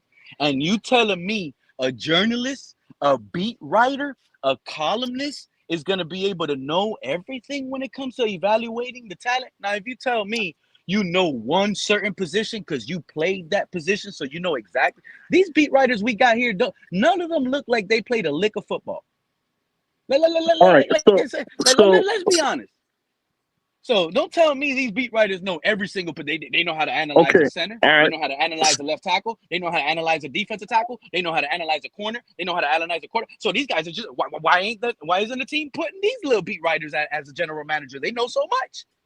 All right. So I hear what you just what both of you just said. I was gonna say, KP, if I could just real quickly, I want to clear something up for Pete about the whole Malik Willis thing. Yeah. Real quick about the Malik Willis thing. Pop off, KP. Don't bring Malik. I'm hot on Malik right now. Y'all got me real hot on Malik. I'm sorry. Okay. I think what you just said, Pete, was that, these guys are no different than us, right? They're just as good as us in evaluating. You and Cat and Hat, I'm combining what y'all said, that we are just as good as them in evaluating who's good and who's not. Okay, fair enough, right? So then what makes the difference between us and them? Why are they the reporters and we're not? Could it be that they have access to information, such as firsthand observation, that we don't? In other words, I agree we can have an opinion, but until you have firsthand observation, at least, how can you draw such hard line conclusions, especially at this stage? This team hasn't even practiced yet. This was just KP. So, and you was one of the loud ones too. So shout out to you, right? Because you're another Tua hater that was spot on. And the only reason I call you a Tua hater because you know why? That's what we were labeled as, just by questioning his game. Okay, good. Because you know I was going to respond to that. Yeah, absolutely. I know. So as long if you question Tua's game, you were considered a Tua hater. It was that simple. And you sat here and took your own evaluation. Some of those same guys you're saying, right? The beat writers and columnists, some of those same guys aligned with the same Tuaneers. Some of those same guys, Cameron Wolf, Joe Shad, some of these experts that I guess they have credentials and they have insiders and all that, they said we must pay this quarterback. So what? And so the regime that paid the quarterback, that listened to the two and ears, they're gone. They're And gone. let So you're me saying the Wrong. reporters let are me give you discredited? let me give you a But little that's just secret one about those position. That's all. credentials, KP. So Let maybe me that's all I'm saying, KP. Yeah. So And you're I'm not saying saying those let me because reporters give are that you quarterback a position little right makes you all secret right. about those I'm just giving credentials, that though. as an In example. order to These keep guys don't those make us. credentials, These guys are not in more order right to because keep they those go there. credentials, you kind of got to cater to what they want, man. If you're out there and you're really speaking the truth, like if those beat writers would have really been telling us what was going on last year, they wouldn't have been allowed back into the locker rooms. So I told to y'all. an extent, they kind of have an obligation to make it seem a little bit better than what it is from hindsight, Bro, because I went on they're Miami getting paid Sports by the Music. organization, now, because now, Cat, they You're right. work for You're them. right, Cat. You're right, Cat. Cat. Now, is your position a factual position or your opinion about these reporters? Is this your I haven't. sorry? These Is this reporters your I haven't been. suspicion? they Hold have on. I said that. haven't been put in. I haven't been put in that position, so I can't say that that's a fact. That is definitely my opinion. But I'm just saying, like, Okay. Okay. Fair enough. I've been. Hold on. I've been in these situations where these beat reporters are interviewing these players, and I've been in that circle interviewing the players with them, because I've just been in the right place at the right time, and I don't take no for an answer, and I get up there. And yeah, that's what it seems like to me. It seems like they're not asking the questions we really want to know the answers to, because they probably have a script that they're supposed to ask. I remember asking Patrick Paul, hey, is it any different blocking for a left-handed quarterback to a right-handed quarterback? Right. He was So not so you're, expecting. He was you're not expecting a question like that. so Omar, you're you should have saying seen the look that Omar gave me when I asked him that question.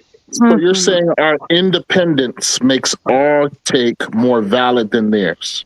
Not necessarily. I'm just saying that what I was originally saying is that us being independent like this, we get to see the view from everybody's eyes, to whereas they're seeing it from their own eyes. So like they don't really see as much as we do. But yeah, in a sense, being independent is more valid, because for one, I'm going to tell you the truth because I don't want to lie to you guys, to whereas they're going to get paid whether they tell you the truth or not. Okay, you're going to tell the truth based on your knowledge base, your experience relative to football. I'm not Correct. saying that though, KP. What I'm saying is I don't trust people's evaluation no more based on the past takes that they've had. That's how you can pretty much say it. All right, so we're talking about people like Omar Kelly. We're talking about people like Yeah. Chris Perkins. We're talking about people like Alain Poupart, right? Because he's the Poupart. one that pretty much said it on his show. You know, I go to I have boots on the ground. I know what I'm talking about. Okay, cool. You got boots on the ground. Y'all been loud and wrong. And this all started from the arm power. You notice it was arm power. Malik Willis has really strong arm power compared to those other quarterbacks. Goodness. But go ahead, KP. No, Pete, you need to go look And at. you don't necessarily have to have a beat writer to have sources either. Like I was getting all kinds of info from Tyreek Hill this like before he got canned. Look, I agree that social media has opened up new avenues of getting intimate information, for lack of a better word. Right? We get a perception of what we may believe is going on. But I just find the takes are pretty strong without a solid basis. I mean, we're making some radical conclusions. Right? On both sides, right, KP? On the positive side and on the negative side. Listen, I think there's something. Well, at least Pete, you're on both sides. I think there's something to what you guys are saying about this being the off season and reporters having to sell subscriptions. And so they cover the team, they couch their words, or at least the editors who take their copy, couch the words to provide a certain gleam of hope at all times. Okay, I understand what you're trying to say there. But that still doesn't satisfy so then why should I trust Pete's Takes or Cat in the Hat or Reason or Finn's Tailgate or Dive Bar Podcast or any of these social media institutions that are out there putting out information. I don't know how you can then. Can I say something? How do you defend that though, KP? If you don't put boots on the ground, your evaluation doesn't matter. How about that, KP? I'm pretty sure there's years you didn't go to training camp and watch the practice, but you still gave your evaluation on what you thought on the player. So your takes don't matter if you don't go watch the practice? No, takes matter. Our opinions are valid and matter, but I'm just saying they should be based on. They should be based on what we have seen. Did you hear they them need to be about based how on what we have seen. Did you hear them talking about how Kenneth Grant he looks like he's got more weight and they're trying to spin it now into a bad spot? And dude, I already told you about is there an Kenneth avenue, Grant, KP? Is there an avenue where a player could gain more weight, especially at defensive tackle, and it benefits him? Let me distill it this way. Let me distill it this way. Answered that question, Pete. Yeah, but let me distill it this way. Let me distill it this way, Pete. You are speaking against the statistics. CCRR 8029 more than an hour ago dug up the overall quarterback rating of Willis over the past 2 seasons, right? And he confirmed that over the last 2 seasons, on a ball for ball, throw for throw basis, right? He is the best quarterback in the NFL. Yes. So if we go based on stats. If we go I'm not arguing to go strictly based on stats, right? Yeah, I'm not, I've already right? said that. I've already said that. If you go based on stats, but I'm not making that argument. On the last 3 games statistically, I'm taking Malik Willis over Patrick Mahomes. Yeah, why not? But to squash that's not my argument. To squash the whole Kenneth Grant narrative, like we've already talked about this. He talked about it during the DCC. He said that they asked him to gain weight. I mean, I gotta ask a question. Are you guys saying the beat reporters? The part was like Kenneth Grant looks like he got a lot of weight. No, it's not even about the beat reporters. I have video evidence. It's about how we can. How an opinion that Ewers is better than Willis? How is that substantiated? That is the issue that I'm trying to. I got you. Because the beat reporters are saying we're going to be ass. I just want to make that clear. They don't think we're going to be good this year. I'm trying to stay away from that one, KP. I only say I think. Remember, I only say I think based on the game flow of how the quarterbacks pass, based on who threw more passes, based on how one was a rookie, was asked to do more in a passing game, and the other one was in an offense in 2 years. I get it. He was with them and all of that. All of that makes sense. But I'm basing my stuff based on my eyes, what I've seen. And I've seen Malik. And I've seen that slow offense. And I've seen how they don't really want to let him loose, throw the ball out there and use that rocket arm, right? But yet, I seen the coaching staff last year in a rookie with Quinn Ewers, and he's making tough throws. And you're looking at the offense around Quinn Ewers. His pass catchers are Cedric Wilson. He's not a starter nowhere. Malik Washington won't be a starter anywhere. Jalen Waddle played like 1 game out of the last 3. A-Chain got hurt. He missed time out of 2 out of the 3 games. So, the man didn't play with anything. And he was still not asked to not go out there and play careful football with the ball. He was throwing tight window throws. He was letting it rip. And he threw interceptions. And at the end of the day, that's what needed to happen. Because during the game, there was no other. You weren't going to throw a screen with Tua on 3rd and long. No, you're throwing an interception on 3rd and long. Because we only have Malik, who can't be a downfield passer. And it's obvious we only got 2 downfield options. It was either Cedric Wilson or Darren Waller. You cover those 2, you got to still throw it up. You still got to throw it up. And he's a rookie. He made mistakes, but it's all about the game flow, the eyes, the passes that were thrown. It doesn't necessarily even have to be the completions, KP. And it's not all about arm strength, like they trying to bring up now. Oh, Malik Willis has the strongest arm. Yeah, having a strong arm is great. But let's not act like having the strongest arm is what matters. What matters is having a weak arm. You just need a quality NFL arm. That's all you need. A quality NFL arm. Make every throw. It doesn't need to be a 70-mile fast, 100-mile fastball, but a 92-mile-per-hour fastball is just good as an 100-mile one. It is what it is. But I've said consistently, KP, I don't care what quarterback we go with. But if you ask me which one is going to win based on the scheme and everything, I think it is going to be Quinn. But that's just my opinion. You see that blue screen right there? That's Pete's views and expressed by. That's my opinion, and you guys, your opinion is your opinion. See what I'm saying? You know what my opinion is, KP? I still believe. I'm sorry, Liz. I promise you, I still think Skylar Thompson is always going to be a better quarterback than Tua. But stats say I'm dumb. Stats say Skylar Thompson is on his third team. He's going to be bagging groceries soon, and that's just where we're at with it. You know. You should use the one that I made. I do, but I have to upload it, and I haven't done it, but I am going to use it. I appreciate you for that. But Bryson, I got a new slogan for this off season for those fans that just want to say that we'll suck and not really give any reasoning behind it, man. Because it's easy to say that we'll suck, but it's hard to see why we won't. No, I mean, I just don't see where the wins are going to come. I just think there's a lot going against us, and this isn't a year. We're not built to win this year. They're trying to start from scratch. Not scratch, but they're trying to start from the foundation and build from it. They got rid of a ton of people. That's also where people get it misconstrued, right? Hold on, Pete. Hold on. That's also where people. No, it's not medium driven. It's just looking at the facts. We have $150 million in dead cap. Does that show that someone's ready to win? I mean, you guys will see this year.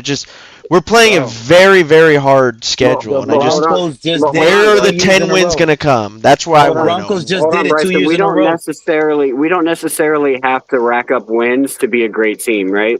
If we can go out there and we're scoring 27, 30 points and we're losing games by 2 to 4 points, we're actually putting up points, having good football, like that's a good team, right? That's better than what you're expecting. Like the way that most people are talking right now, we're going to come out there this year and look much like what we did last year. Oh, I'm saying I think we will probably be competitive. I mean, I hope we'll be competitive, but I'm just trying to look at it from like the perspective that like I just don't think we have playmakers, like known playmakers on this team.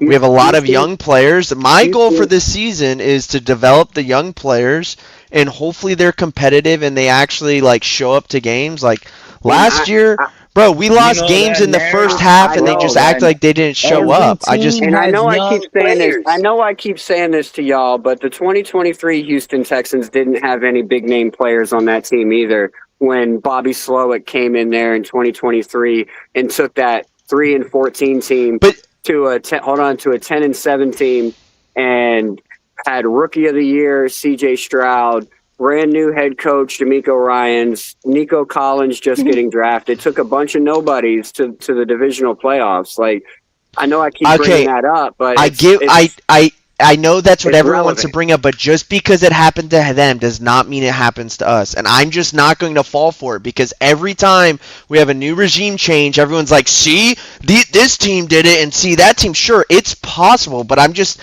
been a fan my whole life, and we've been terrible my whole life. I want them to prove it to me. I'm not just going to have, like, false hope that they're going to win games and go to the playoffs. I just don't think that that's plausible. Sure, is it possible? Sure, but I just don't think that that's what's in the cards for this year. And I also think if we win 6 games and are competitive and lose games by a couple points, I don't think it's a bad season by any means. I'm not focused on this season. I'm focused on the next 5 years. Can this regime build off what we do this season? To me, it's not about this season. It really isn't. I mean, it's about developing players and building something for the future. Y'all don't get it, bro. Y'all don't get it. There's no in between, my guy. There is no in between. It's either you have it or you don't this year. I'm sorry, Bryson. A 6-win season can ruin everything for the next foreseeable future. A 6-win season can take us out of contention to getting the number 1 quarterback in the draft. A 6-win season will be the worst 6-win season ever. You understand? We'll be in quarterback purgatory forever because we'll be swimming around this little 5-6 win game season and never picking the best quarterback in the pick. We need Well, to we're not either winning 12 have games. It's just This not is going what to I'm trying to happen. tell y'all. And y'all think I'm a Malik Willis hater, but chances are the quarterback that has it more is Quinn Ewers more so than Malik Willis. Malik Willis in the 3 games he played yesterday, with a good team around him, good offensive line, good run game, good receivers, good tight ends, good coach, good GM, good supporting cast, good training staff, good referees in house. Guess what happened? He still blew his shoulder.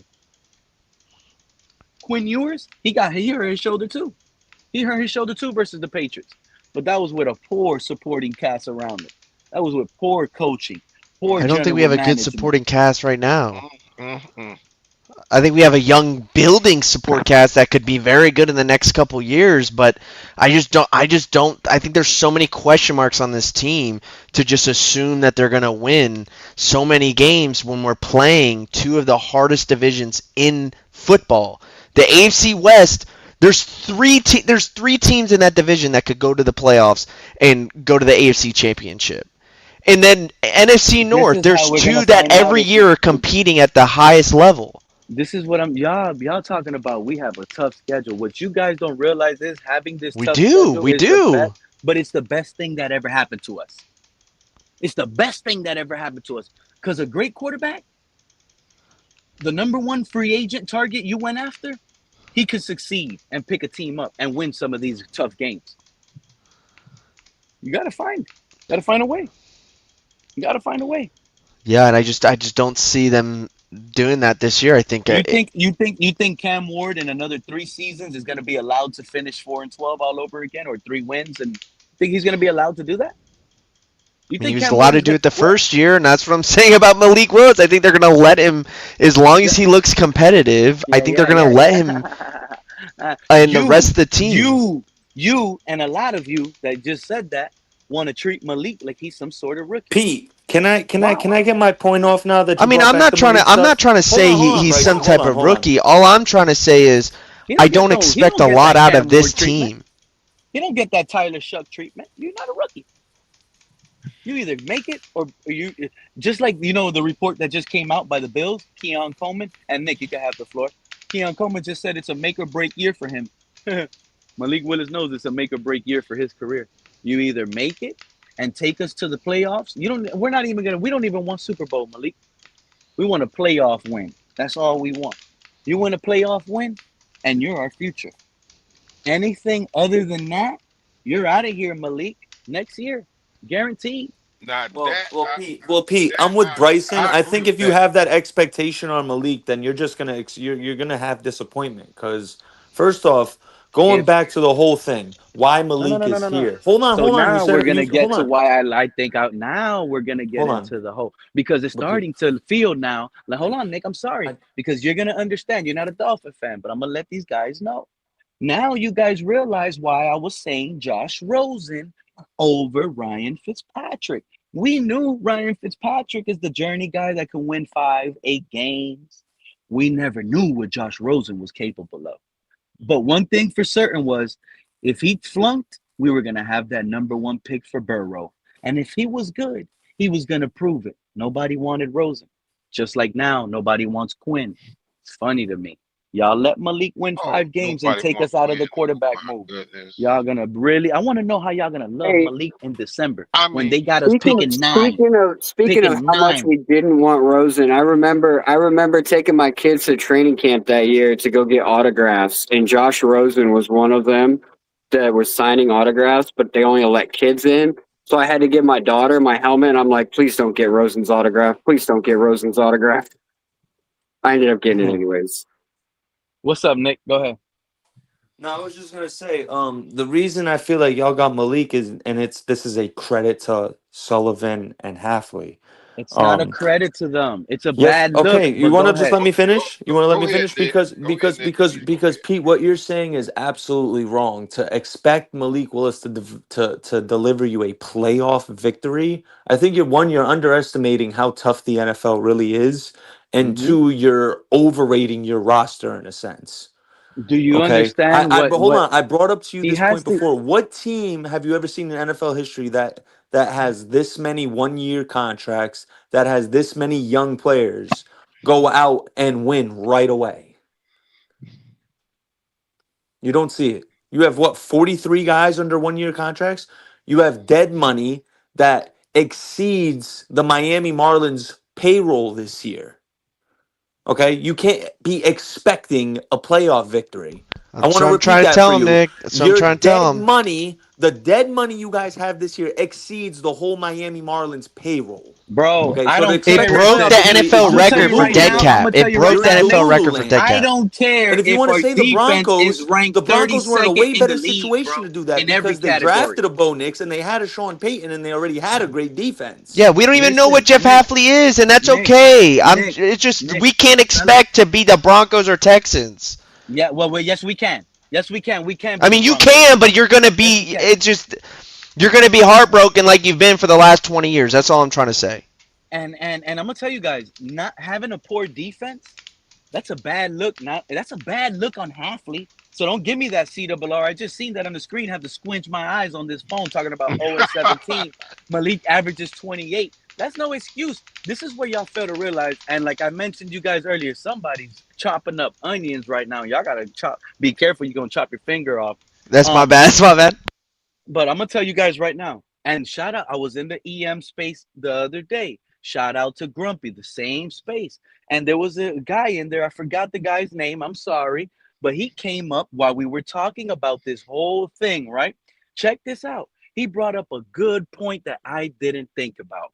You see, CRR, if we have a terrible defense and Malik is putting 28 points per game, that's just gonna move. They're gonna move off of Malik no matter what, because you guys got to remember one thing. If we do have that number one pick, it's not us that they got to convince. It's the quarterbacks coming out of the class. How are we going to take, like the gentleman said in the grumpy space, how are we going to do, what is the quarterback going to have to do to take the owner's eyes off of this class of quarterbacks coming out? Think about that.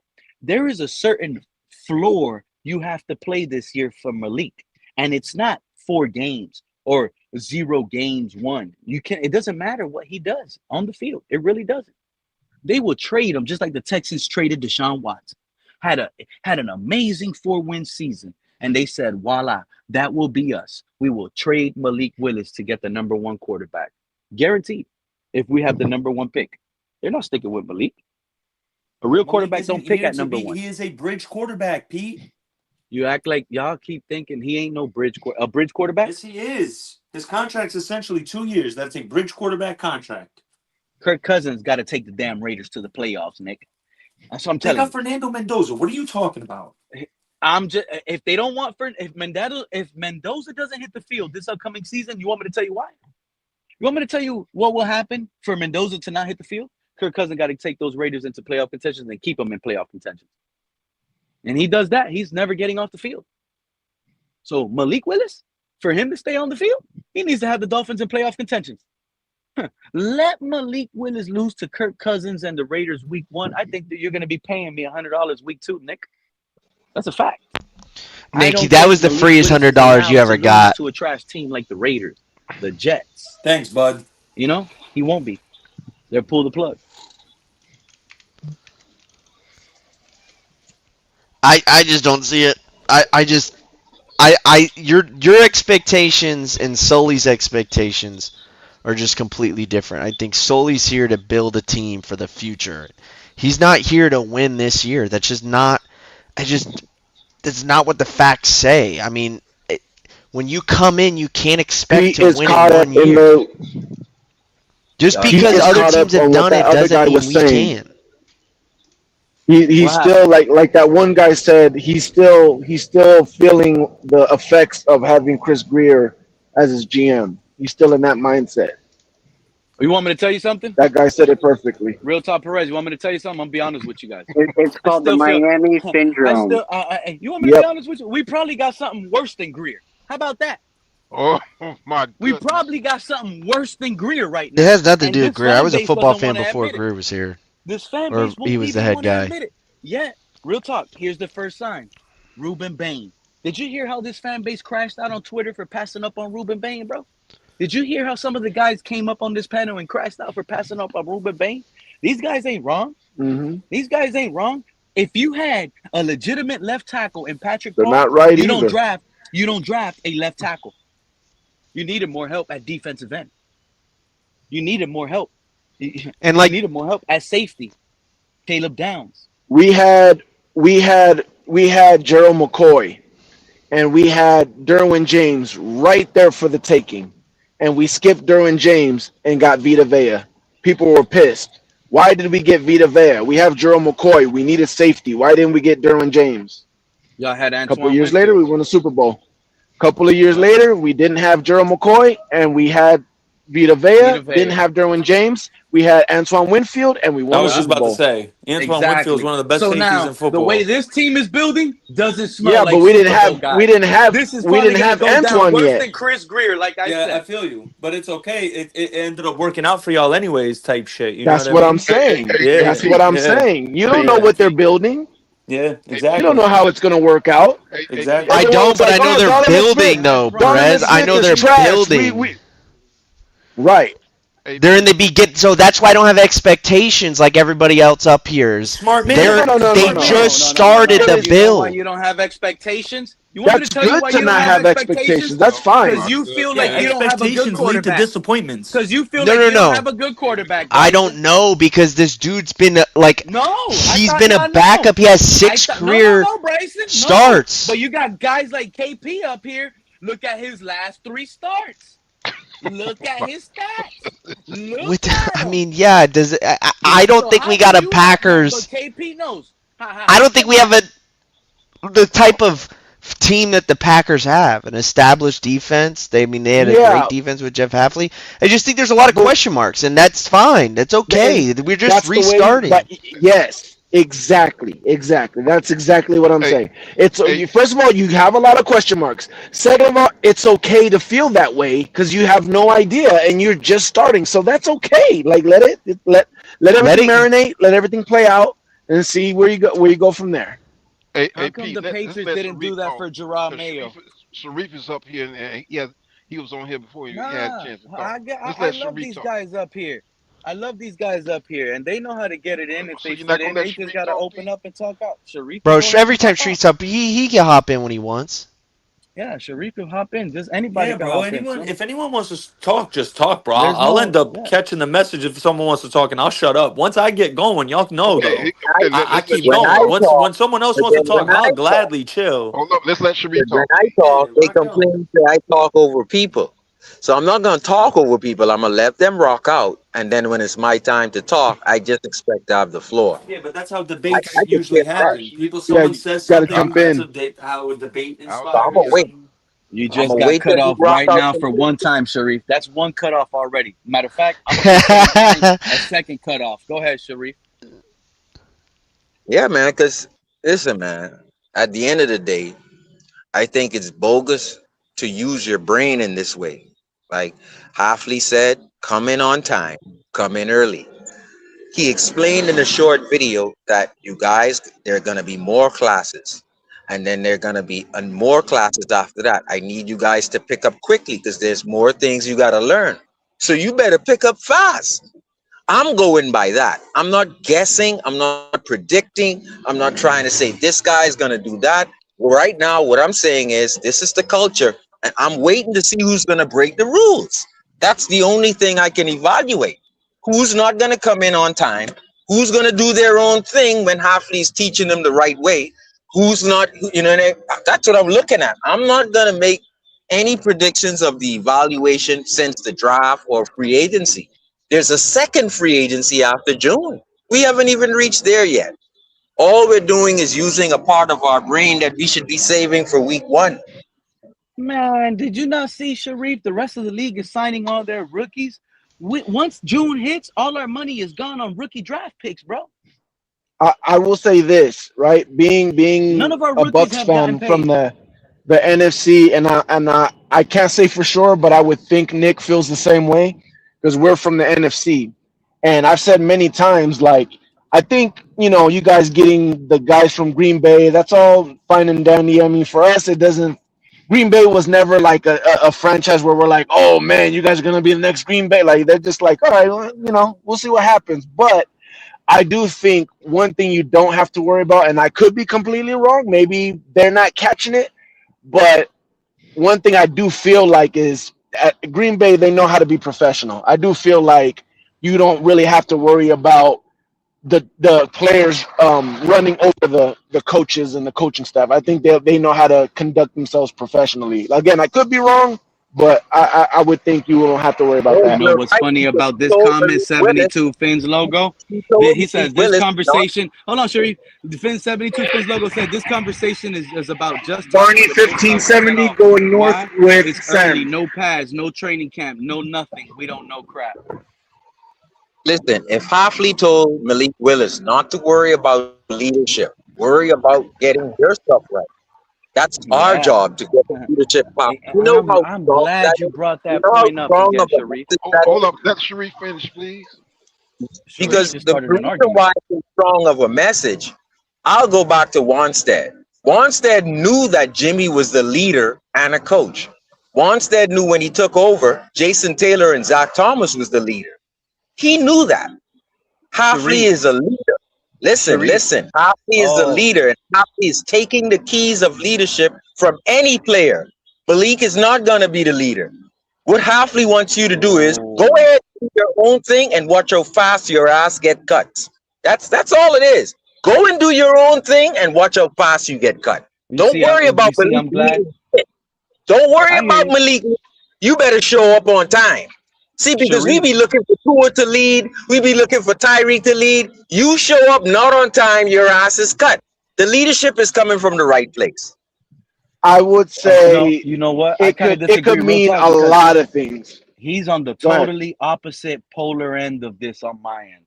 Sharif and fellas, if I ask y'all to slow, let's say I'm on the passenger seat. If I'm on the passenger seat in the car and y'all driving, and I say, please slow down, I'm scared. What does that mean? That means y'all speeding, doing too much. If I say, let's go down to the first floor, we are way too high up here. That means we're all the way somewhere on the 50th floor. I want to be down on earth.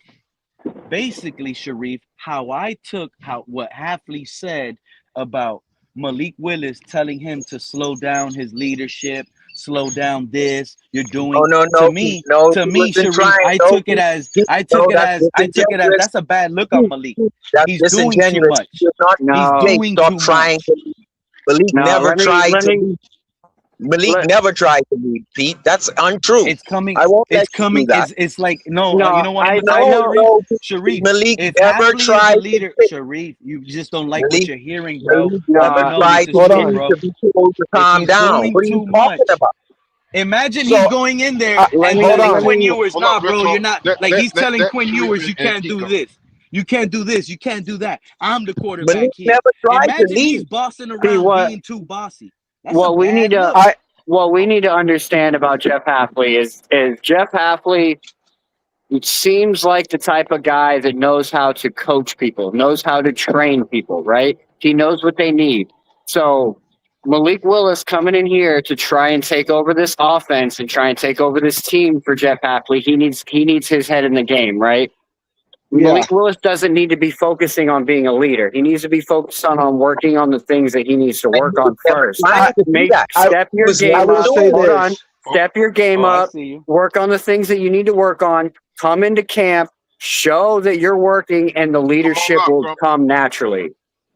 I will say Yeah. this. No, A lot of That's like, I'll times, never get in Pete. the car with you, Grumpy. I'll A never lot of get you listen, for times, saying that. listen. a lot of times, Pete will look into something that does not need to be looked into, or doesn't mean anything a lot of times. Wow. But I will say You're this. Hold on, no. crazy I will talk, say real talk. this. No. I will say this. Him telling Malik that, I do think it means something. Now, it can mean a lot of things. It can mean I know something that matters. It can mean something that that's not a big deal. But I do think him telling Malik, don't worry so much about that, worry more about whatever. I do think that means something. It could go from he is doing too much, like maybe he's doing too much as a leader that he could be getting under the teammate's skin and he's not seeing it. It could mean wait. Just let me finish. It could mean that he's getting under the hold on. It could mean that he's getting under the teammate's skin. He's doing too much. It could mean that that has nothing to do with the teammates. They just want him to be more prepared as the quarterback, and they want to make sure he's ready for what they're going to give him. So it could mean a lot of things. Okay, go ahead, Sharif. Is Malik going to be a leader? Hafley's answer was, I told Malik not to ever worry about that. He never needs to worry about that. That's my job. Real talk. Sometimes money can go over people's head too. So especially all the money he got, he could be trying like that. I really believe he was doing too much. Like he really was like, I'm the man. This is but he gave he gave a little bit more context. Hold on. Yeah. So you're saying you're saying that this was all coming from a beat writer. No, this is coming from the head coach. This came from the head coach. No. But there was a question asked to the head coach. What was the question asked to the head coach? I don't know what he is trying to spin, but I'm about Malik Willis's leadership. I believe he's trying to spin, but I'm not gonna let it spin because I don't know who said the heat. That Malik was trying to be a leader. That was a beat writer asking the question. Where the hell did you hear that? All this context, all this context matters. Sharif, if we go back 5 minutes, I literally said, Sharif, thank you for reminding me about this. No, but Pete, you in that Sharif finish. But I literally told Sharif, he was the one that reminded me about this whole Jeff Hafley came out and said that he wants Malik Willis to tone it down on his leadership. Oh, here we go.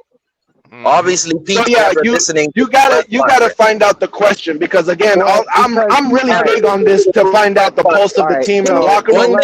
You have to know. You have to have the right context. Let me give you my perspective. So I used to run restaurants and I used to train management, right? So I used to train people to become managers so that they can go on and take on other stores. And one of the things that I always noticed especially with fresh up and coming leaders, that in the beginning, if they try too hard, like to take on that role of a leader, they can't focus on all the things that they need to focus on. So it's like you sit there and tell them, like, listen, you don't need to come out here and try to be the leader of these guys. You need to do your job, and your job will make you the leader. It'll come naturally. Yes. And that's where I think Hafley was coming from. And that's what and that's probably how he was. And it was. But that's why we need the context because the team as Malik is being fake or Malik is being a bully. Because it could also we need too if you're doing too much. Pete, right now we need context on why it was said though, because I heard it from two different ways now. First, I heard it like he was telling Malik, like, hey, you need to focus on this. But it could have also been where he's like, oh no, we never asked him to be a leader. We just want him to focus. Those are two different contexts right there. That's two different reasons of what he's saying. One is hey, we need you to not do that, but we want you to. Yeah, so we need to know the question. I slightly remember the interview. I don't know the whole context behind it.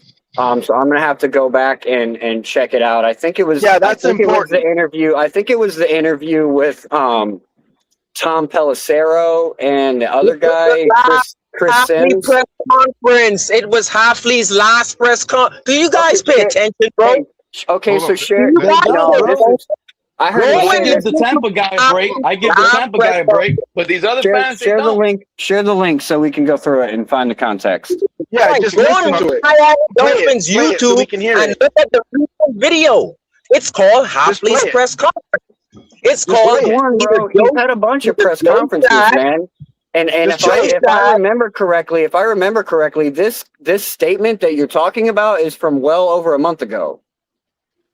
Then you're not even listening to what I'm saying. You guys got it, man. You guys got it. listening to what I'm Right? saying. Why don't you just play it? Just play it. Just play it. we're asking you to share it with us so that we can see the context. Like, Why don't you listen? I didn't just tell Why you don't guys you that listen? Tyreek You're Hill still said talking, that Jalen Ramsey but you're slapped the still shit out of talking. Mike McDaniel. I showed you the context of it. But you're still talking. Why don't you listen? So if you go to Dolphins YouTube and just listen to the most recent video, which is Hafley's press conference, Joe Shad asked him the question, what are we going to do in terms of leadership? Are we looking for it from Malik? Are we looking for Malik to try and grab it? Hafley said that's not his job. That's the context. It was not Malik toned down because you're doing too much. I don't know where Pete got that from. That right there is misinformation, bro. Because I remember another interview. No, I do. I remember another interview where he was asked about Malik's leadership, and he said something about it. Listen to the Dolphins press conference. What happened yesterday? Don't listen to anything else. Listen to the press conference that happened yesterday. Okay, I'm just saying that I heard him say the same thing over a month ago, and I didn't hear the one from yesterday. So obviously he talked about it before. Pete strikes again, is what you're saying. Pete takes strikes again. He peated it up. This is why I'm saying, right? We're using too much of our brain in the wrong place. He literally All we said is seeing how the guys follow the culture. that Malik Because should worry about other things instead of leadership. Let me throw a hand grenade in this conversation right now. Okay. Okay. The last black guy in the South Florida Dolphins community who exhibited quote unquote strong leadership. You saw what happened to him and the way the fan base responded. So in that context, it is unsurprising that some people would be upset with Malik Willis being too strong. Again, admittedly, a hand grenade thrown into the conversation. I know it will not be appreciated by most of the people hearing it, but I don't give a damn. I'm saying it anyway. It would have been good. It would have been a good hand grenade if Homeboy didn't just explain that was never a situation. Pete just kind of made that up. So that is false information. I didn't make that up.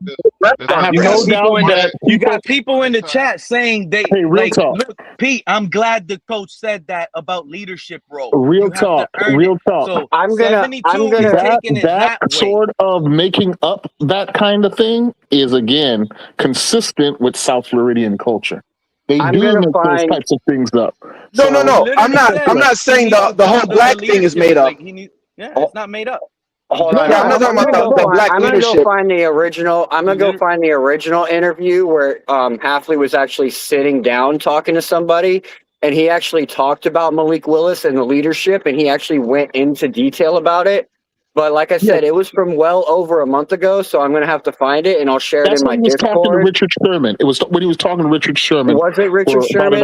Grumpy. It might have been the Richard Sherman interview where he was talking about the leadership. He went into detail about it with Malik Willis. But my thing is this: the way Hafley's comments on Willis are interpreted is not surprising to a person like me. Is what I'm saying. And I threw that hand grenade in just so it's on the table. We could dismiss it. You don't have to believe in it. I'm not trying to convince anybody. Just throwing it out there.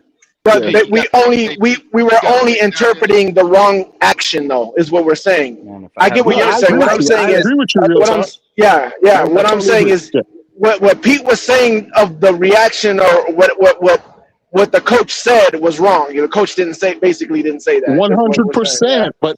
But you're missing the point that I'm making, which is that it doesn't really matter what the coach says or doesn't say. It's the way the South Florida fan base interprets what they think was said.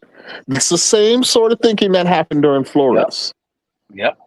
Exactly. And Grumpy, shout out to you because I was shouting you out earlier on the show. I don't know if you heard, but I brought up the situation when the last space you had, you sent me the invite and I was up there and EM was up there and me and EM were talking about the Patrick Paul and Caden Proctor. And he said he had some, get EM, bro. Get your boy EM up here, bro.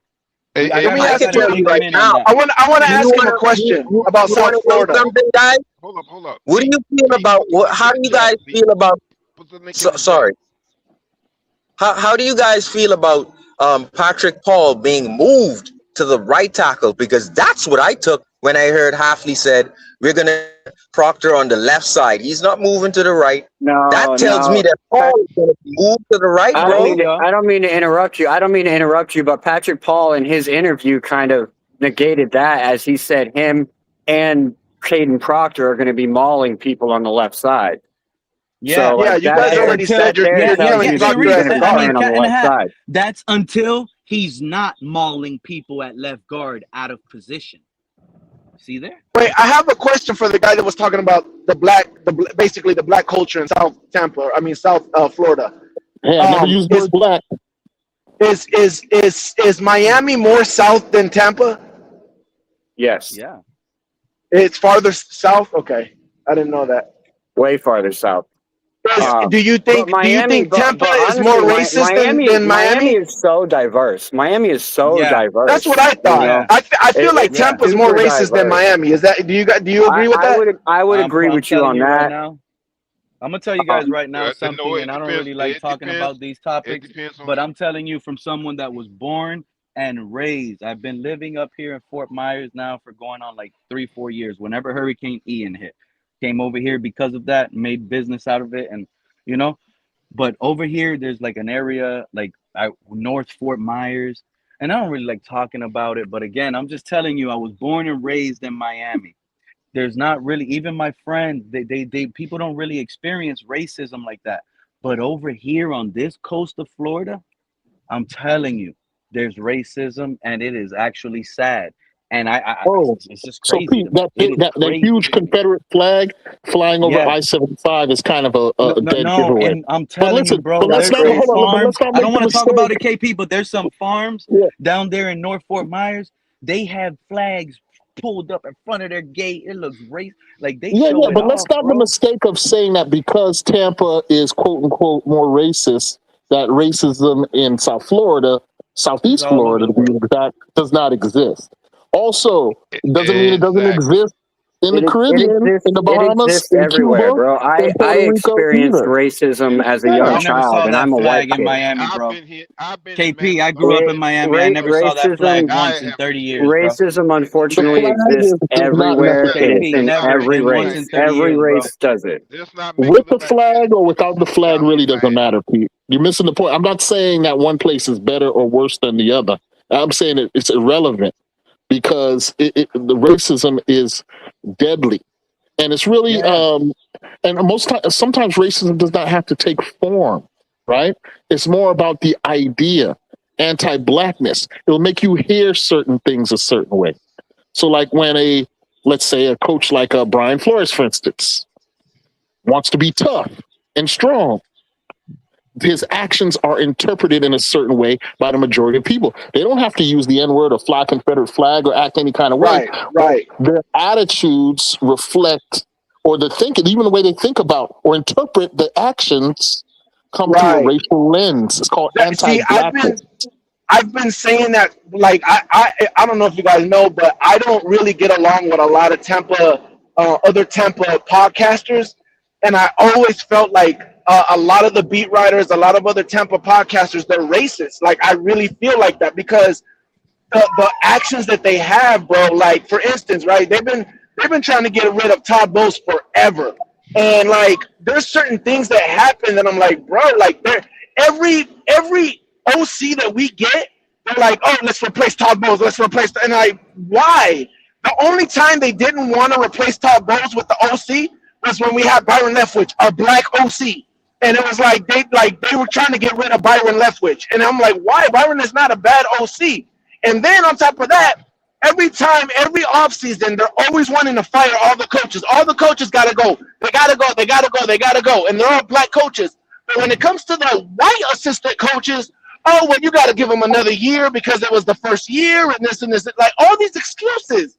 And I'm like, bro, like, they just don't understand how they always come off racist. Every time it's black, it's like no chances. But if it's a white player or a white coach or whatever, oh, well, not fair to say this yet, or it's just the first year. You got to give him grace. It's like, come on, bro. Like, Gerard, look, I'm gonna give you an example. If Gerard Mayo would have had Diana Rossini, is that they fired Gerard Mayo after 1 year, anyways, bro? They need to fire Mike Vrabel already. Patriots gonna end up in last place. All these cheating ways, the Patriots. Oh, this is crazy. Yo, Patriots stay cheating.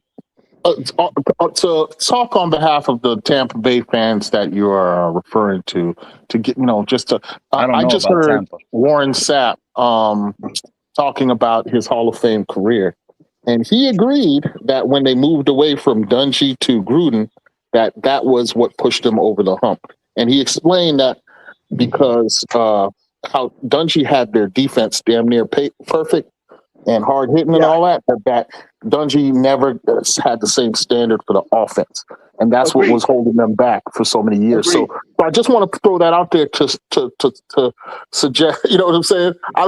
This is not about castigating a whole community as being racist or not. And I don't even want to get into the discussion of racism, really. But anti-blackness, though, it affects the way we interpret what people say, the value of it. And I don't know. I don't want to unfairly put that on anybody either. What do you mean by KP? What are you saying, KP? What I'm saying is it's interesting how, Brian Flores, Malik Willis, Rudy Crew. I can go down the list of historical figures in South Florida who are Barack Obama. I can keep going, right? I'm just not prepared for this guy. But I'm just saying, the way South Florida has a particular interpretation of certain people. And yeah, you're right. It's a different type of community. It is informed a lot by the way the Caribbean. When we had Jameis Winston, oh my gosh, they couldn't stand Jameis Winston. We got Baker, and Baker gets just same thing as Jameis Winston. A lot of touchdowns and can give you a lot of turnovers. But for some reason, it's not the same. It's not the same. No, Baker is Baker. But Jameis, he sucks. He's trash. It's the same quarterback. He gives you a lot of yards, a lot of touchdowns, and a lot of turnovers. Like, what the hell? Like, it's the same thing. It's just you can see it, man. You can see it. And I'm from Cali, so I don't try to look for it, but you can sense it. You could always travel about 300-400 miles south, bro. And welcome. You're always welcome to be a Dolphin fan, bro. Real talk. Yeah, sometimes people want to alleviate their own anti-blackness by pointing to an obvious racism over there. They say because those people over there are skinning people and cutting off their private parts, therefore I'm not racist because they're doing that over there. But what I'm saying is that we all, it's a human thing. I'm including Black people too, or African Americans, or Afro Caribbean, whoever. We ourselves deal with anti-blackness. It's something, and when we take what Malik Willis says, and we say, "Hey, maybe he's coming off too strong," or Flores, or any of those people I mentioned, we got to consider it. I'm not saying it applies every, there are but remember, KP, why those takes were said. Oh, his leadership needs to slow down. Those are assumptions by us on the panel based on why coach told him, not to worry so much about the leadership role. Focus on other things. Don't worry about leadership. So I'll be right back. Sharif's opinion was Sharif's opinion on that, which he had a great opinion on. The way I took it as was totally different. I think it was more so to the point where I said, and it has nothing race to do with anything about it. It's just but I need you to give me the receipts where Malik tried to lead. That means they're just cheating. give me the receipts where Malik tried to lead. That means they're not doing what needed to be done. So that's where Malik tried to lead. Then why don't you just say, hey, in this instance, Malik tried to lead. In this instance, Malik tried to lead. Now, my opinion is, calm down, Malik. You can't, Pete, so stop. Please stop, man. Because you are sounding like you're crossing the threshold of blaming a Black player for his Black way of leading, bro. Just stop. Stop, Pete. Stop. Please stop. It doesn't sound that way. Like I said, bro, you don't know. You're not Black. Okay, you're not Black. You're not Black. It has nothing to do with Black. You're the one bringing in the Black part about it. Pete, Leadership look, has I've nothing to avoided. do with receipts? race. Where are the Pete, I've receipts that when avoided. you try to lead? Where are the Yeah. receipts? Give me one, bro. Pete, I have That he had to avoided be making the toned down. same That he had to accusation be as tone it Sharif, down. Give me but one receipt. Pete. I'd be lying One. if I said I didn't think the same way. I almost let it slip last week Come or on, 2 man. weeks ago when we were discussing Willis, but that's why I keep on asking you, on what rational basis do you have, like statistic, even the eye test, all of the, on what rational basis can we project Ewers over Willis? It's better if you just It's say, okay, definitely I not love race. Quinn It's Ewers. definitely I not love him. race. Me and him. Well, okay, maybe not. Probably not. But if it's more, it's better if you just say, I just like Ewers. I've always been a fan. I like the way he throws sidearm, whatever. I just think he, something more objective than. But when you try to use objective basis to say that But Ewers I'm is better than telling you Willis, what. But that I've already told raises you what it was. questions. That raises questions, and it falls into this pattern. Right? He And has. yeah, we could I be literally totally said he wrong. has a quicker We could be release. totally It looks wrong. more natural when he throws the ball. I said all of that, so I don't know why you're coming up with. Right. No, I I didn't get give it. And like no that's why I substance never, behind it or anything. that's why I didn't go as far as, what Sharif just said. Right? I will tell you though, before I'm Coach listening. Bush Hanman, KP, before Coach Bush Hanman even said he has a leg up in the playbook, right? Check this out, KP. I said that. I told people, I don't know if you were up on the panel, but I told people, bro, and in fact, the reason why I believe Quinn Ewers should be starting in the beginning is because he has more knowledge of the playbook. You know what people said on the panel to me, KP? There ain't no playbook. He don't have no knowledge. Yo, you're wrong. This and that. So this is dumb caping up for Malik Willis like if I have nothing to go off of, right? Then the coach comes out. But KP, then the coach comes out and says what I said like a month later and turns around and says Quinn Ewers has a leg up in the offense because, he was in it last year with Bobby Slowick.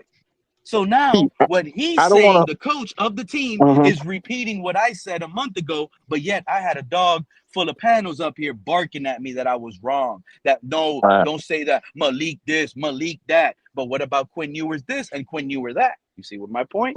So No, I hear you. But look, I don't want you to feel picked on here, Pete, at all. I'm not trying to pick on you, right? I don't. I was just trying to explain the way I was interpreting. I just hope you your don't ever comments, think about right? it as in like because we were in the race conversation. I didn't want it to be lumped into that because Right. Well, that's I going a little too don't far. want to put that on anybody without concrete proof, right? So that's not the reason why. But I want to put You it on gotta the remember, table. even if that And is the listen, case, let me just add one more thing. I got canceled by every podcast just for trying to vouch I for remember. Deshaun Watson. I know. And let me just add this one part, just to let you know that I'm not trying to pick on you, right? Yesterday, I heard Omar Kelly make a comment on their show, the Dolphins Collective, that all Willis wants to do is run around like a chicken with his head cut off, right? Wow. That's what Omar Kelly said, right? And if anybody don't know who Omar Kelly is, you go look at Omar Kelly. But anyway, so I responded immediately to them on the show. How would that sound if you were another kind of person to say something like that, right? And today, when they did their little roundup during your show, because you probably didn't see it, but you can go back and watch it for proof. I paid $5 to do a chat, and I said, Omar Kelly, after watching practice yesterday, do you still think, quotation mark, that Willis runs around like a chicken with his head cut off? Question mark. And I asked him to respond to that. And if you go back and watch that, I want you to pay attention to his facial expression as he answers the question. But he says, yes, I still agree to that. I only bring that up to say that maybe I'm wrong. Maybe the way I'm interpreting the way people are describing Willis, maybe I'm too sensitive. But it's the way I'm thinking, and I'm not afraid to say it and put it out there. And you know what? And you know what? Based on how you're saying it, and I'm not saying I'm asking because there's nothing wrong with it. But you're supporting a black brother, and that's why you're supporting him, right? I don't think that they do mean it like that. That's not how I see it. But if that's how you're trying to imply, that's how you're making it. No. To me, I don't. To be honest, I don't think they mean it like that. With that. But at the end of the day, I don't care about the color, bro. Show me. I don't think they mean it like that, but I don't think you're wrong for thinking that. So you can come from my understanding. One needs development in the pocket. One needs to Exactly, put real his And leg talk. in his and, pocket. and I want to ask you because when you said Omar Kelly, I'm like, yeah, you know, I don't know if you see him as and I don't mean this to be disrespectful at all, like at all, but I don't know what kind of black you take Omar Kelly to be, if you know what I I mean. don't listen. Yeah. I don't put people on a hierarchy based on blackness, whiteness, or anything else. Everybody is their own individual, and they're part of communities that have certain cultures and standards. That's the way I look at everybody. I try not to judge people by group. You know Well, what I'm saying? Omar That's what I Kelly said. Yeah, try to well, do. see, I do, Omar I Kelly do. did. Omar Kelly said he played for Carrot City High, bro. And if you're in Carrot City, I there's judge KP. that's a in Carrot City. I'm telling you, you got to ball out to play in that I will school. tell you this, real talk. You could be black and not be black. You get what I'm saying? Well, no, I don't. That's not something I agree with. But I will tell you this: a person's Shit. community, a person's community, or the perception of the community that you carry and I carry, yes, that factors into your initial, interaction. If you have to interact with somebody, yeah, all that goes through your head. But I try to give everybody the benefit of the doubt. But that I'm saying it that way to show that even though I'm saying it that way, I know that stuff still plays a role, and that's why I said I'm just going to put it on the table. KP, this I is got to why put I it on the say that. table. This is why I say that because I agree. Hold on. I agree that you got to give everybody the benefit of the doubt, right? Because some people judge it strictly on how that person looks, right? How that person looks, how that person talks, right? Which I think it's fair, but it's kind of not fair, right? You shouldn't judge somebody just because they talk a certain way or how they look or dress or whatever. But when you find out that he put out a slander piece on another black man, then I'll make my judgment. That's what made me go, okay, now I was right. It might have been wrong for me to judge him because of how he looks, how he talks, but I was like, okay, I'm not gonna believe in it. But then when I heard that part that he put a slander piece on another black man, I'm like, oh yeah, he's definitely one of them. He definitely one of them. And that's what made me okay. Well, feel that's that way. fine. If that's the way you process, that's cool. And I agree that what you perceive is part of the way you approach anybody in any situation. If I'm knowing a certain neighborhood, I think about all the things I know about a certain neighborhood and what I'm likely to respect. So that is all part of your prejudging, aka prejudice. What I'm saying though is don't make the mistake of making prejudice the fact about somebody.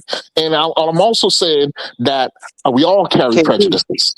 We all carry KP, let me prejudices. just say this, And that's KP. fine. What a Go ahead, lot Steve. what a lot of our fan base doesn't know, and then the guys in the comments is week 3. It only took 3 weeks of Flores' tenure for Omar Kelly to be heavily reprimanded, meaning you're giving away too much. I told you not to do it. Now I don't like you. This is Flores to Omar Kelly 3 weeks into his tenure. Omar Kelly doesn't like Flores. Let's just get that straight. Anything Omar Kelly might have did or said or paint Flores in a way, use context and know that Omar Kelly was told from the head coach of the Dolphins, you are reprimanded because I don't like how you run your mouth. That's what Flores said to Omar Kelly. So now you can feel all the kind of way if Omar is not fully black or he acts white. He was reprimanded by a head coach and Omar didn't like it. And I could give a shit if Omar didn't like it because the coach was telling I agree, stop releasing stuff that other teams can take advantage of it. Omar didn't I agree. listen. He got reprimanded. No, is that you know what? Brian Flores seemed to me a person that doesn't want to play no damn games, bro. He came here on a mission that he could turn this team around. And anybody playing games around him, he was going to tell them in their face and shut them down. It's all football, no games, no play. Right. And that was a cultural shift. He was trying to instill a cultural shift. Yeah. This is why I'm trying to tell y'all. You guys need to follow each press conference because everybody up there, community, bro. people would have known that if you had followed every press conference, you would have known that they got into a little spat and the coaches could reprimand a reporter. They could reprimand a beat writer. They can, and they did. And so Omar Kelly has a beef with Flores. That's the end. Whatever you want to hear, the slander piece that he made on Flores. They had their beef with Omar Kelly had his beef with Flores. Didn't they do an episode together? on with Channing Crowder, I believe. Yeah, Didn't they on do the a show? Pivot podcast. So On the Pivot. before it became the Pivot, when they had Brandon Marshall still there. Yeah. Yeah, they could have handled their differences right there. It don't matter. I don't care how much they don't like each other. That should have never happened, bro. That should have as a black man, that should have It never could have been. happened. It Bro. could have been But it's this easy. unfair. It could have been something like this that rubbed Brian Flores mad. Listen, I Omar don't Kelly agree would have with been your take, walking real talk. in the locker room and told them, "Hey, you know your quarterback has a weak arm and you have to start him." Ha ha ha ha. Like something stupid like that. I And think that that would have kind got of Brian clannish Flores hot. thinking, real talk, is a problem. Everybody needs to be judged on what they do or don't do, and we cannot say because you're part of my group that you are, you get away with this stuff. You know what I'm saying? No, there was no getting away with anything though. And let me tell you, But here's the Omar thing. lately has So been talking about people's moms and everything. But go yeah, ahead. he's breaking out. But look, Omar is only part of what happened in that whole Flores regime. It wasn't just Flores. You also got people like the Big O, Reason, and others who jumped into that with some very interesting critiques. And then you had the general fan base that came on panels, right? And a consensus was built. My comment is on how that consensus was built. Yes, we pointed to Kelly, pointed to Reason, pointed to all these. Right. And I'm saying that pattern, that there's a pattern there that when somebody is a certain group, it tends to be easier to think of them in a certain way. That's what I'm saying. Right. And I understand that. I understand that. What I'm saying is everybody else that you named, again, you can pretty much explain why they did what they did, right? What I'm saying is there's nothing wrong with Omar critiquing Flores. That part I get. You can critique somebody, and just because they're the same race as you don't mean you hold back from critiquing. But there's a difference between critiquing, there's a difference between piling on somebody, and there's a difference between, exactly, and slandering. And as another black man, there is no way, even if you don't have a good relationship, there is no way that you should find it okay in yourself to say, let me get this black man out of a job that we don't have many black men doing. So, you get what I'm saying? So number one, it wasn't any. The only thing that happened was Omar Kelly was in the seat. You guys don't even know. Omar Kelly was in the locker room. Flores has a please do not give out any details that could help the opposite team. Omar still did what he wanted to do. So when Omar did that, Flores banned him and punished him from coming to certain parts of the facility. What the hell is wrong with everyone? That's what happened. No one's talking about that though. We're not talking about what I'm that. saying is, so you're gonna paint out of that somehow Big O and Omar have legitimate information. No, we're not saying there's no legitimate. I'm saying there's no legitimacy there. Rules of the Miami Dolphins, and they ask you not to come into the facility anymore. I think you're confused of what we're talking about. I think you're confused of what we're talking about. What I'm talking about, the narrative was built from Omar Kelly and Big O, but Omar Kelly was freaking punished. That's why he continued to build the narrative against Flores, because he was already talking about. He was already punished. He kept it going, right, Sharif? And he was already punished from Flores, so he ain't got nothing good to say. Come on, man, this is easy to figure out. No, that doesn't matter. I don't care if you don't have nothing. What do they say as in the culture, right? In the not the suburbs, because I know suburbs are different. But in another culture, they say when you ain't got something good to say, then don't say nothing at all. It does. And if you're a black man that ain't got nothing good to say about another black man and his job, then don't say nothing at all. And if you want to critique him, then critique him. But to slander him and try to get him out of a job, that's different. That's different. It was not critique from Omar Kelly. He simply gave out information on his other podcasts. We're not other mediums. And when he did that, Flores found out, and it was contradictory to the team's secrets. But we're not talking about that. We're talking about when Omar put a hit piece on Flores. We're not talking about giving out the secrets. I'm telling you where it began, where it was born, where it was birthed. I'm telling you where it was birthed. It doesn't matter where it started. It doesn't matter. What I'm You saying know is what? that hit piece should never came out. Sharif and fellas up here, No, the especially hit the piece can Dolphin come out fans. if Flores is a bad person, but the hit piece came out because he was reprimanded by week 3. If Flores was a bad person and Omar Kelly did his job, I stand with Omar. But Omar was reprimanded by week 3 and he never liked Flores since. Come on, It man. This doesn't is clear. matter. It doesn't matter. It should, from Omar's position, it should have not happened, is what I'm saying. He should. I don't care if Flores said, "I want that guy fired, get him out." It Black shouldn't man have does a happened, bro. crime, I'm calling the police. I don't care. If a black man, if a dark skinned purple man makes a mistake and breaks the law, I'm calling the police. What are you talking about? Bro, we're not talking about Flores. Flores didn't do nothing wrong. On another black man, I'm calling the police if they break the law. What are you talking about? You broke the law, but we're not talking about someone breaking the law. We're talking about someone trying to use their power to get another man of the same color out of a position that not most black men are in. That's what we're talking about. If it's not the same thing. It's not the same thing. Because if it's legitimate that Flores is bad, then you go ahead and you make the report. But Flores wasn't bad. Flores just reprimanded your little ass, and you got pissy mad about it. And now you campaigned against Flores after that. That's So what now happened. every article you write has to be negative on Flores. Hold the narrative. Sharif, you're right, We're bro. saying Omar shouldn't have did what Omar did and said what he said about Flores as a black man. Hey, and Reason's name is involved in this too. Y'all don't remember how Reason was acting on his panel when we fired Flores? A lot of these two-and-ears, bro, they were happy. We were right, they said. We fired Flores, and Tua was. Y'all don't remember that? This was a big push, and it was a two-and-ear coat, bro. 100%. They believe that Flores was actually physically beating I people. told them from day one, this is going to be the worst mistake. Y'all want to keep Tua over Flores? Y'all going to laugh now and cry later. Look at them crying Pete. now. So all I'm saying is let's not make the same mistake with Willis. Okay? And that's what I'm saying. And I'm saying that yeah. Exactly. That was it. Well, KP, I understand what you're saying, but do you understand what I'm saying when there's a quarterback?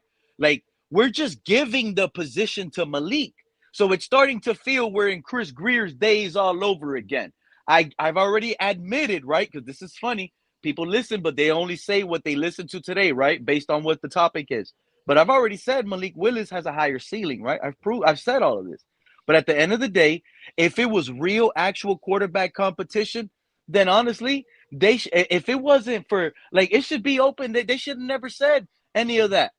You know what I mean? Like, that's all I'm upset about, honestly. Hey, Pete, it's nothing about Malik or what he could be.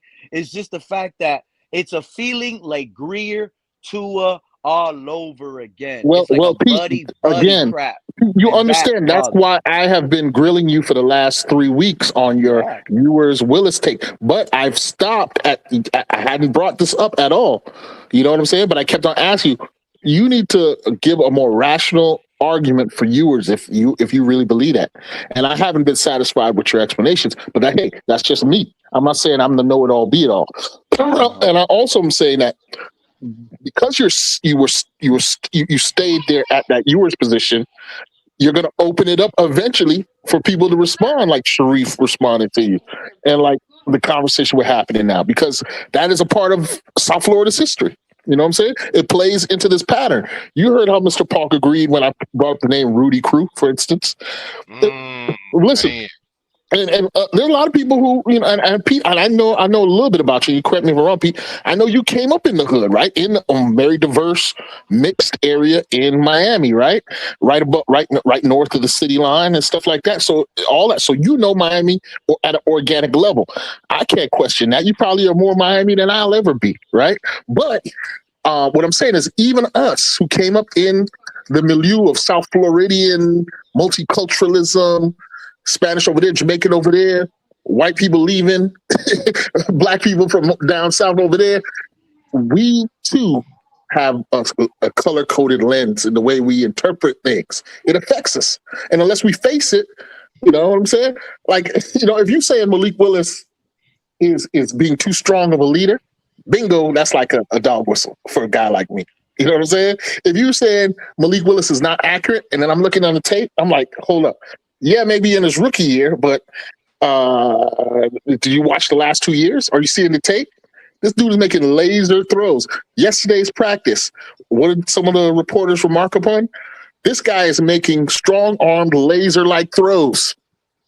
Your strongest counter argument today was the interception, which you maybe correctly, I don't know, we didn't see it, was one interception where Caleb Douglas stretched out, tipped it, and Tandra. So I said, okay, Pete, that's a good evidence to support your charge of him being inaccurate, right? But again, that's just that's one piece of evidence, right? And that's against the film, that's against the stats, that's against the signing. And that's on 7-on-7. Well, listen, but what then makes you ignore inaccurate in that situation even worse. But then you're ignoring the reports of Ewers messing around. You know what I'm saying? Actually, and not looking that good. wasn't the reports. The reports were that Ewers made chunk plays to Malik Washington, to Theo Weiss. Made chunk plays. That's why I said this is Travis Wingfield now. So Pete, let's not also, act like we don't know Travis Wingfield either, though, KP. It's always positive. It was also talked about he was not having the good practice needed. I heard them also. Malik Quinn Ewers could have only had 3 completions, 3 chunk plays, KP, and 9 incompletions. Travis Winfield ain't gonna put that. This is why I always say we need the TD Finns Talks of the world to go to these practices. And it's funny, right? But he does play-by-play in practice. Think about that. Like practice play-by-play. If y'all don't think TD is the biggest Dolphin fan in the world, listen to what I'm telling you. Practice play-by-play, y'all. That's elite coverage of the team. It don't get no better than that. But hey, again, Pete, you got the link down there in the chat? The link is pinned. It's always pinned. Okay. KP came up. Everybody came in. Sharif came up. But yeah. No, again, KP, I understand your argument. And my argument to that, I mean, is just the small. And again, I don't want to put that on you. I don't want to put that on you prematurely, which is why I didn't. I didn't. I want to mark that. I did not put that charge on you. I admitted to thinking about it, but I never put that on you. I want to give you the benefit of the doubt. Because in my mind, really can't put it on him, KP, because he's really just Pete. You get the benefit of the doubt as well. Exactly. It's not going to make sense. Guess what? Right. You might not like it, KP, but Malik Willis as a starter, there's no losing, dude. No, I agree with that. Like who was the other guy? You got to treat him like a rookie. Like, miss me with all of that. Hey, Pete. No, listen. If anything, my community understands is that fact. Pete, look at and it's it is what it is. And guess who else doesn't have an opportunity to play bad? They're not going to build around Quinn Ewers, KP. You want to talk that Quinn Ewers has to come in and ball, big dog. Yeah, exactly. Nobody else won't come up here and say, "Yo, Pete, you're right. Malik Willis does have to win, but guess what? So does Quinn Ewers, and that's a fact." Yeah, whoever wins the job has to run with it. To beat out Malik Willis, come in. They got to do a Brock Purdy type thing. They got to do a Brock Purdy or Russell Wilson year 1 type thing. Both of these quarterbacks have to win this year. That's just the truth. There's no. Well, not necessarily win. They got to look like they could win. They got to show that they could be effective starters. The problem is, KP, is the quarterback, and I get it. So every year they say it's generational, right? But again, based on all the quarterback hype next year, based on all the mock drafts, based on Vegas odds, we're destined to be picking a quarterback next draft. Yeah, hold on, KP. So what that has done, again, this is why I say they're media-driven fans. What that has done is populate this fan base to accept losing, to accept trying to get the quarterback for next year. This is the funny part about it, KP. You don't think they're just hedging? One thing about me, I hear things, right? And it's funny, the race card kind of came up, but I hear things and I listen deep. And I hear a lot of fans, right, rooting for Malik. Check this out. They'll root for Malik. Yeah, he's QB1. It's whatever is QB1. But we're drafting a quarterback. These same fans will tell you it's going to be a poor season, but I'm rooting for Malik. These are lying fans that I are agree with you rooting. there. There's some of them These who are. fans, because I'm going to tell you something. Why you think I'm higher I agree, on Pete. the I backup agree with right now? Because I of agree the with that fact too. that based on all odds with Malik starting, we are looked at as a losing organization. They're not putting these odds with Quinn Ewers in, though. So my And point is, I don't want to have to, I'm not going to support a loser, bro. I'm not. and you know what? You know who gave voice to that in the courts? Who's making that claim? The media-driven fans. No. Who has it in a court case right now, active, making that's at the heart of this person's claim. Brian Flores. He's saying that the hiring and placement is disingenuous. It's not done with full faith and credit in the ability, and he's pointing to his experiences. And These so far, fake fans. well, But yet, not to the fans, to the management, but yet, imagine this, to the KP. ownership. I got That's what he's fans saying. coming up here telling me we're gonna be trash this year, and yet through their other side, they're saying they love Malik. He's the starter. Don't tell me he ain't the starter, Pete. Quinn Ewers sucks. But hold on. But you think the team sucks with Malik? So make it make sense. Are you happy to support a losing organization? You see this as a loser with Malik? You could be losing football team and still have a good play from the quarterback.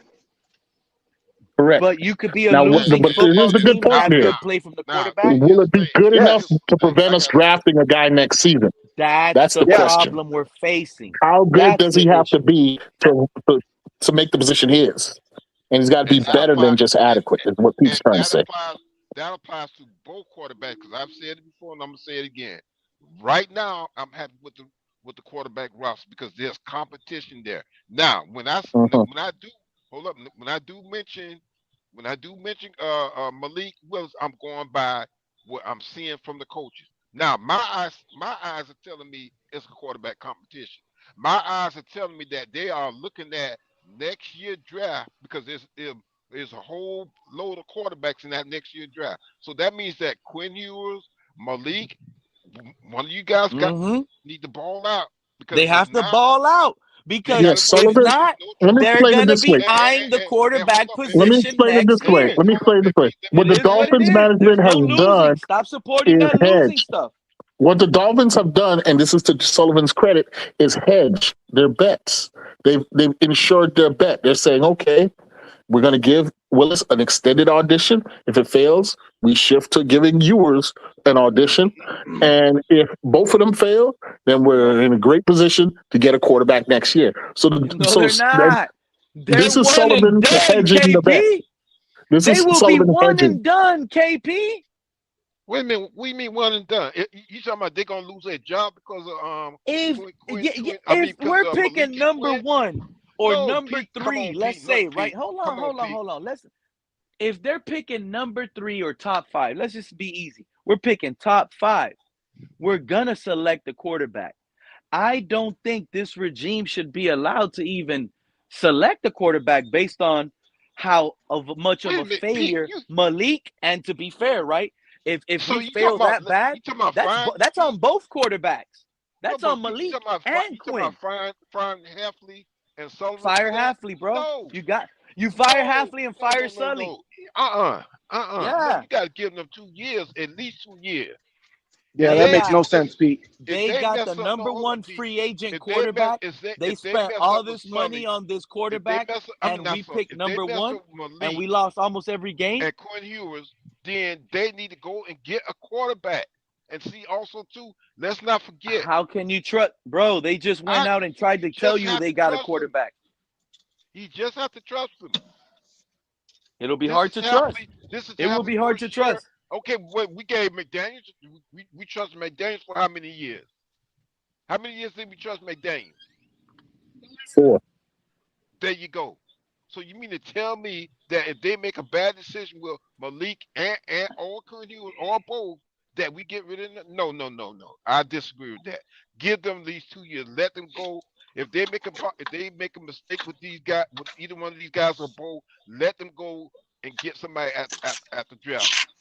Let's say it Draft. like this: They're if gonna be Willis talking about fails, this man isn't a scheme fit, a Can bunch I of go next? excuses. I Well, can hear the excuses yeah, coming I just already. want to make a quick statement. Yeah, if Willis fails this season, here's what happens, Mr. Pope. Is it If a Bobby Willis fails Slowick this problem? season, the pressure increases in year 2 on Sullivan and Hafley. They're going I to be agree with asked that. why it didn't work. But yeah, I agree with you, Mr. Paul.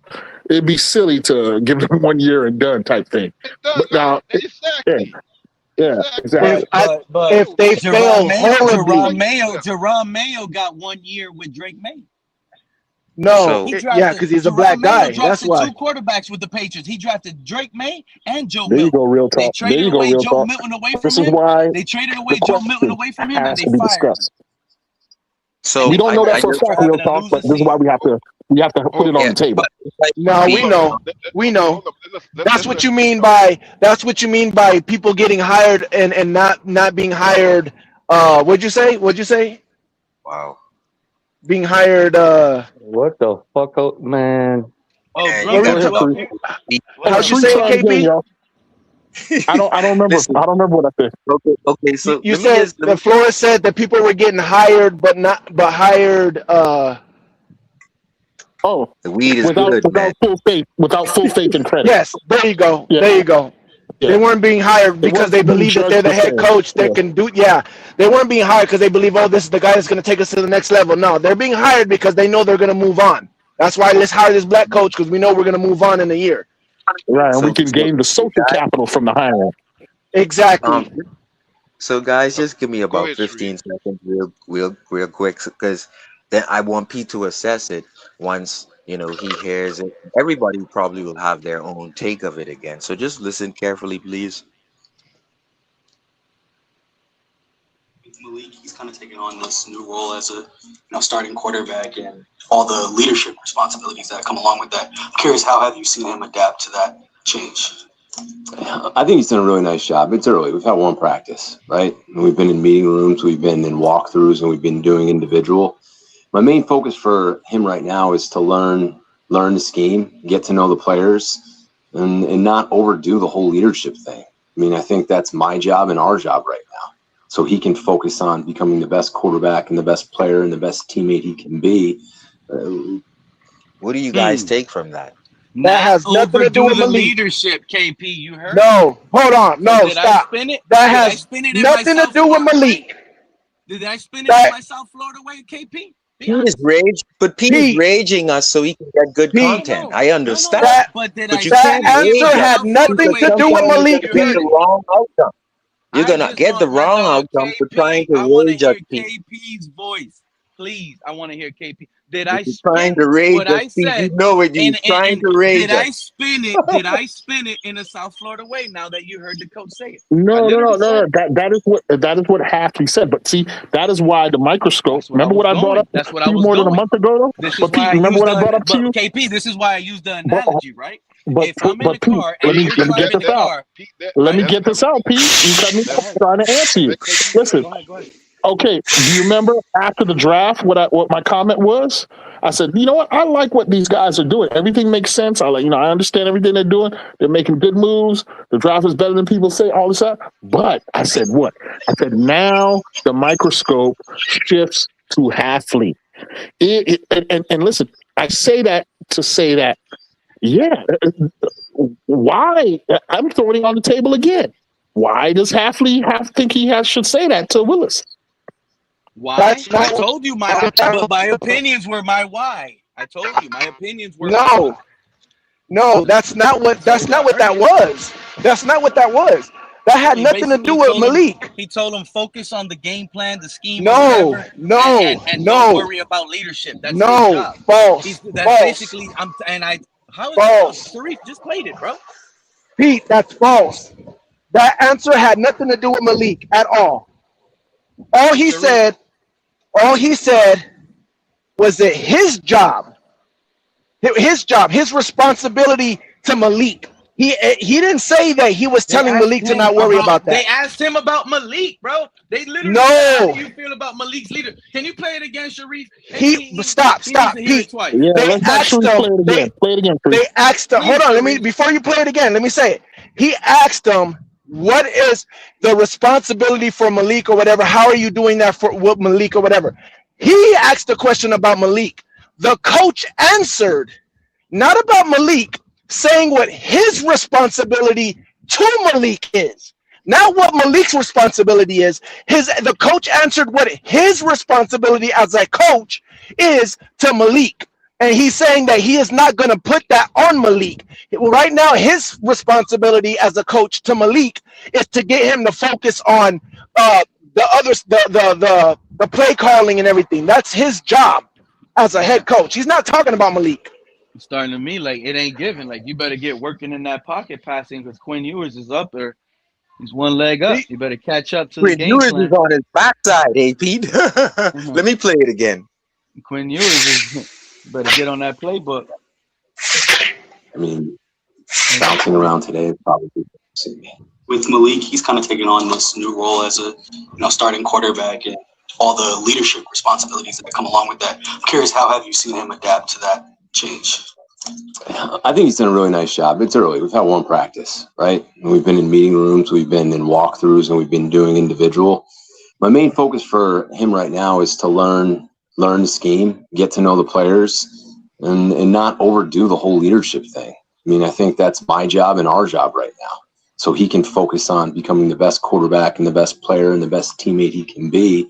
Don't worry about the other stuff right now. And that's been my message to him. So he doesn't have to worry about all that. And I think that's really important as we get started. Jeff, as you guys, that's my message to him. He kind of said, "Don't worry." He Like doesn't 5 ever times, want him bro. to worry about that, Pete. How does that sound? What? He doesn't ever want him. That's not his job. Listen, it was never Tua's job or Tannehill's job to freaking lead, bro. It was never their job. Yes, it is. You need a leader at quarterback. Sharif. No. You don't remember they forced Tua to be a captain on us? What I'm saying is a good coach knows who leads. Didn't everybody run behind Shula out of the smoke? Everybody ran behind Shula. None of us old guys never remember anybody running in front of Shula out of this introduction smoke. Everybody was running behind Shula. This is a good debate. This is a good conversation. Finally, Sharif, I agree with you. That is a good point. Exactly. Sharif makes a good point. But Pete makes a great point too. I can remember many times when the Dolphins played the game and they were coming on the field. Yeah, Shoes was in front and everybody was behind. Yeah, but Pete makes a great point too in reminding us that quarterbacks are often asked to become the leader, to take control. That you can't pretend like you haven't heard that being asked of a quarterback, or that Tua wasn't projected into a leadership role that he never looked comfortable with. It's That is weird true. that this comes. It's weird that the comes QB out after position is Darren like Waller this. said that Quinn Ewers was going to have the keys to the city.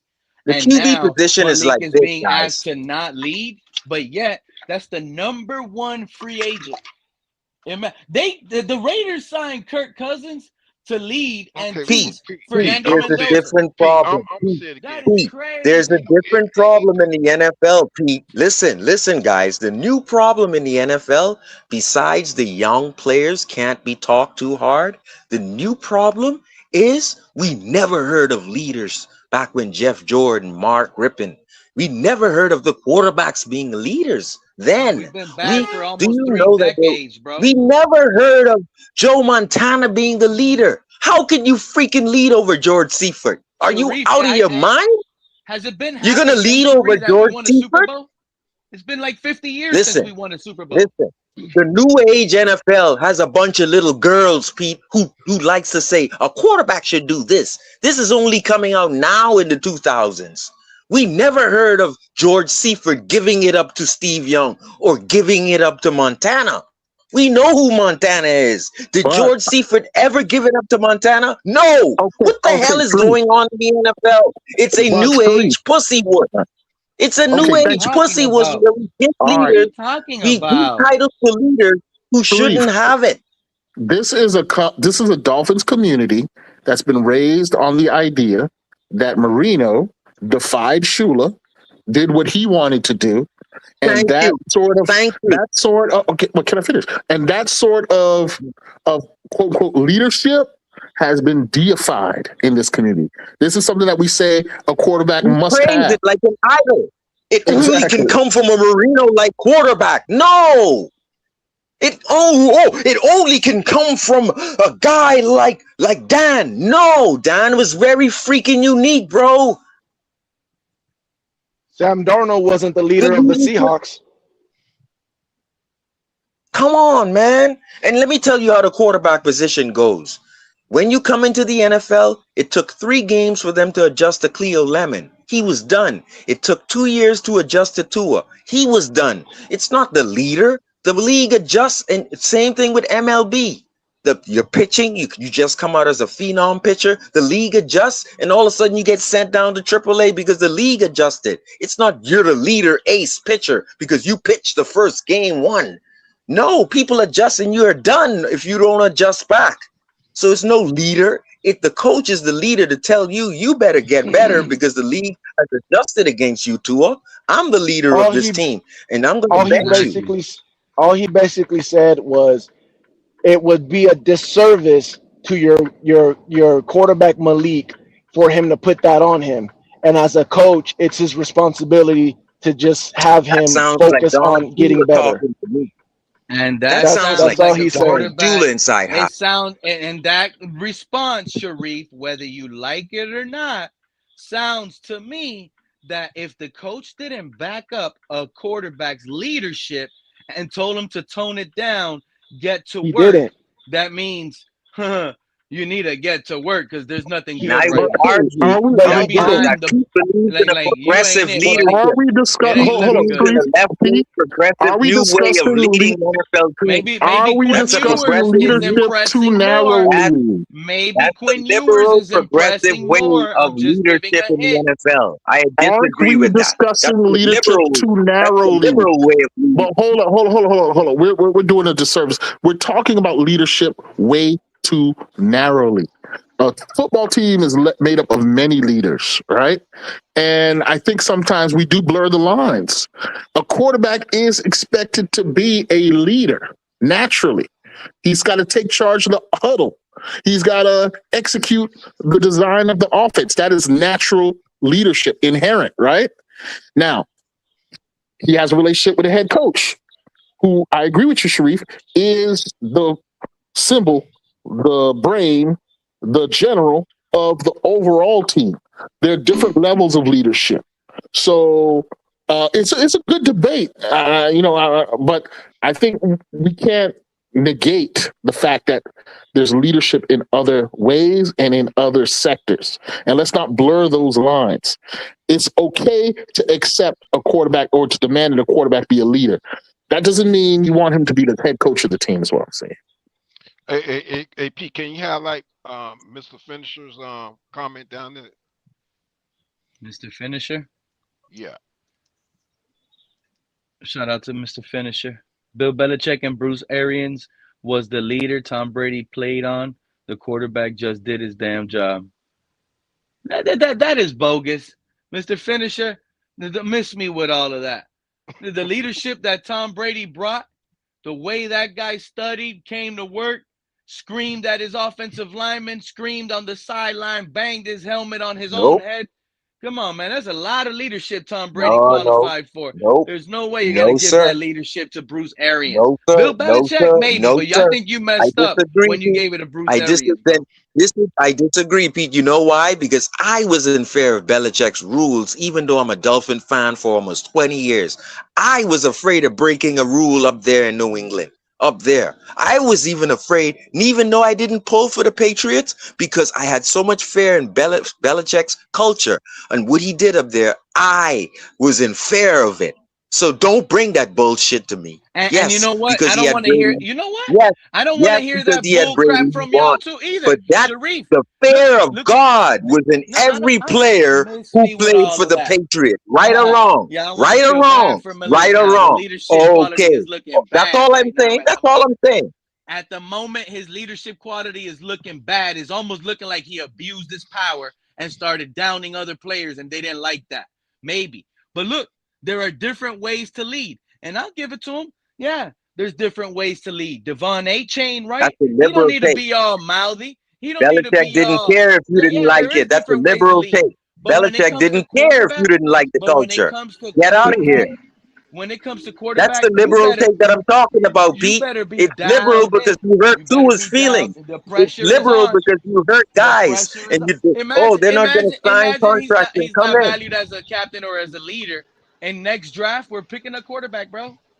We're picking Bro, one, people are too in their guaranteed. feelings, bro. You can't scream at Tua That's in the true. Tennessee game, fourth quarter. It's raining. You can't Tua and scream in his Malik. face. Oh, the new Tua age and Malik quarterback. are two You got to make different them a people, leader. bro. Oh, if you speak to them too hard, then they're gonna. Oh, get out of here. Bro, Tua and When Malik Bill are two Cowher, different people. when Bill Cowher opened his mouth, you better sit your ass down. Right or wrong, KP? What up, young? What's When up, Bill Watts? Cowher opened his What up, mouth, yo? did you What up? sit your ass down? Yes. End of story. No, I'm not You know who saying. Bill Cowher is? I know When who you Bill watch him Cowher. move his jaw, if you watch Bill Cowher move his jaw, you sit down. Facts. Well, yeah, look, it's a good debate. It's a good debate, but I think it's a good debate precisely because it speaks to the question that's lingered on why this team has been sorry for so long. They No, can't Because find what a I'm real saying is, let me franchise say something. quarterback. And the then expectations of when the leadership issue on is the issue quarterbacks of today leadership. is a Can I liberal finish way my of thought, thinking. Sharif? I didn't interrupt you, dog. Listen, what I'm saying is this: I think this is where we consistently stumble as an organization, because the last crisis of leadership was the decision to be made on Tua, and what we saw was that there was not clarity on who was leading the team. It led to Flores' firing. It led to the disagreements that were rumored when it was time to renew Tua, right? And it appears that what this franchise suffers from is a lack of strong leadership, precisely because, let's go back to Tua. When they re-signed Tua, supposedly Greer was slow balling, playing hardball. We saw Tua upset about the way things were going on. His agent was upset. They were leaking stuff in the media, right? Um, and then we heard about McDaniel going over Greer's head to Ross, and Ross backing McDaniel, and they give Tua the money. Now everybody's fired. That's the latest example of I the got another failure of instance. strong leadership. But let's go back to Flores. Remember when? Same thing. Same thing. Uh-huh. Caldwell. Who was the Georgia Tech offensive coordinator we had? The guy who was the head coach for but he was our OC. We had Flores. Anyway, that first installation of the Dolphins Shadow with Tate. Flores, they all pretty much said, you know what, this guy is not. We can't win with him as quarterback. We're going to give it to Fitzpatrick, and we don't want to put him on the field. That was the consensus. But then somehow you see Tua forced in again. Leadership. The leadership on this franchise at the very top is the source of our problems. Yeah, Period. because And in let me fact, give you another instance, KP. Can I give you another quick instance before I pop Mr. Pug? I'll let you go. There are Brooks. Brooks came out, right? Tyreek walked off the field. Waddle said, "You done?" Okay, they both walked off the field in the Jets game. Tyreek came out and said what he said after the game to the reporter, right? Now, Tua said, "Oh, you owe me an apology. You owe. Okay, same liberal way of putting leaderships into quarterbacks' hands who shouldn't have it instead of a coach, right? You know what Brooks said? Who is a leader and captain on this team? Tyreek ain't deserve to apologize to Tua, and he said that quietly and calmly. But Brooks stood up against Tua, who was supposed to be a captain on this team, and this is why KP is saying there's no firm backbone leadership on this team. Because when Brooks has to come out and said, yes, Tyreek came off the field, yes, he was done, but Tyreek doesn't owe you no apology, Tua. This team is frigged up from the middle on down. Okay. And that's why it needed to be blown up. You know what just upset me? Y3K. I should have never went on Twitter. I just went on Twitter, and you know the first thing I see is Tua throwing on the run right now. Atlanta Oh my Falcons goodness. are dropped the clip of Tua throwing on the run, bro. Like literally on the run. Have we Well, seen that Malik well, Willis? Has the Dolphins dropped the clip? And I'm so tired of why do our organization have to always edit our clip? Where they making it blurry. They ain't showing the quarterback throwing the ball. But what are we doing over here, man? Some of y'all caping up for players y'all ain't even seeing on social media because the team is hiding it. So would you rather? So you gonna take Tua over Malik, Pete? I bet you would. That's what you got out of that, bro? That is what I got out of that. Yeah, that is basically. You know, to me, who was the leader of this team? Alec Engel. He was Man of the Year candidate for 2 years in a row. Oh, he's That's gone. who was He's You were gone. cooking. Man, You were that's cooking, the worst but year now, to have, yeah, I bro. don't know what the hell I you don't want no you damn smoked a blunt Alec in Engel. between your He's first gone. drink and the last one. Come on, bro. Nah, We don't say that nah, man. Come nonsense. on, man. Damn, Every Sharif. I'm just listen messing to with you, That probably Pete. has to be I'm the just He messing biggest with called you, leader the man. we ever Dolphins went the through. Dolphins. God damn. Whenever you listen to Alec, though, he tells you, I'm going to make the hole for A-Chain, right? I'm going to knock some heads off. I'm going to end up getting a concussion too. But guess what? I like it. And he was the only guy physical on this team, believe it or not. Of course, guys were physical. What I'm saying is, he's the only guy who had to be physical so A-Chain could break one. So you couldn't say Alec Engel wasn't physical on any play at all. I think he was our leader, not A Tua, good even though a it was good I head want the physical. I coach. want the coach A to be good there. head coach. A good head coach will allow the team to say to tell who the leaders are. Period. Okay, that's true. Also, Exactly. And you know what Malik said? Malik said, ain't nothing about no leading. I got to come in here and be held accountable, and guys are going to hold me accountable and tell me where I got to do better, and I got to do it with them. And that's how we're going So to do we learn. all agree? Do we all agree that Tua was forced into a leadership role, or does anybody dissent Yes. from that? I think everybody absolutely. knows Yes. No, that. he was forced. I He was think Okay, he was I forced. just want forced to make in sure. He didn't earn it. Yeah. recovering from his foot.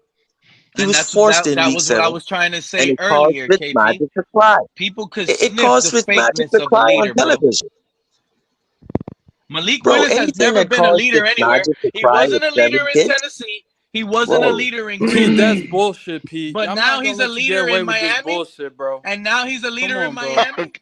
Pete, Seriously? what He's Pete? not. What That boy. about Pete? What Seriously? about the mental resilience that it takes to go to Tennessee with a Mike Vrabel, a cheating piece of shit, who doesn't trust you, doesn't believe in you? You get no shot. You have to bounce around for multiple years, and you actually improve. Fucking 3, 4, 5 years later in your career. That's rare, bro. Why can't you That imagine shows the mental mental resilience. why can't you imagine the mental resilience of Quinn Ewers? What he had to endure. Quinn Yes. Ewers, Look, Quinn Ewers is yes, ass. he He's was ass. projected to be a first round quarterback, And what and happened they in took him in college? the 7th round. He had Right. Arch Why? Manning on Why? the bench year Right. after Why? Can you year, provide and they were context to that? and now out of nowhere he's sitting and he's on the bench. Seriously? Yeah, because he's ass. He didn't do. He underperformed in college. In Listen, Mike the league McDaniel. last year, he was terrible. His Last stats I were bad. checked, You want to say last I Malik was checked, bad? Quinn last I Ewers' stats checked, were much last I worse. checked, with this trash roster that y'all said was trash, right? Oh my goodness. But then Mike they have Jalen Waddle Mike and Darren Waller McDaniel, an and some official weapons. head coach of the Come on, NFL, bro. he Stop. said this team is better to win right now with Quinn Ewers than Tua. So I don't know. Oh, Hey, you Okay, know, that hold on. Before he was the bar drafted, is not Willis is high. the winner He of the said this Bobby team was ready Bowden to win, Trophy. not You can look tank. it up. The Bobby Bowden Trophy in 2020 was given to Malik Willis for his personal character, faith, impact, and leadership at Liberty University. I only bring it up. This is a track record of him being a leader. Before he even entered the NFL, he was a leader. KP, there's a video of I him can tell you giving what his happened. shirt off his back to a homeless person during the I fucking can combine, and I he's a saw fucking that. yeah. multimillionaire. Come on, I bro. saw that. But I can Yeah, tell you see, what happened, Pete, right? and when you Mike say stuff like McDaniel that, Pete, it opens up the critique we discussed a little earlier. Mike McDaniel was in the room, Pete, right? Talking to Waller, right? telling him, I'm going to give the keys to Ewers. We're done with Tua. I'm telling. Oh, that's Mr. Ross. Mr. Ross wants to see you, Mike. So that's what happened with Mike Daniel. He's about to give the keys to Ewers. But then a knock on the door came. That's all. Right. Don't be We're not mad, doing that Pete. shit. Don't be mad. Pete, don't cry. We know Ewers was getting the keys. Bro, Ewers was but what getting the you're keys, but what bro. you're making it seem But then the knock that on the call, door came. but The you knock see on the that dog, door, Pete. Sharif, He almost Sharif, that knock on the door was the same knock that told Mike McDaniel, bench Tua, we're done with him. Let's start Quinn. We're gonna build around him.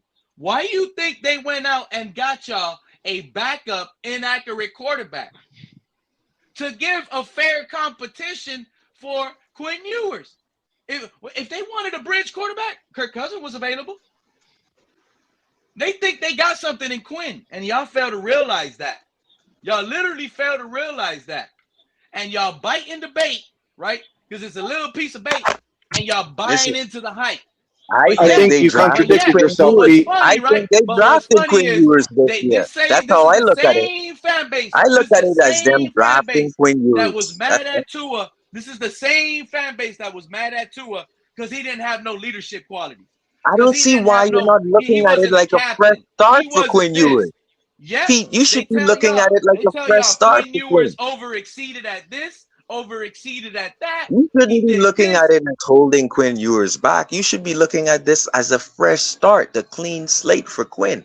But you're looking at it such in a negative way, as though Do you have you understand PTSD, why? no Do you competition understand coming in why? for Tua. Do Your you understand?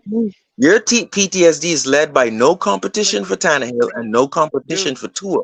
And the dude, keys to the city was given to Ewers, and then all of a sudden Malik. What you got to understand is it isn't the fact that it's a clean slate for Ewers, bro. They're not gonna play the worst player. If Ewers beat him out in honest work, he's gonna thank you, win the Quinn. job, You B. know what? It's a I'm clean so, slate for Ewers. breaking news, guys. We got Quinn Ewers jumping on the panel right now. What's up, Quinn Ewers? Talk to me. What's going on there, guys? How's it going there? What's up, true fans? I'm sorry? That's Hello, Quinn Ewers. You forgot the S in front of yours. You forgot to put the S in front of yours. He don't even know how to spell Quinn Ewers.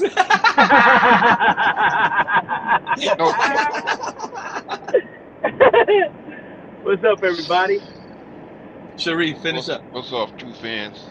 What's up, my brother, Mr. Paul? No, but how you feel about your coach telling Malik Willis to slow down that leadership role? Are you talking to me? Yeah. Yes. You're the newest member.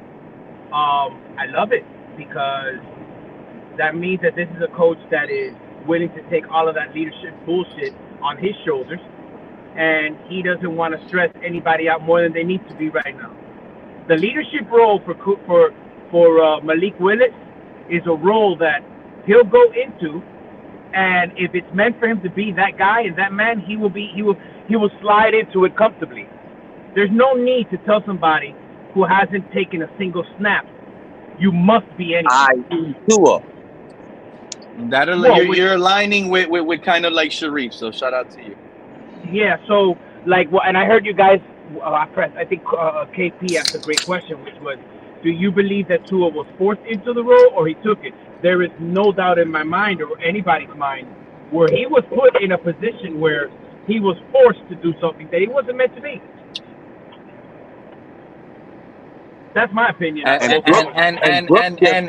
let's not hold on. He was forced to be something he wasn't never meant to be.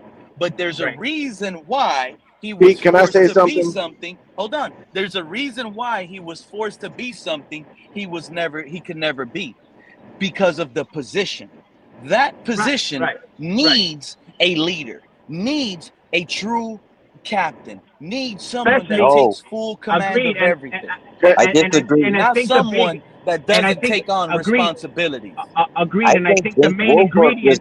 I think that. Hold on, Sharif. Give me a second. I think the main ingredient. I agree with everything you're saying, but I think the main ingredient is when you pick someone at number 5, and you spend the money that you spent on them.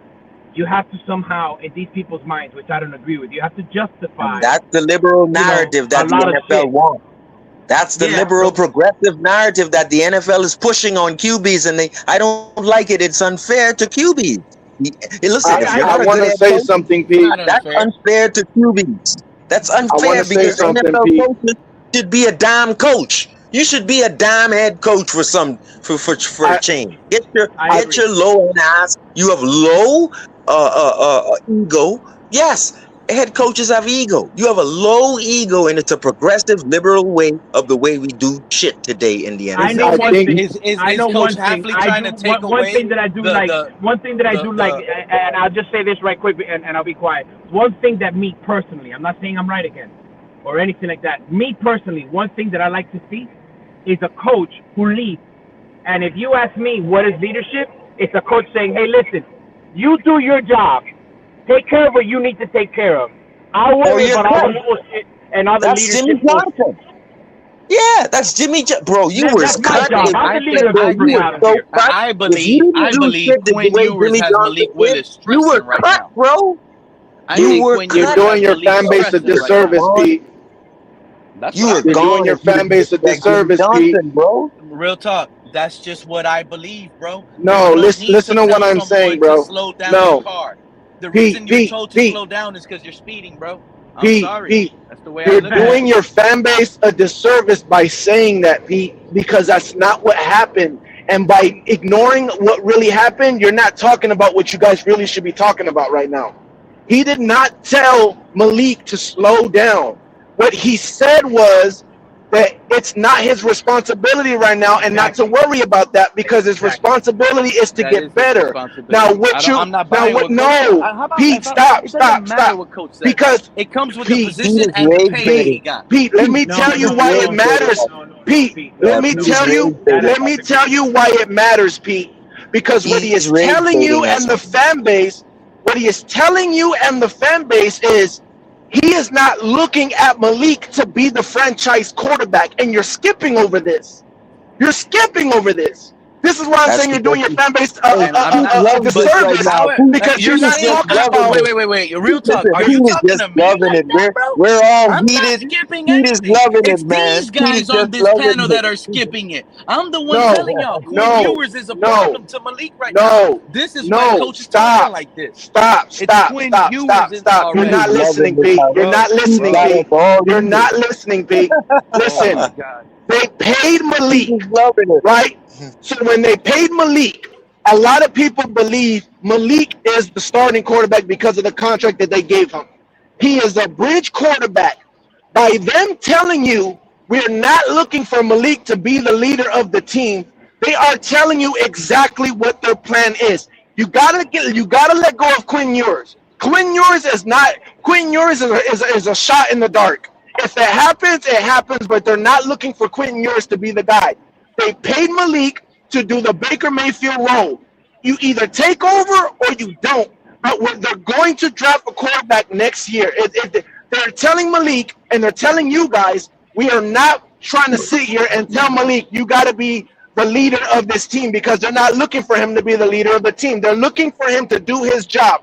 And if you perform your job good enough, then we can talk about the rest of the stuff. But for right now, just focus on doing you and doing your job. That is what Right. they're telling you. So that means that They their paid plans that don't mean man. that they're not sitting there on Malik thinking, yeah, this is a good thing. They're not sitting there saying, yeah, he's gonna Get be the up here, Color. franchise. We want Get him to up be here, the Color. guy. Tell We want him him to be the why it's guy. BS. So that Because I'm The tired of the telling them why it's franchise is BS, vacant. Color. Maybe they The need franchise is loudmouth Color up Devon here, Achane. man. I can't wait. I hope he clicks that link. if he is the franchise, then he is. But what I'm saying is, they did not give him the contract believing, yeah, this is our guy. They literally No, just told you that this is our guy. They're not saying I this is said our guy. Devon Achane. I said Devon Achane is the franchise. That's the franchise guy right there. He's got the franchise contract. Whether anybody comes up here, Oh my whether God. anybody, whether anybody comes up here and says that, driver's speeding. whether anybody comes up here and says that any of us are wrong, to the head, it's not going to especially when change. you get money. No matter, but You Pete, guys have to no matter who comes stop. up here to say who's wrong or right, I'm not going to give a shit. To be perfectly honest with you, whether it's whoever it could be that could come up here in any show, I'm not going to give a shit about what their opinion is because they're not going to change my mind on mine.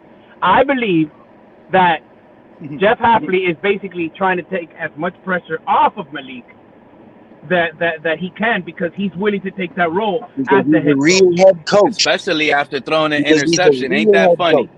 Let's take that pressure off you throwing interceptions in practice, buddy. I think he's trying to tell everybody stop having expectations. But that was a tipped ball off of Taj Washington's hand. That wasn't. You think that that was a tip ball? tipped ball. You think that tip ball isn't Malik Willis's fault? I don't know. Pete, I don't know. I'd have to assess that. Can you I'd have post to my know. comment from the chat? Can you post my last comment from the chat? Everybody's trying to say, oh, this is the leader. Oh, this is the guy. Oh, this is what we're going to do. Your head coach is trying to tell you guys, stop with the expectations. Let the team get built. Right? Let the team build the way it's supposed to get built. Just let it happen, bro. Practice 1 week yet. That's what he had to tell the reporter. Bro, we haven't even Nobody is set in practiced yet. stone.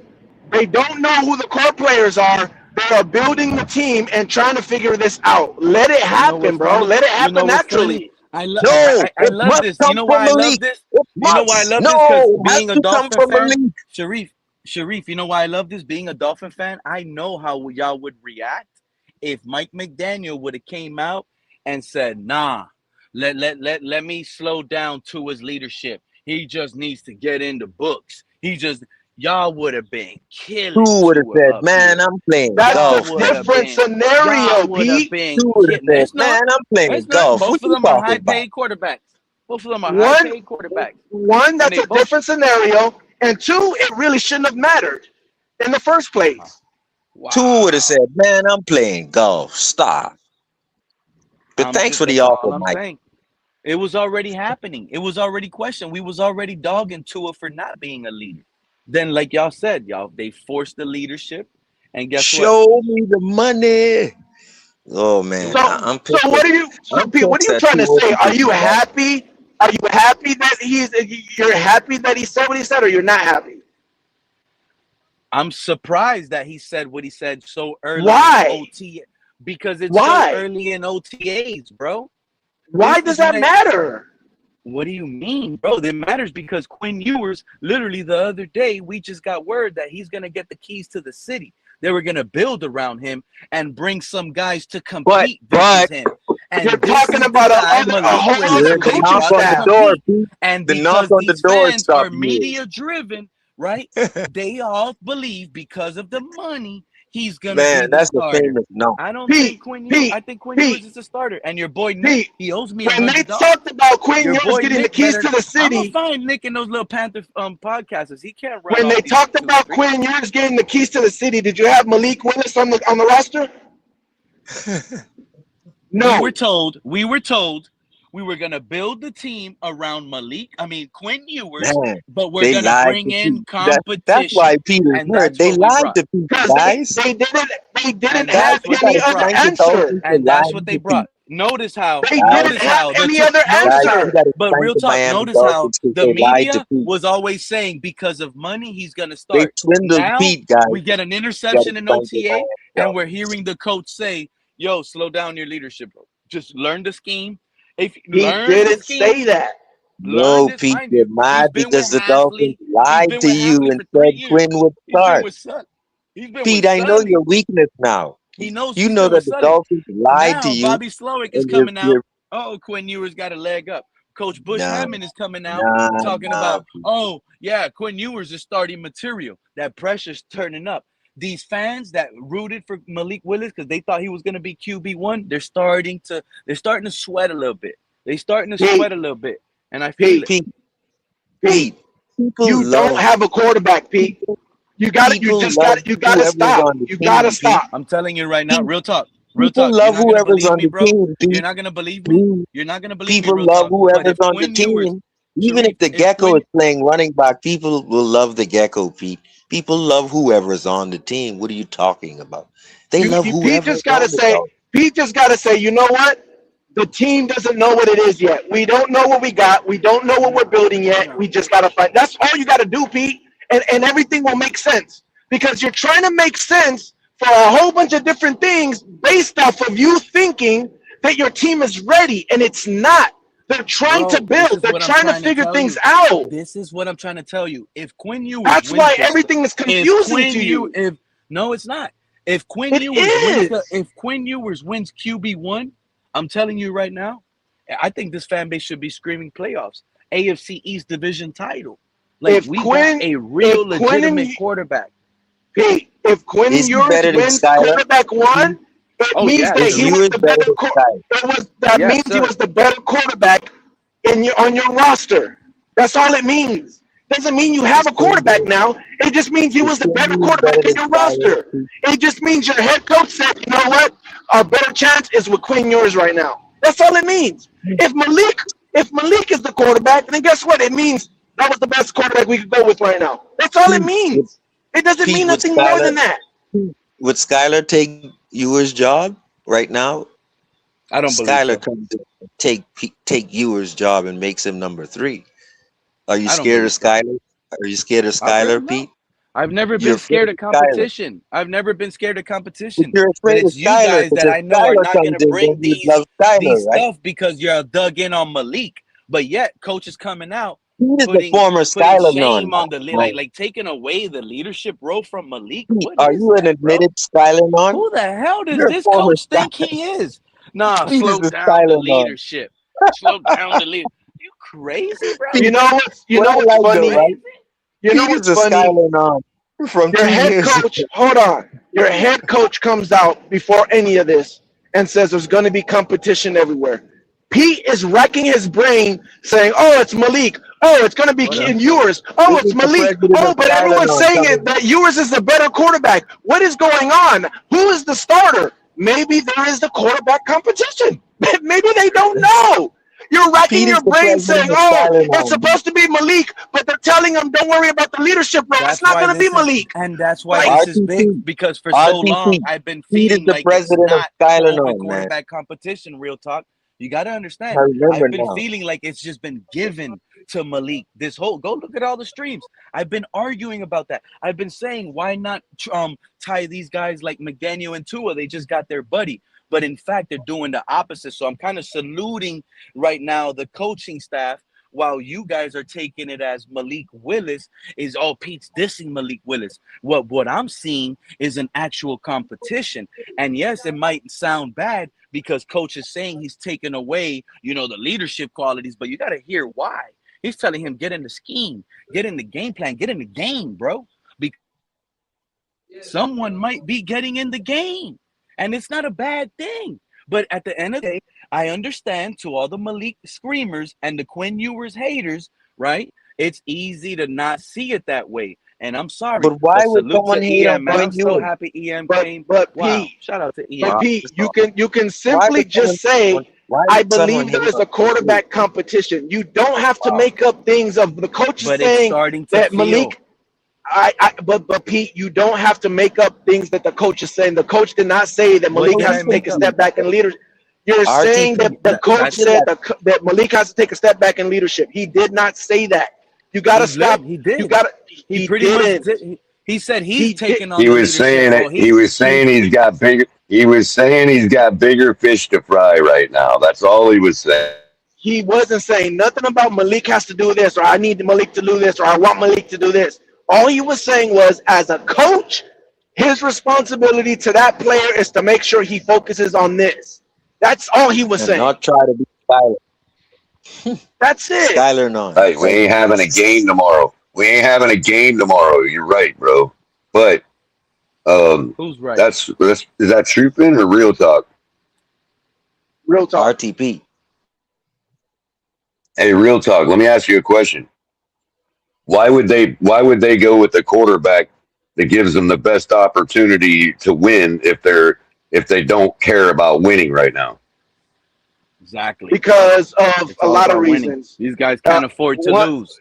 No, They can't afford it's to not. lose. I It's really think they're in position color, one and done. They put themselves in hey, position to be one and done. say I'm right. Just say what the No. answer is. I'm right, and that they want to win. Just say they want to win. That's the answer. There is no other answer. There is another answer. It's about culture. It's about culture. It's not about. You don't want to lose. Culture of what? Setting a culture of what? Setting a culture of what? losing culture, Cutter. The best player starting. The best player is going to play. In order to do what? In order to give them the best opportunity to do what? To win. To be the best player that they Thank can you. No, color. They were talking about giving Quinn Ewers the keys to the city last year. They fired Mike McDaniel. Now they brought in Malik. Isn't this what you guys wanted? Don't you guys want a quarterback competition? Or do you just want to give the keys to Quinn and we can go? Of course, there's always a competition. Maybe that was the point of what the coach said. There's always a competition. Right. That's what he's saying. The fact of it is, this shift is going to be where we start the best. Okay, I get it. I get it. But on the same token, how does that mean that they think one of them is a bridge then? Because he's clearly better. He's clearly better. The statistics show he's better. The film shows he's better. Who? The statistics. If you can read math and understand math. Show that who is better. Shows that who is better. Had 6 fumbles. Okay. Can you stop for a second and answer? 2 turnovers. Can you stop and just tell me who you're talking about?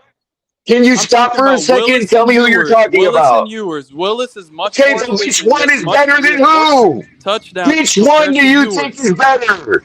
Which one is better? Malik is better, is what he's saying. Oh my God. Okay, I'm not arguing any of that. Okay. I'm asking real talk why he thinks that they're going to play the guy that gives them the best chance to win if they don't want to win. What? No one said they're tanking. No one said they don't want to win. Tanking. No, but you keep calling Malik a bridge. You keep saying that they think Malik is a bridge quarterback.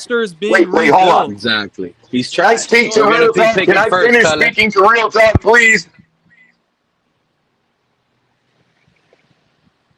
You totally misunderstood what I was saying to real talk because I was talking to real talk. I agree with you, Malik is a better quarterback. So stop it already. You're arguing with the wrong dude. Go ahead. I'm with you.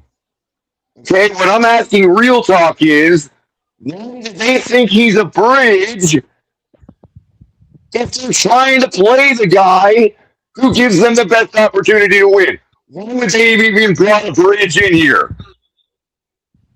Why would they bring? Why would they see him as a bridge? Because again, it's taking a chance on someone that could possibly. I'm gonna say because they're taking a chance on. That's not a bridge. Yes, it is. A bridge is somebody that you know is not going to take the job. It's bridge is somebody you know is not going to be your future. Okay, well, if I'm not saying that they don't know that he's going to be the future. What I'm saying is, hold on. Color. They want me to like a bridge quarterback. Color. They literally are forcing me to like a bridge quarterback. A bridge is a. You don't need to tell me what a bridge is. I know what a bridge is. What I'm asking you is, why do you keep saying that they think he's a bridge? I'm trying to tell you, Color. They believe he is a bridge. A bridge quarterback is what a bridge is. So you're trying to tell me again what a bridge is. I know what a bridge is. You obviously don't. You obviously don't. You obviously don't understand what a bridge is. Because all a bridge is a quarterback. All a bridge is a quarterback that's holding the space. That's holding the space until they get their quarterback. Exactly. That's what a bridge is. And if it works out, why would they think that about him? Even better. If it works out, why would they think that about him? What do you mean? Why would they think that about him? Because he hasn't shown he can be a quarterback. Why do you think they think about him? It's a simple fucking question. Color, I just told you. he's unknown. He has never start. He didn't start. He's a backup QB. That's why he's a bridge, because we don't fucking know what he's gonna look like with a large sample size. God Right. damn, how's that hard to understand? Wouldn't that make Quinn Ewers a bridge as well? Yeah, he could be. Like, what is He your point? could be. He could be. They're not putting his eggs in that basket. My point.